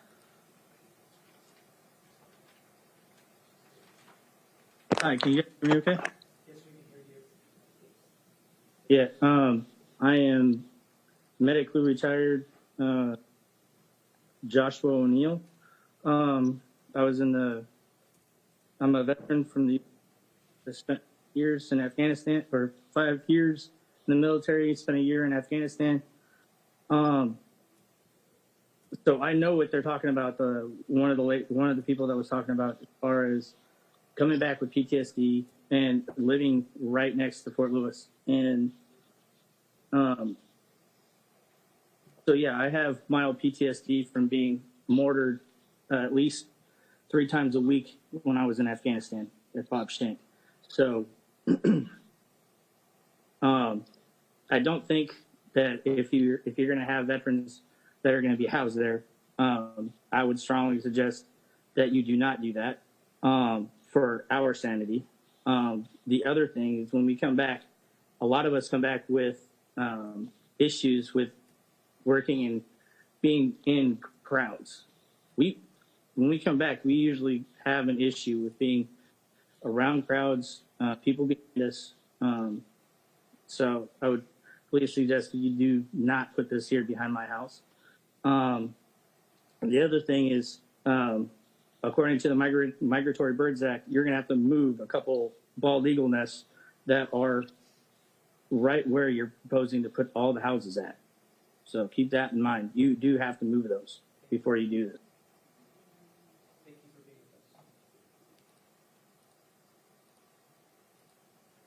And next we have Sheila.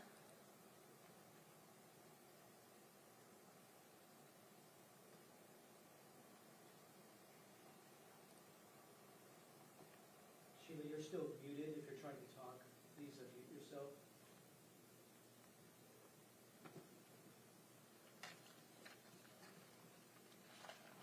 Sheila, you can hit the microphone button on your device. There you go.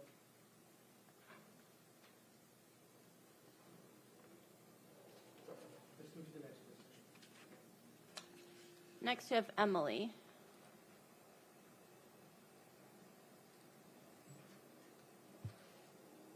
Hi, everyone. Can you hear me? All right, great. Well, my name's Emily, and I live in the city of Tacoma. There's lots of really valid points here for the village not to be where it is, for the zoning to change. And I get it. The zoning change sounds pretty shady. I am a true proponent of the environment, so there are a lot of concerns, but I do want to urge the council to vote yes. I live next to the new Forging Paths community in the city of Tacoma. It's been there since December, and what it is, it's a mitigation site. It's an encampment, a sanctioned encampment by the city. And many of the neighbors had their concerns, but it has actually benefited our community in many ways, way too many to fit in this time frame, but I'm happy to offer the specifics. And while it's not exactly the same, it's operated by Tacoma Rescue Mission, which I know firsthand personally is dedicated to helping the most vulnerable of our people, the people experiencing homelessness. The property is going to be sold for development, and I can guarantee you that nonprofit development is probably going to be more respectful of the environment than most private development. And lastly, I just wanted to say in general that it's pretty troubling to me that everyone here is saying, help the homeless, but just not here. Again, valid concerns, I understand that. But if everyone felt that way, the most vulnerable in our society would never receive help, because somebody just has to take the plunge and try and reach out when everyone is telling you no. So thank you. Thank you.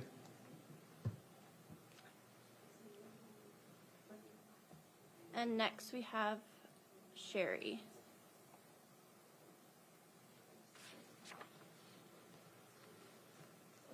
Hi, everybody. My name is Sherry Jensen. I'm the founder and the CEO of Vallejo Vocation. We're a workforce development organization that helps some of the community's neediest community members. We are fully in support of the Community First Village. It appears to me tonight that the site in question has been thoroughly researched. The Rescue Mission's done a great job, and it's clearly the best option in the county. The option here that I see is not whether or not to use the site to develop as a housing complex. It's whether or not we will allow the site to house the most vulnerable in our community. The owner of the site has already stated they will sell the site, and we can make the decision tonight to use that space to house the community's most vulnerable, or just use it as another site for multiple families, which is needed. We need more housing. I'm not saying that we don't. Not in my backyard is heard loud and clear, and I understand that. But tonight we have a responsibility to do something to make a change. Thank you. Thank you.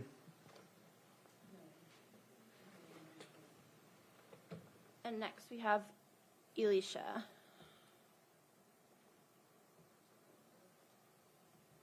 Can you hear me? We can. My name is Alicia Babukis, and this development will butt up right against the entire corner of our property. I've heard multiple things, and I've also gone to all the meetings. It is a great idea. I do not support this location. There's things so if it does go here, there's not things in place to protect the community around it. They're only going to build a 6-foot fence. The guy from Tacoma Rescue Mission said multiple times that you're going to offer the opportunity for people to get clean and off of drugs, but they're not going to force them. What they do inside their home is their business. So you're putting people in a home and not holding anybody accountable to readily better their lives.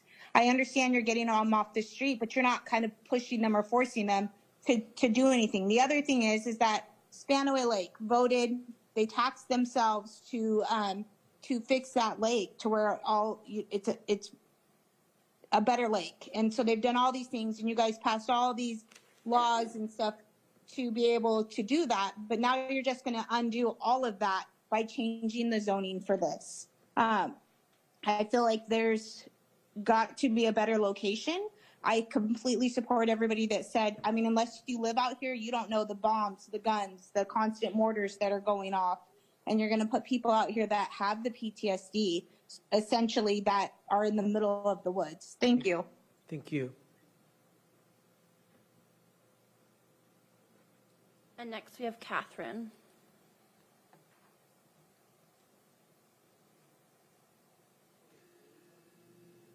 Good evening. I hope I can be heard. Yes? We can hear you. Thank you. Fabulous. Sorry I don't have a very cohesive approach to this.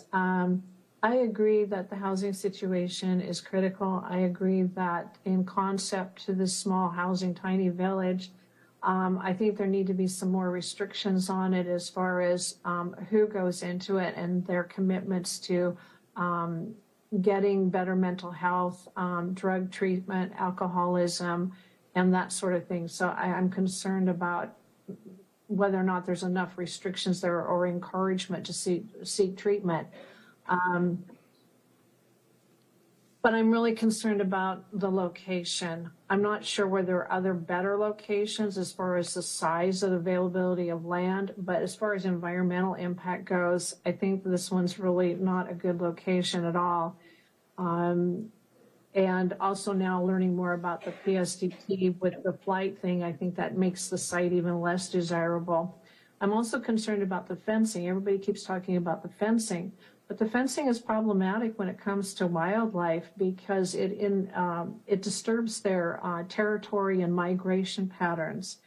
Now, I'm also terribly confused about the zoning and how the zoning impacts the rest of the unincorporated areas of the county.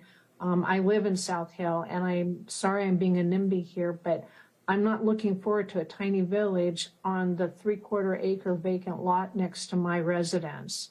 So thank you for your time. Thank you.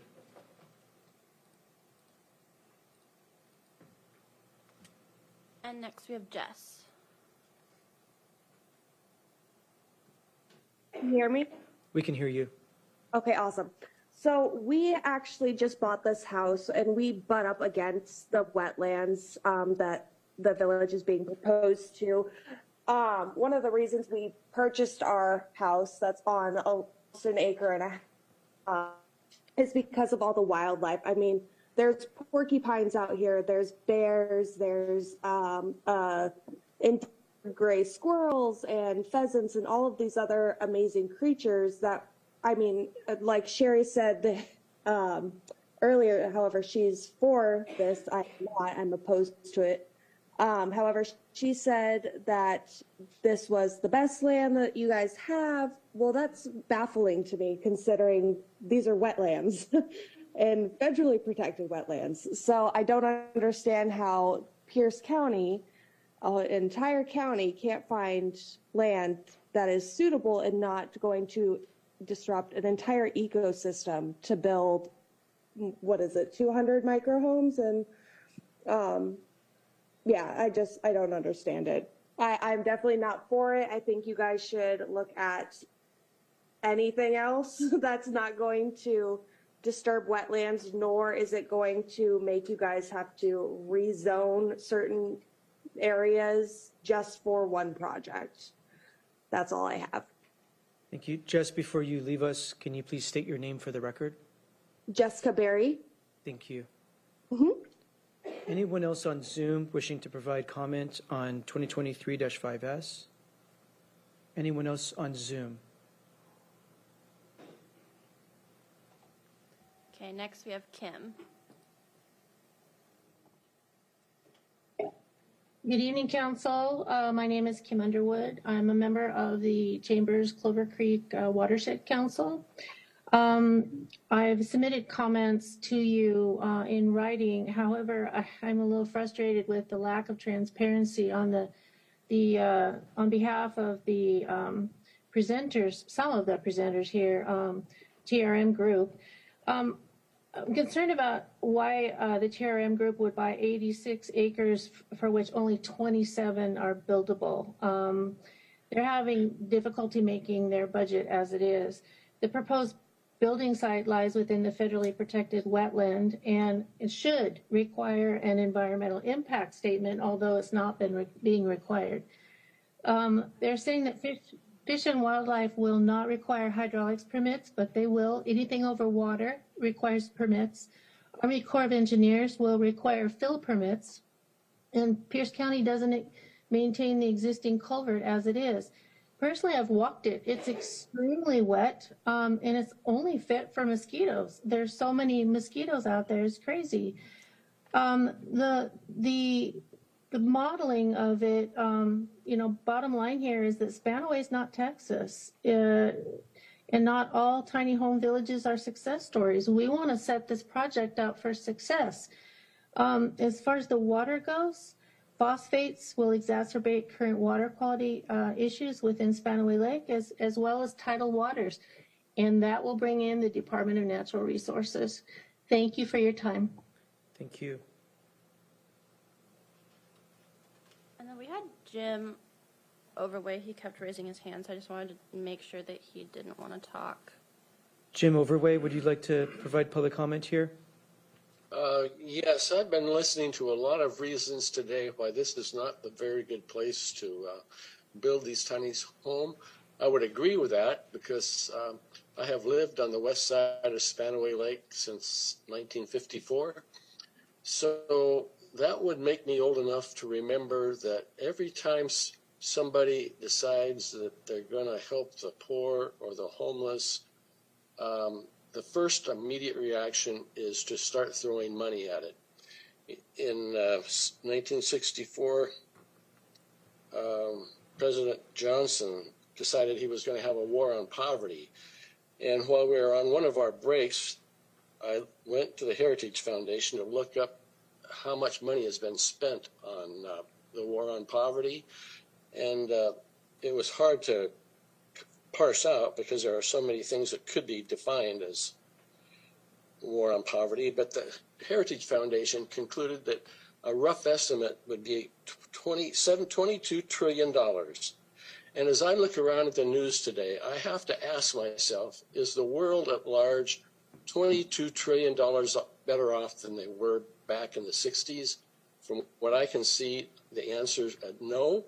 And the placement of this tiny village here, it won't make it any better. Thank you, thank you. Thank you for being with us. And next we have Sandy.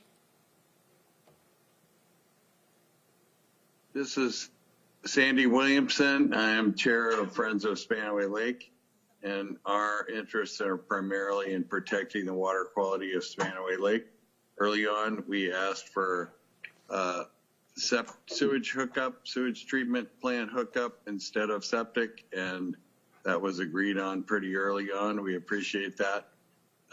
Later on was some agreement about monitoring Coffee Creek, which is the surface outflow of the wetlands before construction and then continuing after construction. We still think that's very important to prove that there is no environmental degradation, or if there is, figure out what's needed to be done to correct that problem. We still feel very strongly about that and expect that to be a part of this package if you are honest and true about maintaining environmental quality from this project. Thank you very much. Thank you. There are no other hands raised at this No other hands raised on Zoom, and no other committee members wishing to provide comment in chambers. We'll close the public hearing and bring it back to the council. And I'm going to open it up to council for final remarks. Councilmember Denson. Yes, thank you, Chair. Solving homelessness is a high priority for me. I think it probably is for most of us here, but this particular ordinance is not about homeless programs or homeless people. For me, this particular ordinance, of all of them that we're looking at tonight, is about land use. So throughout this process, I've really tried to stay focused, not on the one project serving homeless people, the Community First Village, that is a subject of a lot of our discussion tonight, but on making a decision for Pierce County that is based on sound land use policy and a decision that's going to have ripple effects. So last year when the council determined which zones were appropriate for shared housing, that was 2259S, that was before I joined council, the RR zone was not included for good reason. It did not make sense to council last year to cite high-intensity developments on the most restricted, lowest density, most environmentally sensitive urban housing zone that we have, and it still doesn't make sense today. Current zoning codes were established by professionals They were established based on best available science and best practices and land use policy, and they were very, very carefully done. So what we decide today will make an impact not only on the Parkland Spanaway Midland area, but it's also going to have impacts beyond this one project. It sets a precedent for opening the doors to higher impact development on other RR properties, resulting in adverse environmental impacts.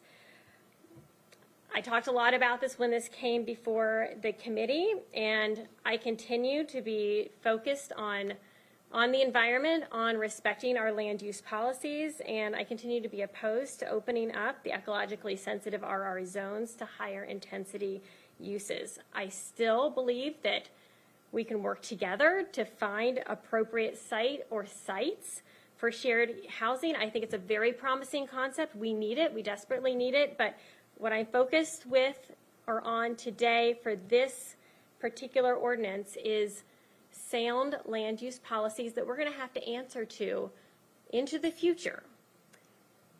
And for me, that answer is this is not a good idea, and I will be voting no today. Thank you. Thank you, Councilmember Denson. Further remarks by members? Councilmember Morrell. Thank you, Mr. Chair. I would just like, with the help of Mr. Kruger, just to kind of clarify and maybe get a better understanding of what we're doing.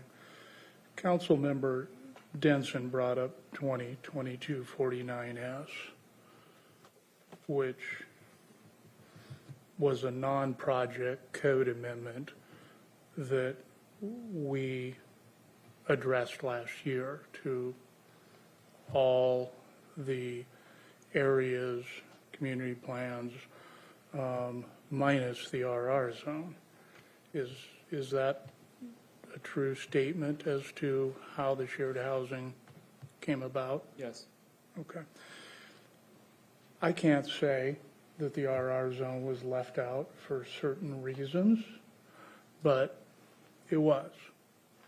What we're doing today is a proposed code amendment to a zoning ordinance that allows shared housing villages in the RR zone.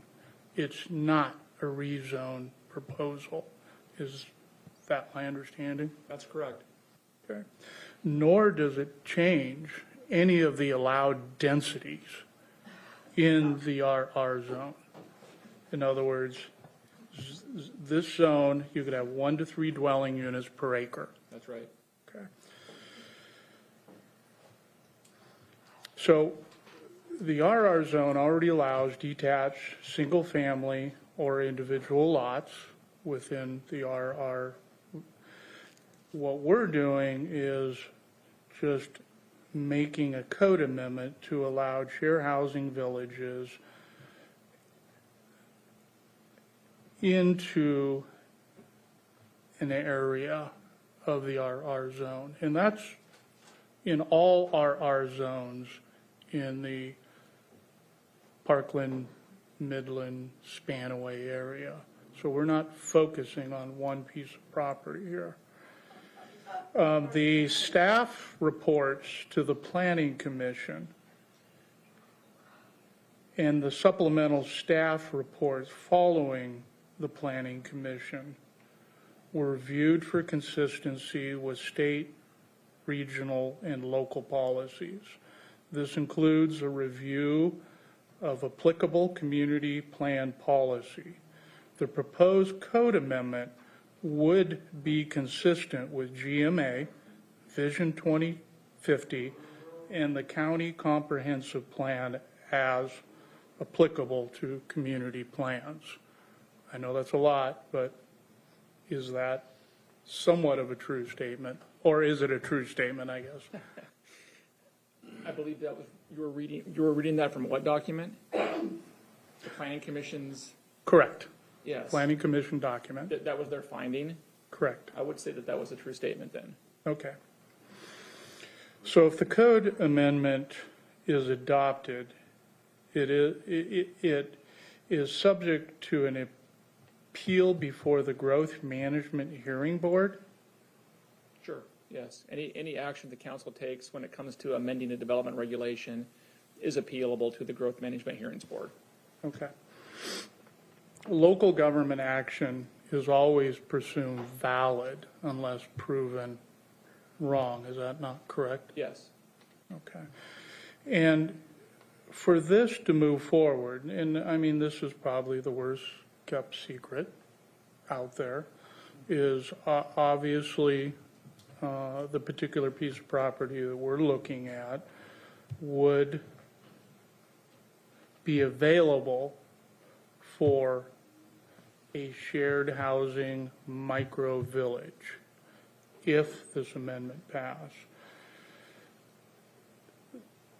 If the village is located or wants to locate on this particular property, it's required to meet all zoning code requirements as well as other development regulations at the time the application approval. This is included but not limited to Title 13 sewer, Title 17A site development and stormwater drainage requirements, Title 17B road and bridge design and construction standards, Title 18E critical areas, Title 18H forest practices, and Title 18S shorelines. That's all Those would correct. all have to be submitted. They all have to be complied with in terms of an application. Okay. The other thing I just want to comment on is this discussion on the RR zone has been going on since last year. It was submitted to the Planning Commission, I do believe, back in November of last year. It was debated by the Planning Commission. 40 people, some even in this room, provided testimony to the Planning Commission at that meeting. And the Planning Commission, their decision was to allow shared housing in the RR areas. So here we are, debating this and discussing it. I appreciate there again the comments that have been brought forward. It's also been stated that individuals have property rights. They can sell their property to anyone they want. This particular piece of property, which is 85 acres Yes. of property, has been up for sale for a while. It has had multiple offers on it. Multiple developers have looked at it.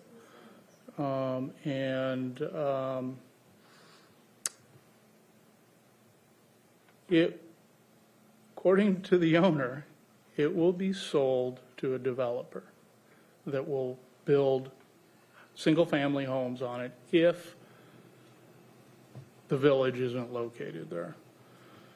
So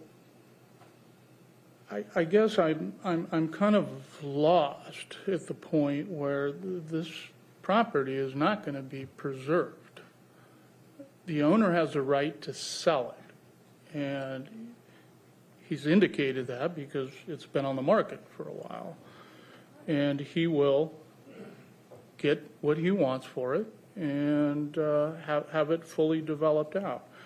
I think the impact that if a village goes there, worst kept secret, a micro home village goes there, I think the impact will be less than to have 100 homes on that property. I mean, we can argue the number of homes, but I've heard it everywhere from 80 to 150 homes on that property.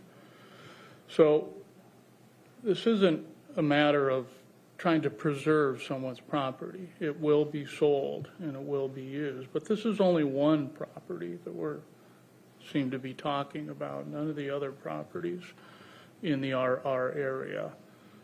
So, I'm trying to look at this logically and move things accordingly. And I understand the fact that, you know, no one wants something that they don't like in their backyard. 4 years ago, I had an auto auction locate next to me on two corners of my property. Didn't like it, protested it, but it was zoned properly, and they put it there. So I know the impacts of having something like that next to your property, and I've lived on my property for 37 years. So I think moving forward that there is not really a separation that we can draw here. But when I look at it as being a code amendment to an RR zone, then, you know, I'm not here to rezone a property. I'm just here to allow a use. And as we debated earlier about the lack of affordable housing in our county, I'm not going to get into the debate on the homeless population and the best place to put them. I'm just looking at this as a non-project code amendment that we are doing. And so with that, I will support this ordinance. Thank you. Thank you, Councilmember Morale. Vice Chair Campbell. Ma'am, I'm sorry, ma'am. We're at council comments. Thank you. Thank you, Chair, and I will be brief. Question for Mr. Kruger, maybe 2 or 3. Earlier, brought up by North Clover Creek Collins, some concerns about how this might impact the rural separator. Would this make any changes in the rural separator area? No, Councilmember Campbell, this proposal does not affect the zoning within the rural separator. That's a separate rural designation, and this bill before you tonight does not impact that zone. It only applies to the Urban residential resource zone. Okay, thank you. Thank you. Councilmember Hitchin. Thank you, Chair. Can we pull up the map that's on page? It's the map, which 91 of our 555 page packet. Please. Yes, pretty please. It's been a long night. I'm getting punchy. That looks great. So, Mr. Kruger, can you just remind me and the audience who may not be familiar with the difference between the pink and the brighter blue on the map? Sure. So the map reflects the proposal that's before the council at the moment regarding shared housing villages and the process by which those villages could be permitted. The kind of darker, like reddish color indicates that the use would be permitted outright, so no special use permit. You could design a project and come in to the county and apply for a shared housing village project on a parcel. The darker blue indicates that the use would be permitted conditionally through a conditional use permit process that involves the hearings examiner, so it's an additional step. Certain findings have to be made. And then the light blue is what we're talking about this evening in terms of the residential resource zone. Also would allow, if this legislation is adopted, shared housing villages with a conditional use permit. Thank you. So I've heard a lot of comments tonight about the Parkland, Spanaway, Midland area. And just for clarification, I live in Parkland. This is permitted on my house outright where I live according to this map. And though there's a lot of homes there, so there's not land to do something as large as a tiny home village, but it is permitted. I knew when I got elected that I would have to take hard votes and I would have to make some really tough decisions, and this one pulls me in 2 completely different directions. But the amendments that were passed tonight are going to force a legal process and hold us to it before the land is at risk. And I'm depending on the process and basing my vote on that tonight.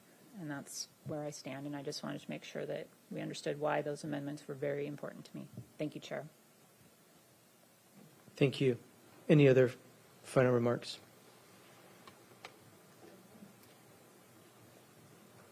Any other final remarks? Not seeing any. What's in front of council is an executive Dan Meyer's proposal to entertain this rezone. There's a reason why the residential use code, as Councilmember Denson indicated, why the residential resource zone was not contemplated last year when council reviewed the residential use code. Like Councilmember Hitchen, this is a really, really tough vote for me. We have repeatedly asked the executive and the project proponents to look for another site. I worked with Councilmember Morell and other council members who are also very concerned about the environmental integrity of the lands. I, like Councilmember Hitchen, insisted on amendments that require sewer if we're going to do this, require low impact development and other standards. And there's a lot of permitting ahead of this project, There's a long and windy road for this project. I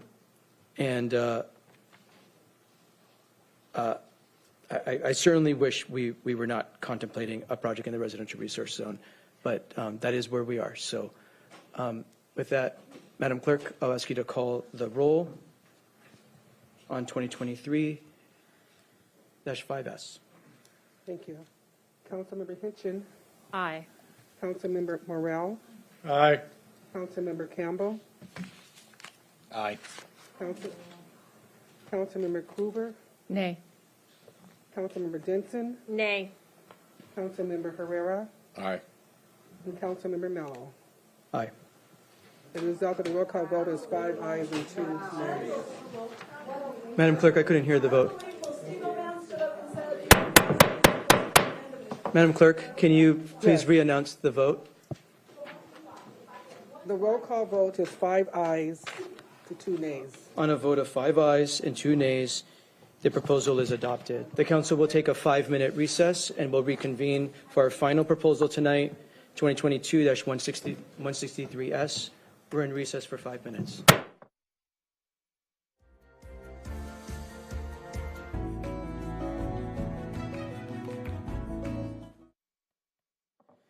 Council is back from what I believe is its final recess of the evening. Thank you, everyone. We are now at the Section 9 resolutions. We have proposal number R 2022-163S in front of us. Councilmember Krueger for a motion. Chair, I move 2023-163 for consideration. Second. It's been properly moved and seconded to advance to consider R 2022-163S for consideration. Madam Clerk, will you please read into the record? Proposal number R 2022-163S, a resolution of the Pierce County Council authorizing release of funding for a microhome village project pursuant to revisals to the 2022 through 2023 Pierce County biennial budget. Thank you. Thank you. Mr. Taylor to brief the council. Chairman, I'll go ahead and brief, and then Mr. Taylor will take over for the amendment. Thank you, Ms. Merrick. Absolutely. Chairman Mello, members of the council, for the record, Lee Beth Merrick, council staff. Before you is Resolution R 2022-163S, releasing funding for Microhome Village project. This proposal was heard yesterday in the Rules and Operations Committee, where a substitute was forwarded without recommendation to the full council. So the proposal before you releases the funding that was appropriated in the most recent biennial budget for a microhome village project or projects serving chronically homeless in Pierce County. Just for some background, the budget appropriated $22.3 million for this project or projects. $750,000 has already been released. So with this funding release, an additional $21,550,000 would be released for a microhome village project or projects. With that, I'll turn it over to Mr. Taylor to brief the amendment.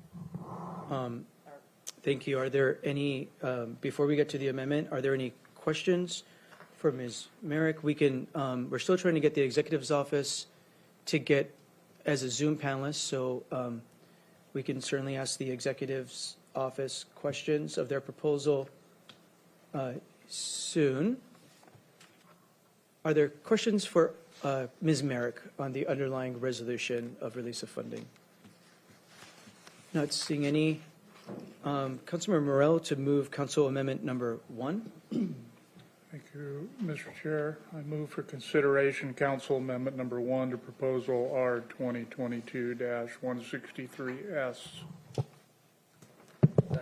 It's been properly moved and seconded to adopt Council Amendment number 1 to Proposal R 2022-163S. Mr. Taylor to brief the Council. Yes, thank you. Hugh Taylor, Council staff. So this amendment can be found at page 373 of your electronic packet. The amendment memo modifies section 1 of the resolution to further clarify that the resolution is a funding release action only. It's not approving a specific site plan. The use of the term conceptually similar in item 1 of the amendment memo is intended to convey an expectation that a microhome village project providing a similar mix of housing, support facilities, and services as that described in the Pierce County Village proposal will occur. Item 2 of the amendment memo modifies Exhibit A to the resolution to provide more clarity regarding the funding release for microhome villages, as well as the status of funding relative to permit approvals, including appeals. The amendment replaces Section B of Exhibit A in its entirety with a new Section B that's described in the amendment memo. This new Section B provides for the release of funding for a microhome village by the Finance Department in 3 phases. The first funding release of up to $7 million may occur after both ordinance numbers 2021-81S and 2023-5S become effective. The second funding release of up to $5 million may occur after any needed special use permits are approved. And then the third release, after special use permits are finalized and site development permits are issued, can occur. For purposes of the third release, a finalized special use permit is one where the appeal period has expired, or if appealed, a decision on the appeal has been rendered by the Superior Court, or in the case of a shoreline permit, the Shoreline Hearings Board. I'll note that this new Section B also provides that funding released by the county will not be used for clearing, grading, or other site development activities that physically alter site conditions until special use permits and site development permits have been finalized. Again, if there are appeals, that means the Superior Court has rendered a decision on the appeal, or if applicable, the Shoreline Hearings Board has rendered a decision on the appeal. That's a summary of the amendment memo, and I'd be happy to answer any questions for the council at this time. Do we still not have anyone from the executive's office on the line? The project proponent? Not seeing any? They are in panelists? I know we have Tacoma Rescue Mission here, whose these dollars will be released to. So if council has questions for Mr. Polson from the Tacoma Rescue Mission or our staff, that would be appropriate. We're on questions on Council Amendment number 1, and we're going to start with Councilmember Krueger. Thank you, Chair. My question is in relation to Part 2 and release of the funding and the amounts of it. I know the state loves roundabouts. If there was a roundabout that was mandated to be in the section, would there be enough money to cover that, or how would that work? So, Councilmember Krueger, you're talking about a potential permit requirement for a microhome village that can include a roundabout? Well, the reason I ask is I'm aware of a development that is being required to put in a roundabout in an intersection for they're getting their permit. And I'm sure it's something that's not cheap. So the action before the council today is to authorize the release of the funding for a microhome village that was provisoed, the approximately $21.5 million of funding. It doesn't speak to how that money would be used for a specific permit condition that may result on a project down the road or specific mitigation that may result on a project down the road. So I cannot answer, I don't think I can answer the question that you're asking. Okay, thank you. Thank you, Chair. Thank you. Councilmember Denson. Yes, Mr. Taylor, Section 1 says that this funding is going to be released for a microhome village project, conceptually similar to Pierce County Village proposal. So who makes the decision who gets this money? I mean, is it Human Services, the executive, we're releasing the money, but who are we even releasing it to? I'm confused. So the Human Services solicited proposal concepts. Tacoma Rescue Mission submitted a concept, which is the Pierce County Village proposal. It's anticipated that a funding agreement could fund that proposal. That's what the expectation is. But in terms of a specific design for a site, that is not, the resolution before you doesn't approve a specific design, and that's what we're seeking to make certain is clear for the record. Okay, thank you. Thank you. Councilmember Morrell. Thank you, Mr. Chair. My question is to Mr. Paulson. Still table 1. Oh, we can try podium.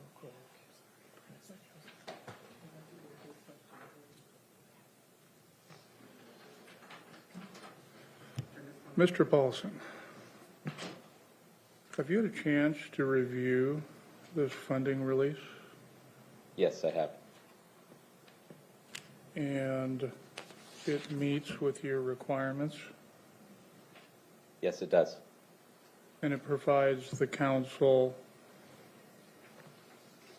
predictability based on a process that is in place, that you understand that process? Yes. Okay. Thank you, Mr. Chair. Thank you for the questions, Councilmember Morrell. Any other questions for Mr. Paulson, so we don't have to have him come up and down?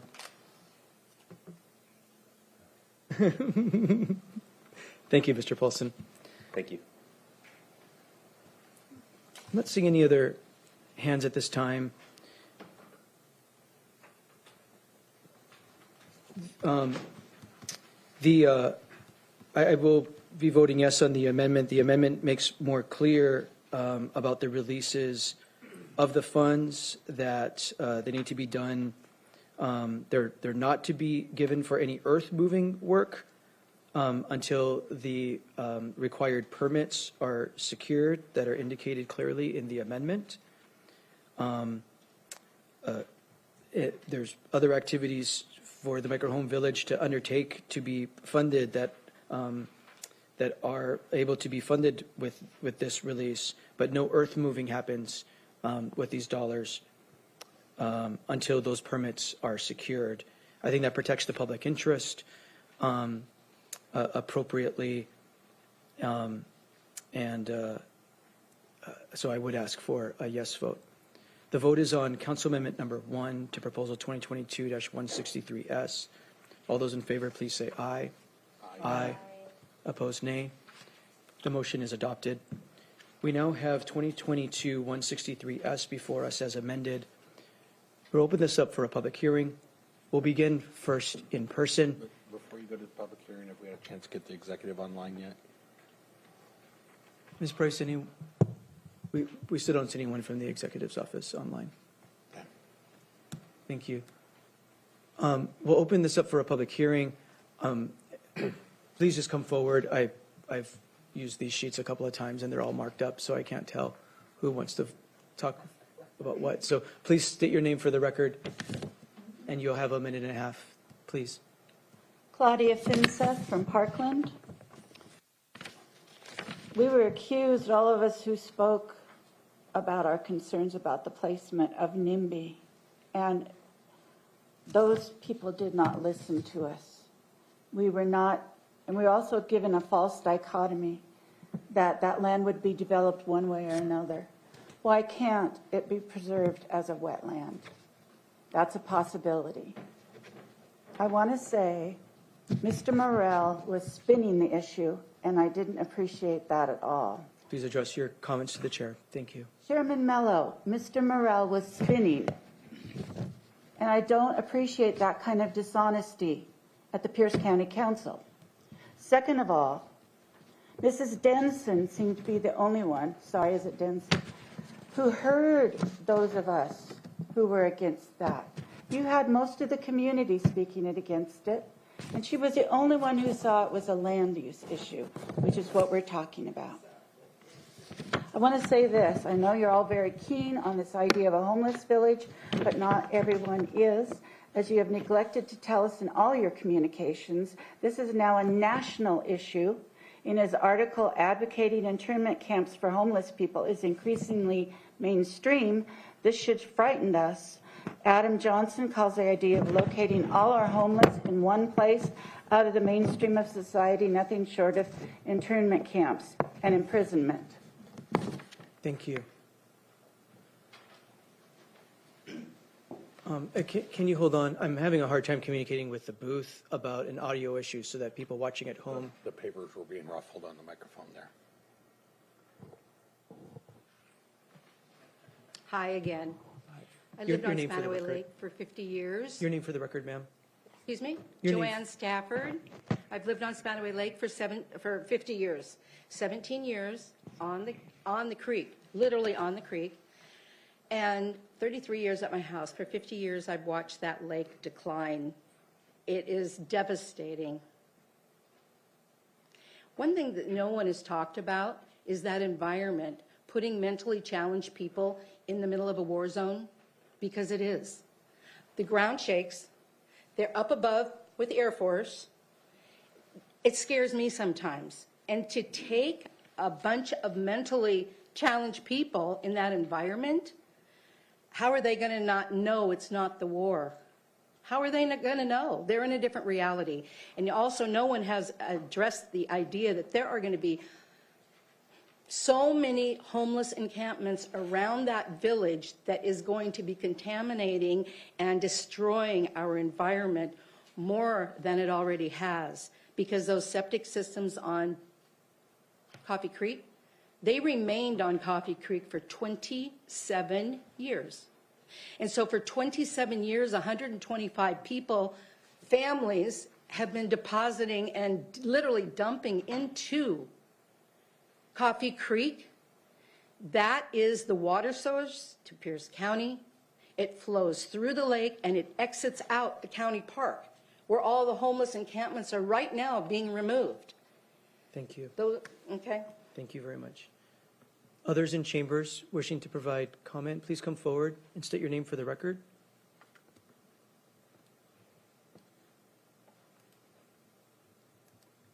Good evening, Chair Mello, members of the Commission, and once again, George Wern. This proposal, once again, is trying to suggest that it's just a generic village when everyone knows that it's the Community First Village project. And the timeline is being expedited for that so that they can submit their application first thing in the morning. And they are in a real rush to get the money. And I think it really should be discussed in those terms. Even you, council members yourselves, have been talking about this specific project. So let's not tease the public and say that it's any project that's conceptually similar, because this legislation is targeted at a single project. Further, the amendment, which we no longer are allowed to comment on, but that tweaked it even further to expedite the funding with the second release of the $5 million, with no provision for appeal periods. It's just simply upon the written order of the examiner. So these are the kinds of changes that sort of disturb public trust when people are watching it, because on April 9th, you're going to be doing more tweaking. So it is a little bit disturbing, and I think your constituents deserve better. Thank you. Thank you.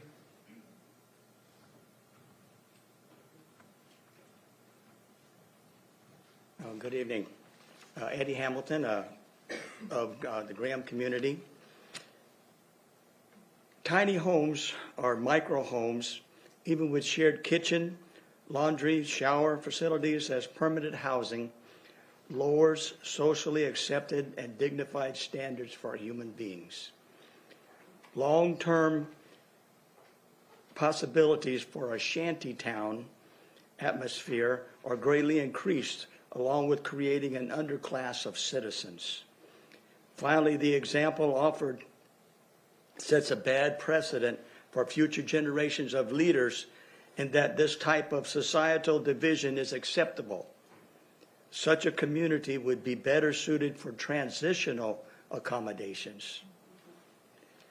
Biblically, we are instructed, referring to widows specifically, but to all in need generally, that family is the first line of support, after which religious and charitable organizations, and lastly, government or public assistance. The Pierce County Village Plan does not include attempts at reunification with family, but relies first and only on public-private aid. It is the indispensable duty of family, if relatives are in need and having the ability to provide relief. Ignoring this aspect of community is to our detriment. May we suggest, to begin with, a county prayer proclamation enlisting clergy of all faiths. Prayer changes attitudes. Secondly, policies encouraging family unity, incentives, programs. Thank you, sir. And again, with religious education in family duty. Thank you. Thank you. I'm going to ask everyone to please keep your comments focused on the release of funding resolution. Anyone else? Please come forward and state your name for the record. Jerry Roxbury, and I live in Spanaway. These proposals are enabling drug use, crime, and homelessness by creating a retirement home for people who have chosen a life of crime, drug use, and homelessness. We all have to make choices every day. Me and a lot of the people in this room choose every day to get up and go to our jobs so we can support our family and pay for our homes. These people choose to go out and hang out on the streets, use drugs, and commit crimes to pay for their drugs. And yet these proposals reward and enable homelessness by showing the young people that are out on the streets now using drugs and committing crimes that they will have a place to go when they get older, paid for by the working class citizens of Pierce County. This village will damage the community of Spanaway. It will devalue our homes. It will contribute to increased crime, drug use in the area, and attract more homelessness to the area and damage the environment and wetlands. It could also be used to set up an area for the cartel to work out to sell their drugs. This is bad for the Spanaway community. I know this gives the 6 other districts and the big city of Tacoma and Puyallup a place to send their homeless population, but it's not fair that they get to dump their homeless population on the citizens of Spanaway.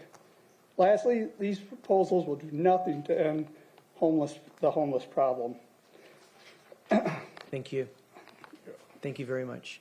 Anyone else in chambers wishing to provide comment?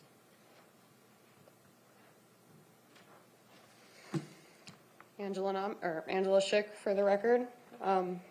Essentially, the executive office took an additional $250,000 from the council that you granted them for the 174 requests and lobbied against the people opposed to this project while providing you an alternative site and a plan to test the feasibility of a speculative development for an unnamed possible buyer. I hope the council learned a valuable lesson from this. This should have been a NOFA procured project separated from a government agency.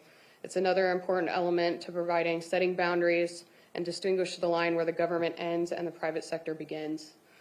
This is to protect public trust, keep accountability, and to provide checks and balances for projects like this.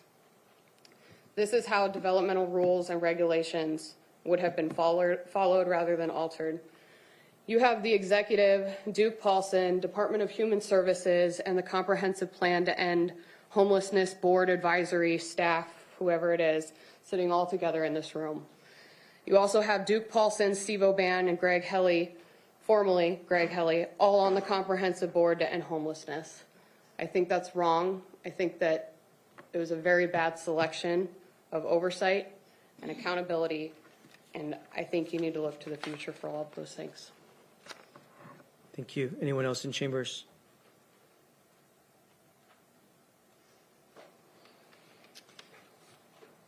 Daniel Atwood. Thank you, Chair, Council. One of the supposed benefits of the proposed site is that there's a small number of homeowners that will be impacted. Is the plan really to hurt one group of people to help another? I've been assured that our property's value, which is our lifetime investment, will not be affected. I've been told that that's because the Austin model was such. But really, that example is not relevant because Austin Village was built first, not impacting any homes, and then tract home developments were later built around them. You can check the tax records to validate that. Our neighborhood consists of homes on acreage in an R zone, which now we know is irrelevant.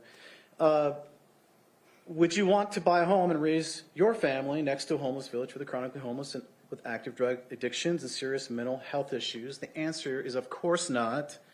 This is why we have zoning laws that are supposed to protect homeowners from development that would adversely affect their values.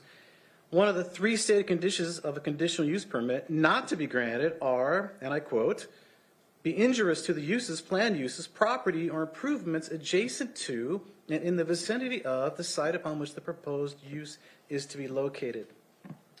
We've had a real estate agent whose name you would all recognize sit in our living room and tell us that even if the village was perfectly built and managed, he would still demand a substantial discount for any potential buyers of our home. Thank you, sir. Sir, I'm sorry. Okay. Thank, All right. thank you for respecting the time limit. Oh, God, we've been here all day, so a little grace would be nice. I'm Melody Atwood. So what he was going to say was, if someone were coming to steal hundreds of thousands of dollars from you, would that get your attention? The executive office has done have nothing personal to lose in this proposal, but we have everything to lose.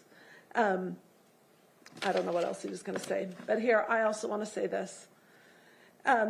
Inside of your own response, the executive's response to 174, it's in that 218-page document that I've been spending my life reading all this stuff. It's so frustrating.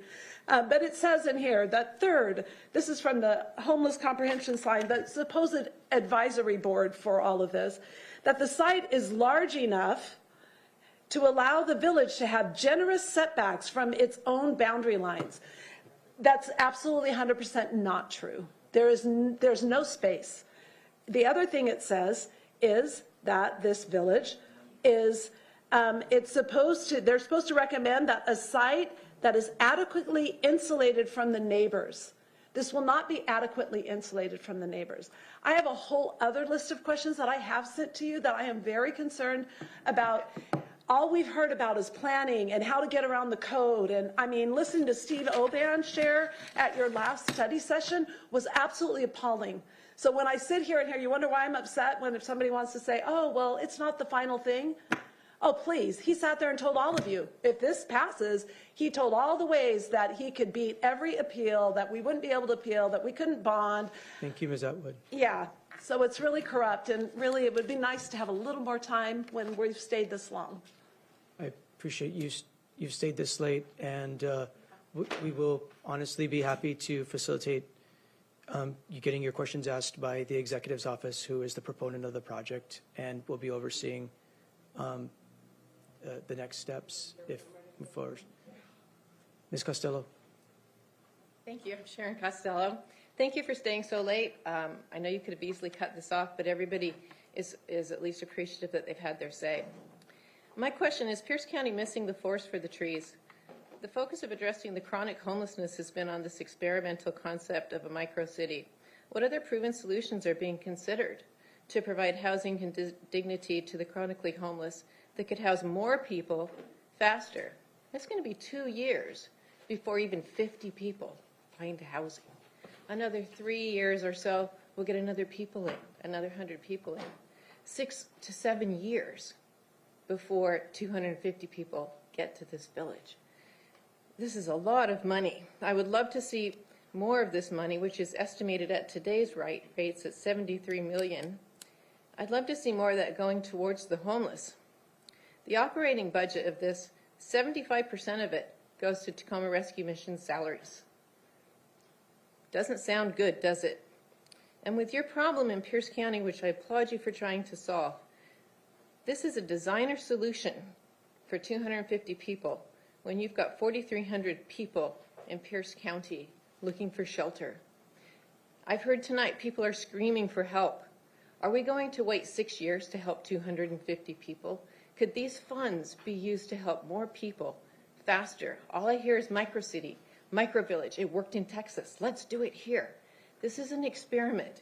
Steve Aubon himself said it is not evidence-based. So thank you very much. Thank you. Anyone else in chambers? Anyone else in chambers? We'll turn to Zoom. Ms. Price, who do we have on Zoom tonight? For any member of the public wishing to speak, press the raise hand icon in Zoom or press *9 on your phone keypad. First, we have caller ending in 075.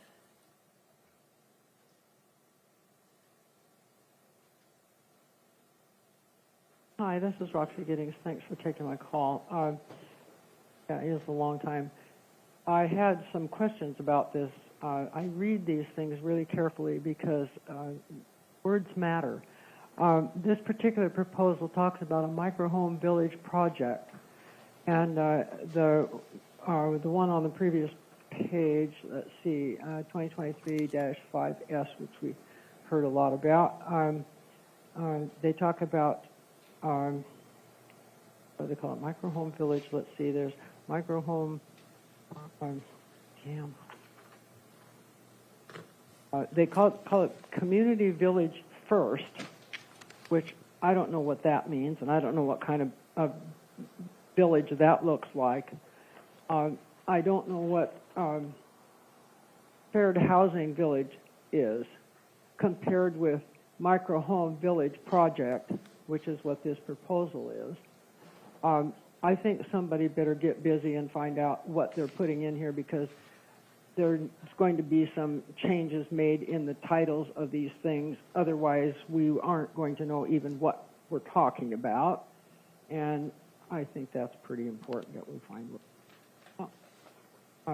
I was on both of the land use plans that were made in Parkland in the 70s and again in the 90s, and they've been totally ignored, and I mean really ignored now. This is just cream of the crop, because we said we want it out at the fort 10 acres per unit. Thank you. For all that land along the base. So, okay. Thank you, Ms. Giddings. And next we have Sandy.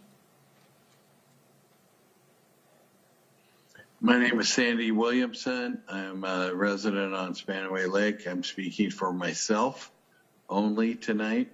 I just wanted to enter it into the public record that something that's pretty obvious to me but hasn't really been spoken out loud in the public. Looks to me like the primary reason this site was selected is because the property is cheap, because nobody but the county could develop it because they can change the rules so it can be developed. And the second reason is because there's only 30 neighbors on one side. If it was anywhere else in the county, it would have hundreds of neighbors and would never get approved. Sorry we all had to stay so late, but I just wanted to tell it like it is. That's what I feel like is the bottom line for this selection. And in this current proposal, it's even sort of vague as to what tiny village we're approving money for. Thank you very much. Good night. Thank you. Thank you. Anyone else on Zoom? Currently, no other hands. Seeing no other hands on Zoom and no one, There's one more. Next, we have Catherine.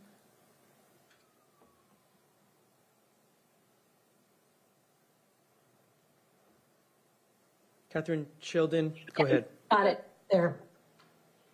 The mouse wasn't quite working. Okay, so since it appears that council has approved this by majority vote, not simple majority vote, but by majority vote, then I'm going to say let's support going ahead and moving and releasing the funds under the restrictions that have been outlined. Having said that, though, I'd be interested to find out what sort of auditing process the county is planning or is going to plan to make sure that the funds are not abused and that they're applied appropriately. And also what kind of buffer zones, or not buffer zones, but financial buffers were put in place to accommodate for any cost overruns and unexpected other things that come up frequently when people engage in a project of this size, including for roads and other accommodations for a community. So those are the things that I would be concerned, given the enormity of the amount of money that's being spent here. Thank you. Thank you. And Catherine, would you mind stating your name if you'd like it on the record? Absolutely. Catherine Sheldon. Thank you. Thank you, Catherine. Anyone else on Zoom?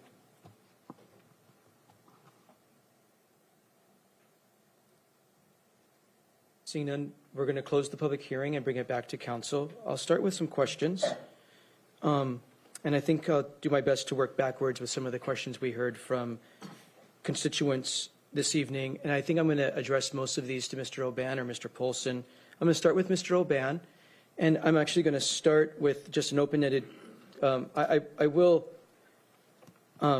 ask some of the questions that I heard in the public hearing, but typically whenever there's an executive proposal in front of council, we very customarily turn to the executive department to hear from them to see what further remarks they have after council staff gives their report. So, Mr. Oban, I wanted to turn to you to give you, I know maybe you weren't able to hear the staff report, but I'm sure you've heard it before in some version. So I'd like to turn it to you to see, on behalf of Executive Dammeier, if you have any further remarks for council. Thank you. Thank you. Chair, I'm obviously rather ill, so that's why I'm not there with you in person, but I'm happy to speak at this momentous moment in the life of this project. We believe in this model. We believe that it has the opportunity to actually lift chronically homeless, not just off the streets, but into a dignified community of hope where real restoration can take place.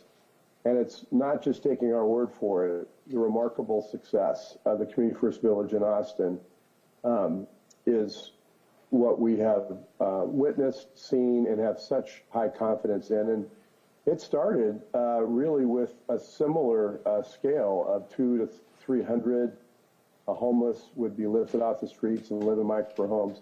It has been so stunningly successful, embraced by the community, by law enforcement, by political leaders, by the funding community, that they now have funding and land to build almost 2,000 units. That's what success looks like. And we're proud to bring this model to our community. We thank the council for believing in it. You included it in your comprehensive plan to end homelessness. You set aside funding for it. And now here we are at this moment to actually make this concept a reality. So we appreciate the council's diligent work for it. I'll go ahead and take questions that you may have, Mr. Chair. Thank you. One of the questions that came up is about the request for proposals process or request for qualifications process that the executive used to determine how to select the partner to develop, own, manage the microhome village. Can you explain the process that the executive used? Sure. It was actually Human Services which issued a NOFA, a Notice of Availability of Funds. It was a competitive process with scoring. We had two very strong applicants. They were interviewed, each of them, and after that scoring process, actually an additional scoring process, the rescue mission was the successful proponent. Thank you. Another question was asked, and I don't see the executive's finance team, so I think you get stuck with it, Mr. Oban. And sorry you're not feeling well. Thank you for not being here to spread your germs in chambers. We do appreciate that.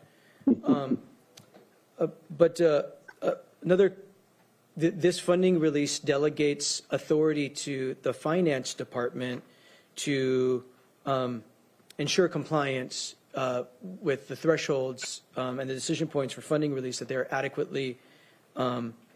We actually have Gary Robinson that can get moved over. I guess Gary Robinson is on Zoom. Thank you. Mr. Oban, do you want to take a stab at that, and maybe Mr. Robinson, the finance director, can play cleanup? But the question was, how will this properly be audited to make sure that the money is spent accurately, as intended, appropriately, lawfully? Mr. Chair, I do think I will defer to Mr. Robinson on that question.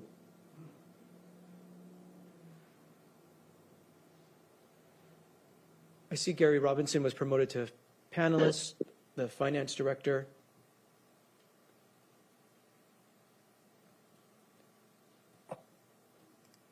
Mr. Robinson? Yes, good evening.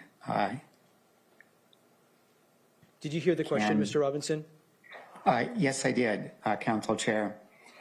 The Finance Department, in conjunction with the Human Services Department, would be entering into a contract with the entity that is selected to move forward with the project. That contract would have conditions associated with the delivery of the project as defined by the council and as proposed in the documentation that was presented to the council. Similar to other contracts, this would be an agreement that is including the provisions that the council has included in the amendment that you considered this evening, and the Finance Department can, in conjunction with the Human Services Department, would ensure that those conditions are met and documented prior to the release of any funds. Thank you, Mr. Robinson. Another question we heard at the end of the public hearing was about the potential for cost overruns or contingencies. It is my understanding that the council is appropriating a maximum amount this evening with the consideration of this funding release resolution. Many times the amount that the county would fund would be on the shoulders of the Tacoma Rescue Mission, the owner and operator, to raise, whether through other public sources, state, federal sources, other sources, perhaps private philanthropy, the corporate business community, other funders other than the county. So they are responsible for delivering the project. They're responsible for contingencies, cost overruns, and execution beyond the dollars we're talking about this evening of American Rescue Plan Act dollars that the council is considering. Is that your understanding, or would you add any clarity to that? That is the understanding of the Finance Department, Chair, that the county would be allocating a specified amount of funds, and there'd be other funds being provided by the Rescue Mission and other entities that would cover the additional cost. Thank you. And then, Mr. Taylor, the last question I heard that might be most appropriate for you is, in this council resolution, it does use a couple of different terms throughout: microhomes, tiny, whatever there are different terms used, Pierce County Village, Can you speak to that, please? I think the battery died on this, so I can probably. Take Councilmember Kruger's microphone.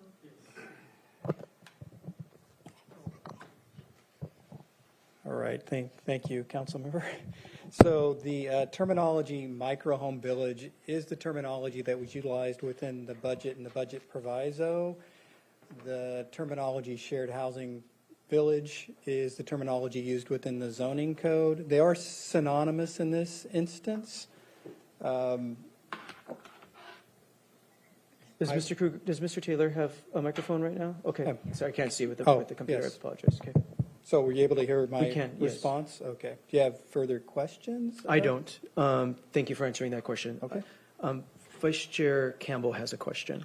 Thank you. I have a couple of questions. I'll try to keep them brief for Mr. Oban. I think what we hear from a lot of people is there's been a lot of conversation. Many feel there's not been enough conversation. What are we going to be doing for community outreach and engagement moving forward after today? Well, of course, as the chair mentioned, there are a number of permits that lie before us, including a conditional use permit, which is designed to take an illicit comment from the public. In fact, the sessions we've already had with the public, the many emails, phone calls that we responded to, typically that doesn't happen until after application for a permit is filed in the normal course, say in a private development. But here, the public was notified of this project back in October. So over the last number of months, we've had public meetings, we've had FAQs, we've had emails that we responded to. There has been a great deal of engagement up to this point, and there will be a great deal more in the normal course.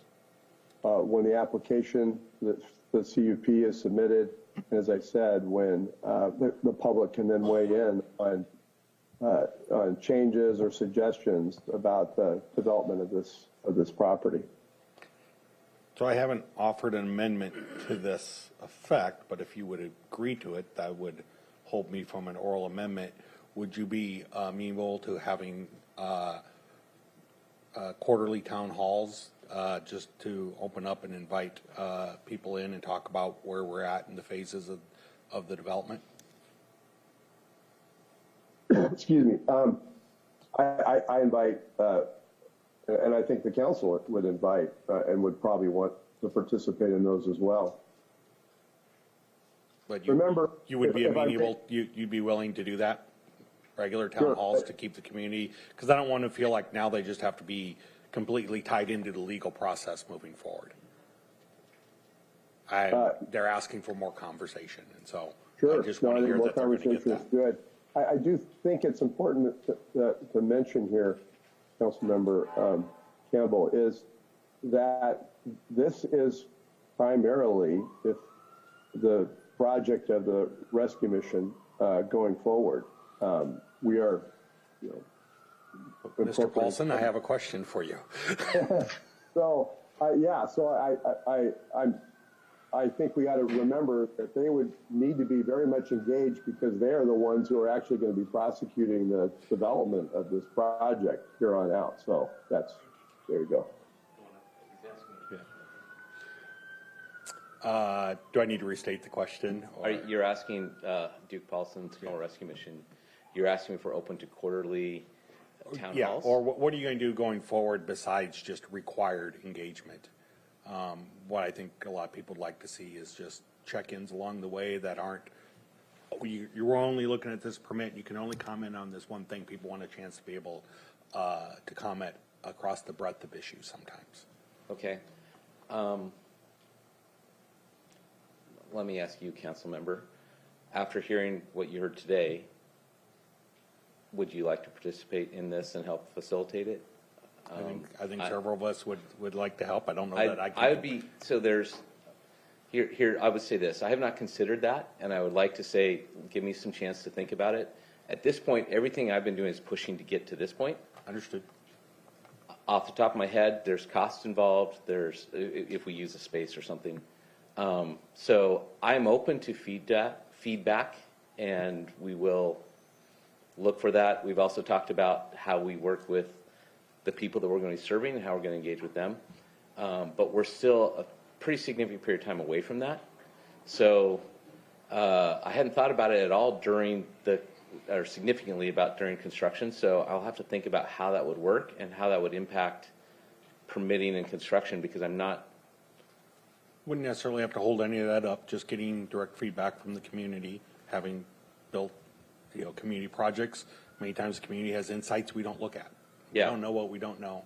And there could be a wealth of knowledge in some areas that could actually save you lots of money just from the proper tip. I just would put out there, I wouldn't fear engaging with people. And then when it comes time to engage residents as you move them in, you will have a relationship with a greater community to help connect them to. So I would encourage it. I don't want to get us too far down that. So I think my point has been well made is I hope that this isn't it for the community. I want to see a robust communication plan with the community going. So I'll tell you this is not it for the community. The Rescue Commission has communication that we do regularly. Yes. We will have feedback cycle not unlike what the county has provided also. I'm not sure if I can commit to anything quarterly in a forum the way you're talking about at this point. But I will consider looking into options here. I'll rephrase it as regularly. And I, for 15 years, had a business that was in walking distance of the Downtown Rescue Mission. Always had a good relationship, could always come and talk with them. Yeah. So I know that your organization, long-standing, has been good at that. I'm just hoping between you and the executive's office can continue so that it's not only compelled public comment, but we're fostering open comment. I think that will continue, and the awareness, we'll work on coming up with a plan of some level, and I just don't know what I can commit to at this point, to be honest. Fair enough, but I will hold you and Mr. Oban to it a little Mr. bit. Mr. Polson, before you sit down, please. Sorry.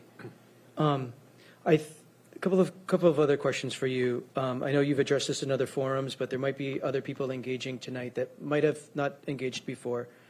Can you share, these dollars are for the Tacoma Rescue Mission. They're not for some obscure organization. They are for the Tacoma Rescue Mission to deliver a project that's conceptually similar to the one that we've been deliberating about. So we're not going to pretend otherwise. You have commented about a code of conduct that will be expected of the residents. Can you speak to the code of conduct? Sure. So there's 3 basic rules that we start with because we want to keep things simple. So one is everyone will pay rent. This isn't a handout. That you need to be a good neighbor, and that you comply with legal boundaries. So you can't do anything illegal on the property, and we'll work to enforce that. Within that, be a good neighbor. That's meant to be of something that we can use as a phrase to say. Now, behind that, we have that defined further, and we have a way that we say, here's what being a good neighbor means. So, stealing something from the laundry room is not being a good neighbor. Confronting your neighbor in a loud voice, or walking in someone's house, or just whatever it is, these are not good neighborly things. And so then we have a process where we have team for mediation, for conflict resolution, for support, because we want it to be. So this is all facilitated. And if there are things that are egregious or repeated in a way, that we can use as ways to say, if you're doing things that are wrong here, we can ask you to no longer be part of the village. So that's how that's set up. Will there be paid staff on site 24/7? Yes, there will. Will the neighbors have access to a paid on-site staff coordinator? Yeah, so there will be rescue mission staff to assist with case management as well as security, so that the case managers may not be there overnight, but there will be people there during the day to help with situations that are specific to homelessness, so professionals to help. And then we will have 24-hour presence as we've committed as well. So that'll be available for people. And what are the kinds of services that residents should be able to expect to receive on site? So we've started to establish partnerships already with multi-care, with behavioral health care, with, I should say specifically, I'm sorry, I'm doing this off the top of my head, but Comprehensive life resources. So that's for physical care, for psychological care for people that are not sure what those organizations are. We also have other partnerships such as Vallejo with vocation assistance, Goodwill with some of the universities, local universities to help.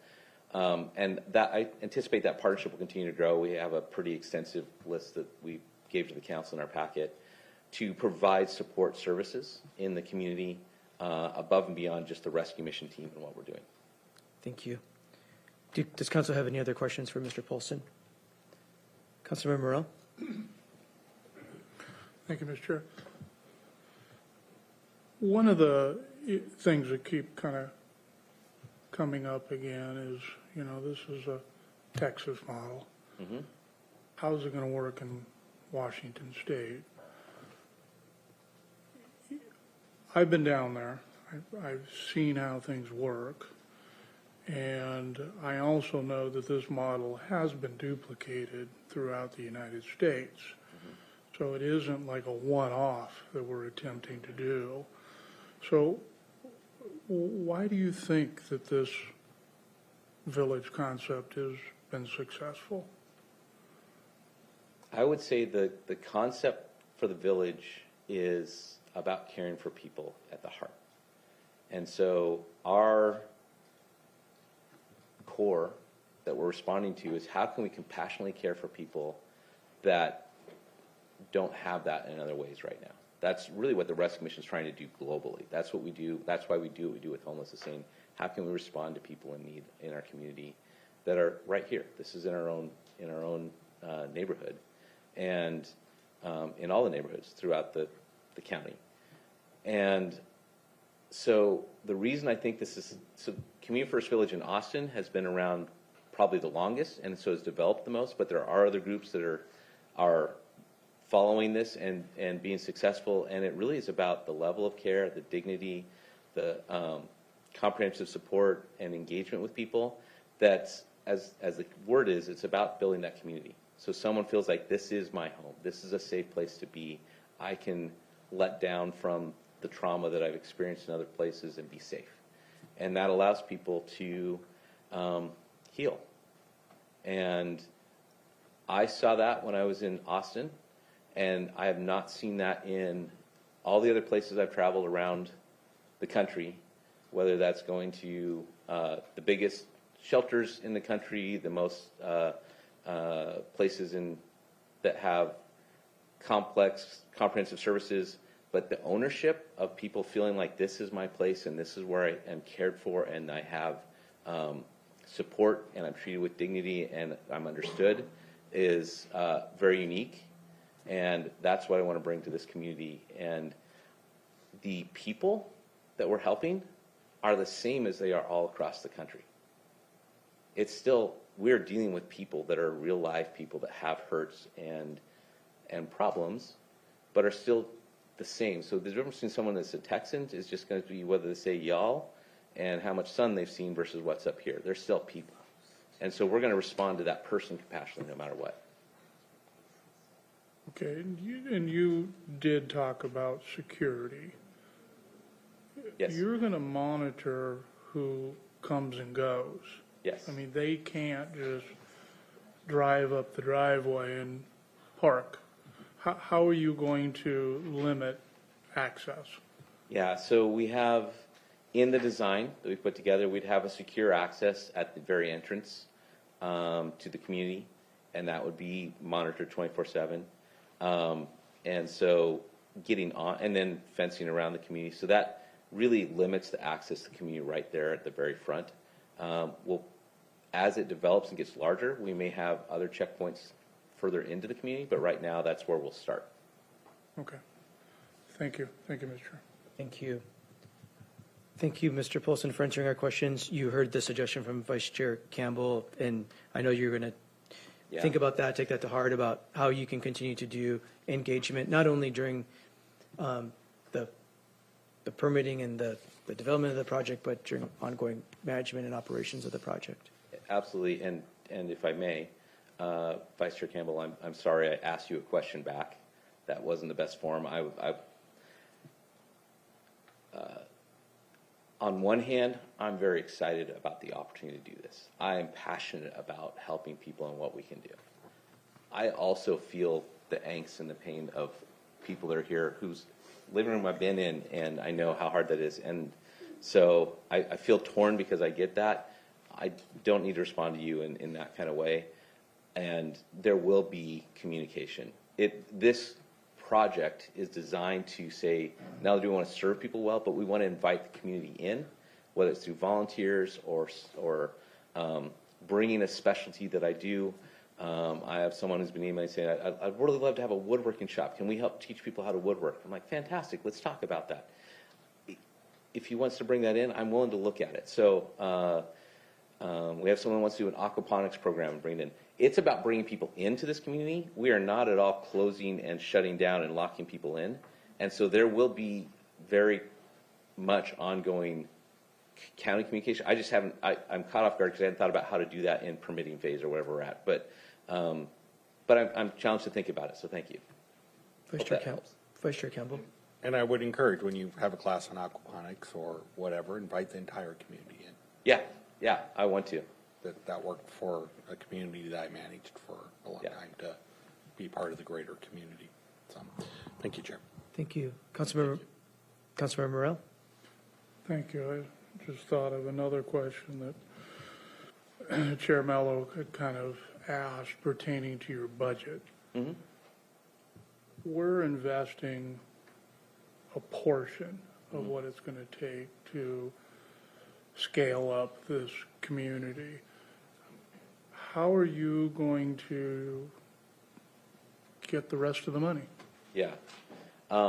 So to Chair Mello's credit, he's read the homework. The things he listed are pretty accurate. So we are already working with the state and both state legislature and with Department of Commerce and there are other funds to help with permanent supportive housing, and so we're already talking to them about possibly getting money to come to support a project like this. We have talked preliminarily with large private donors, foundations, other groups, some companies. This commitment tonight will really leverage that because we've had preliminary discussion and a survey saying there are people that are interested that want to help, and this is a great way that people see we could help. But it's hard to commit to it until there's actually, yes, this project's going to move forward. So now that if this passes tonight, that will give a big green flag for me to say, okay, great, now we can say it's moving forward and I can continue to work on that. But we have developed a plan, and there will be everything from private donors to institutional donors to partners and honestly businesses that have said just this week, Duke, I want to help build some of these homes. Let me know when you get to this point. I'm ready. And so I'm going to hold them to that. I just wrote their name down and said, great, I'm going to call you on that. But that's the kind of community support that we want to welcome. And again, bringing people in, absolutely what we're about doing. Yeah, and I know that the Tacoma Rescue Mission has been around for a long time, and your donor list is probably, fit in the trunk of my car. I mean, you know, because of the success that you've had over the years.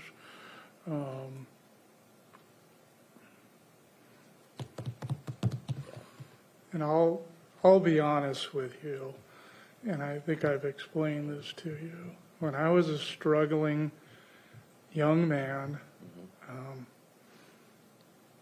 the rescue mission helped me out.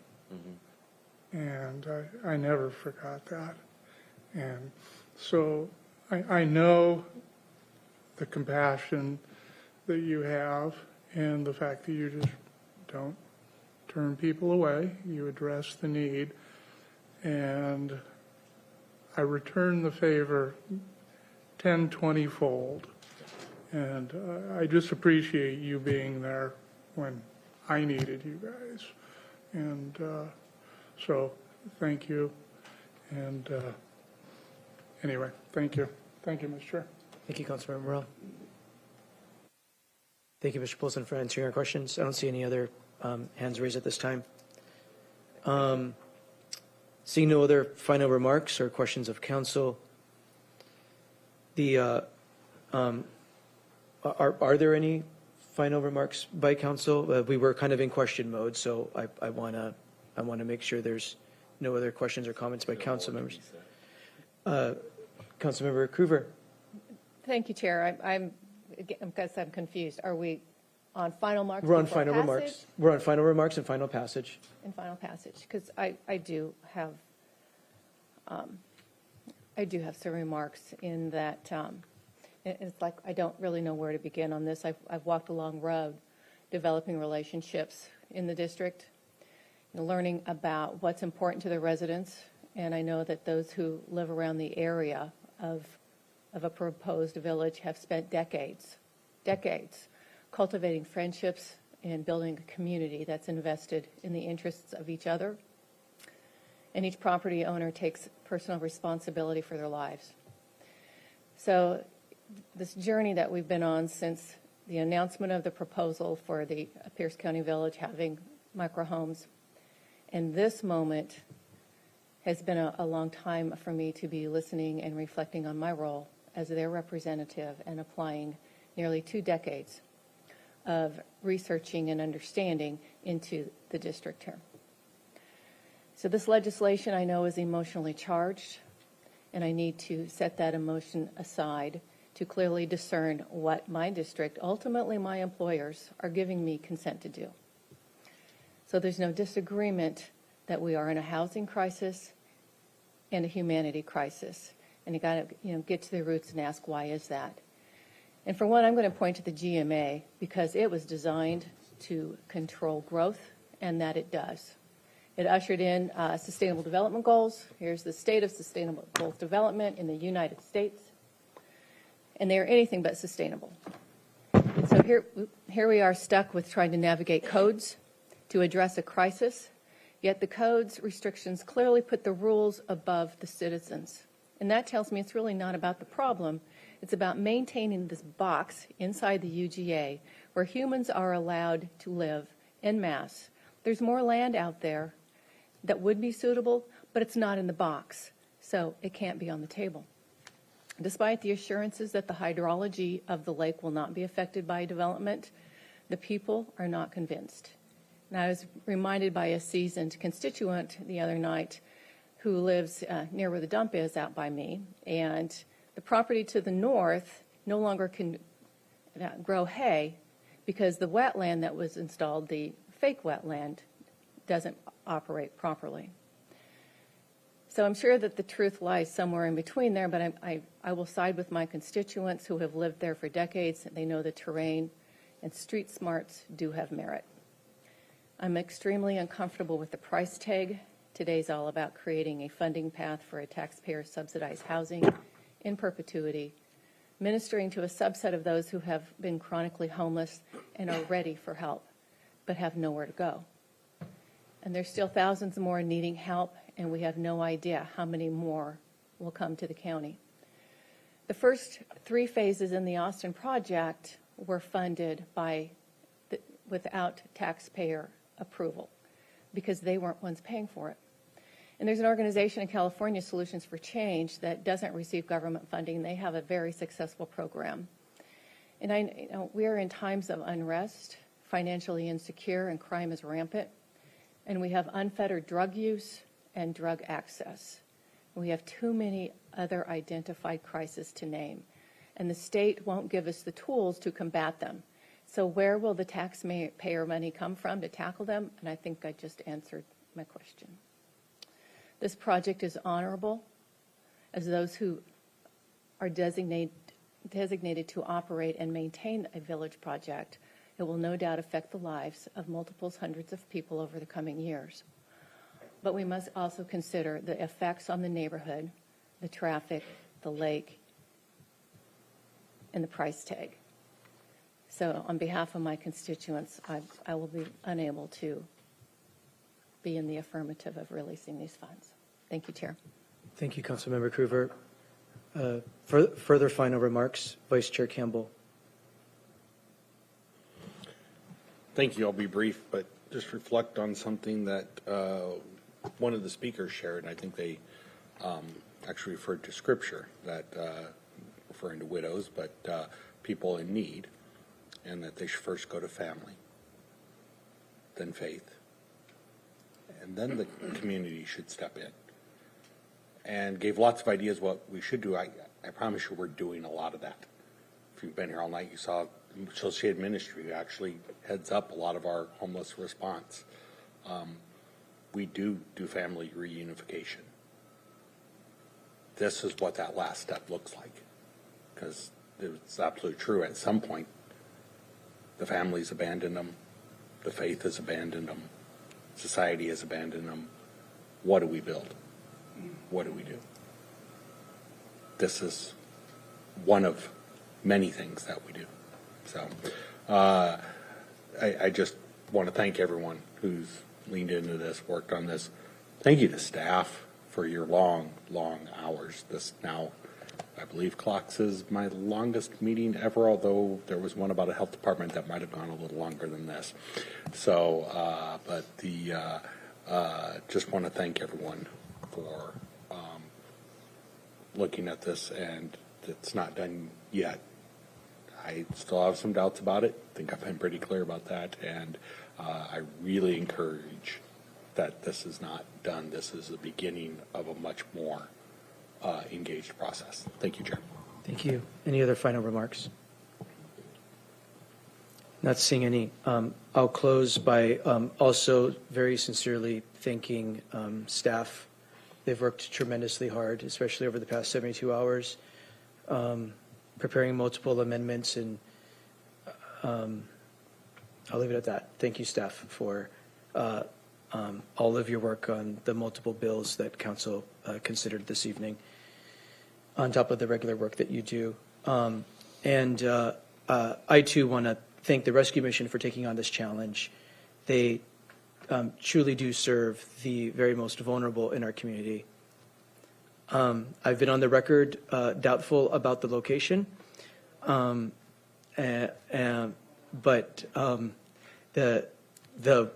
the work they do is beyond admirable and important work. While I think it's a high hill to climb for this site, I do believe in the model and the concept, and know that we need more permanent supportive housing in our community. It's why I was enthusiastically supporting the 0.1%, which is going to fund other permanent supportive housing, amongst other affordable housing projects. So I have deep gratitude for the people that work at the Tacoma Rescue Mission, the many volunteers, the people who administer to those most in need in our community. With that, the vote is on final passage of 2022-163S as amended. Madam Clerk, will you please call the roll? Councilmember Morrell. Aye. Councilmember Campbell. Aye. Councilmember Cruver. Nay. Councilmember Denson. Aye. Councilmember Herrera. Aye. Councilmember Hitchin. Aye. Councilmember Mello. Aye. The result of the roll call vote is 6 ayes and 1 nay. On a vote of 6 ayes and 1 nay, the resolution is adopted. That brings us to item 10, other business and announcements. Are there any other business or announcements by council members? Seeing none. I was going to announce a bit of Mod Pizza, but I think they're done at Mod Pizza, I believe. Maybe they'll honor us tomorrow at Mod Pizza. Mr. Taylor, is there anything further for council this evening? No, sir. That brings us to item number 11, Citizens Forum. This is an opportunity for community members to address the council on any matter that the council has responsibility for. Please come forward and state your name for the record, and you'll have 3 minutes to make your comments.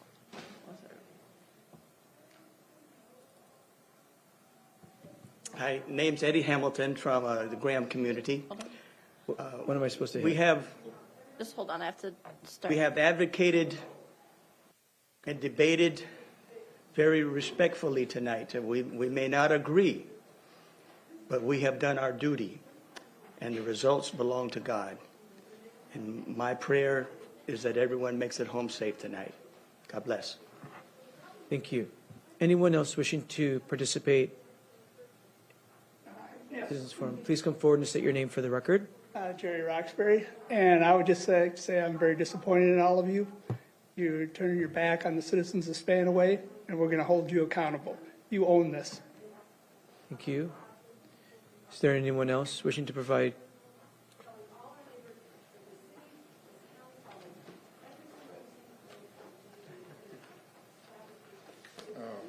Good evening once again. I just wanted to mention that at the study session, Mr. Oban, who is an attorney himself, a special counsel to the executive, cited an attorney, Bill Lynn, as saying that any project appeals would be, fruitless or whatever, that the project would continue despite the appeals. And that's all well and good, but he's citing outside counsel who is in fact representing litigants against Pierce County and the Park Junction Resort, which has gone on for 25 years and finally was revoked by the county. So it's unfortunate that the executive, when he pushes forward these things, that he can't use his own counsel for what they're intended to offer their own legal opinions instead of citing the legal opinion of the applicant, Tacoma Rescue Mission, in this case. Thank you for your attention. Thank you. Anyone else?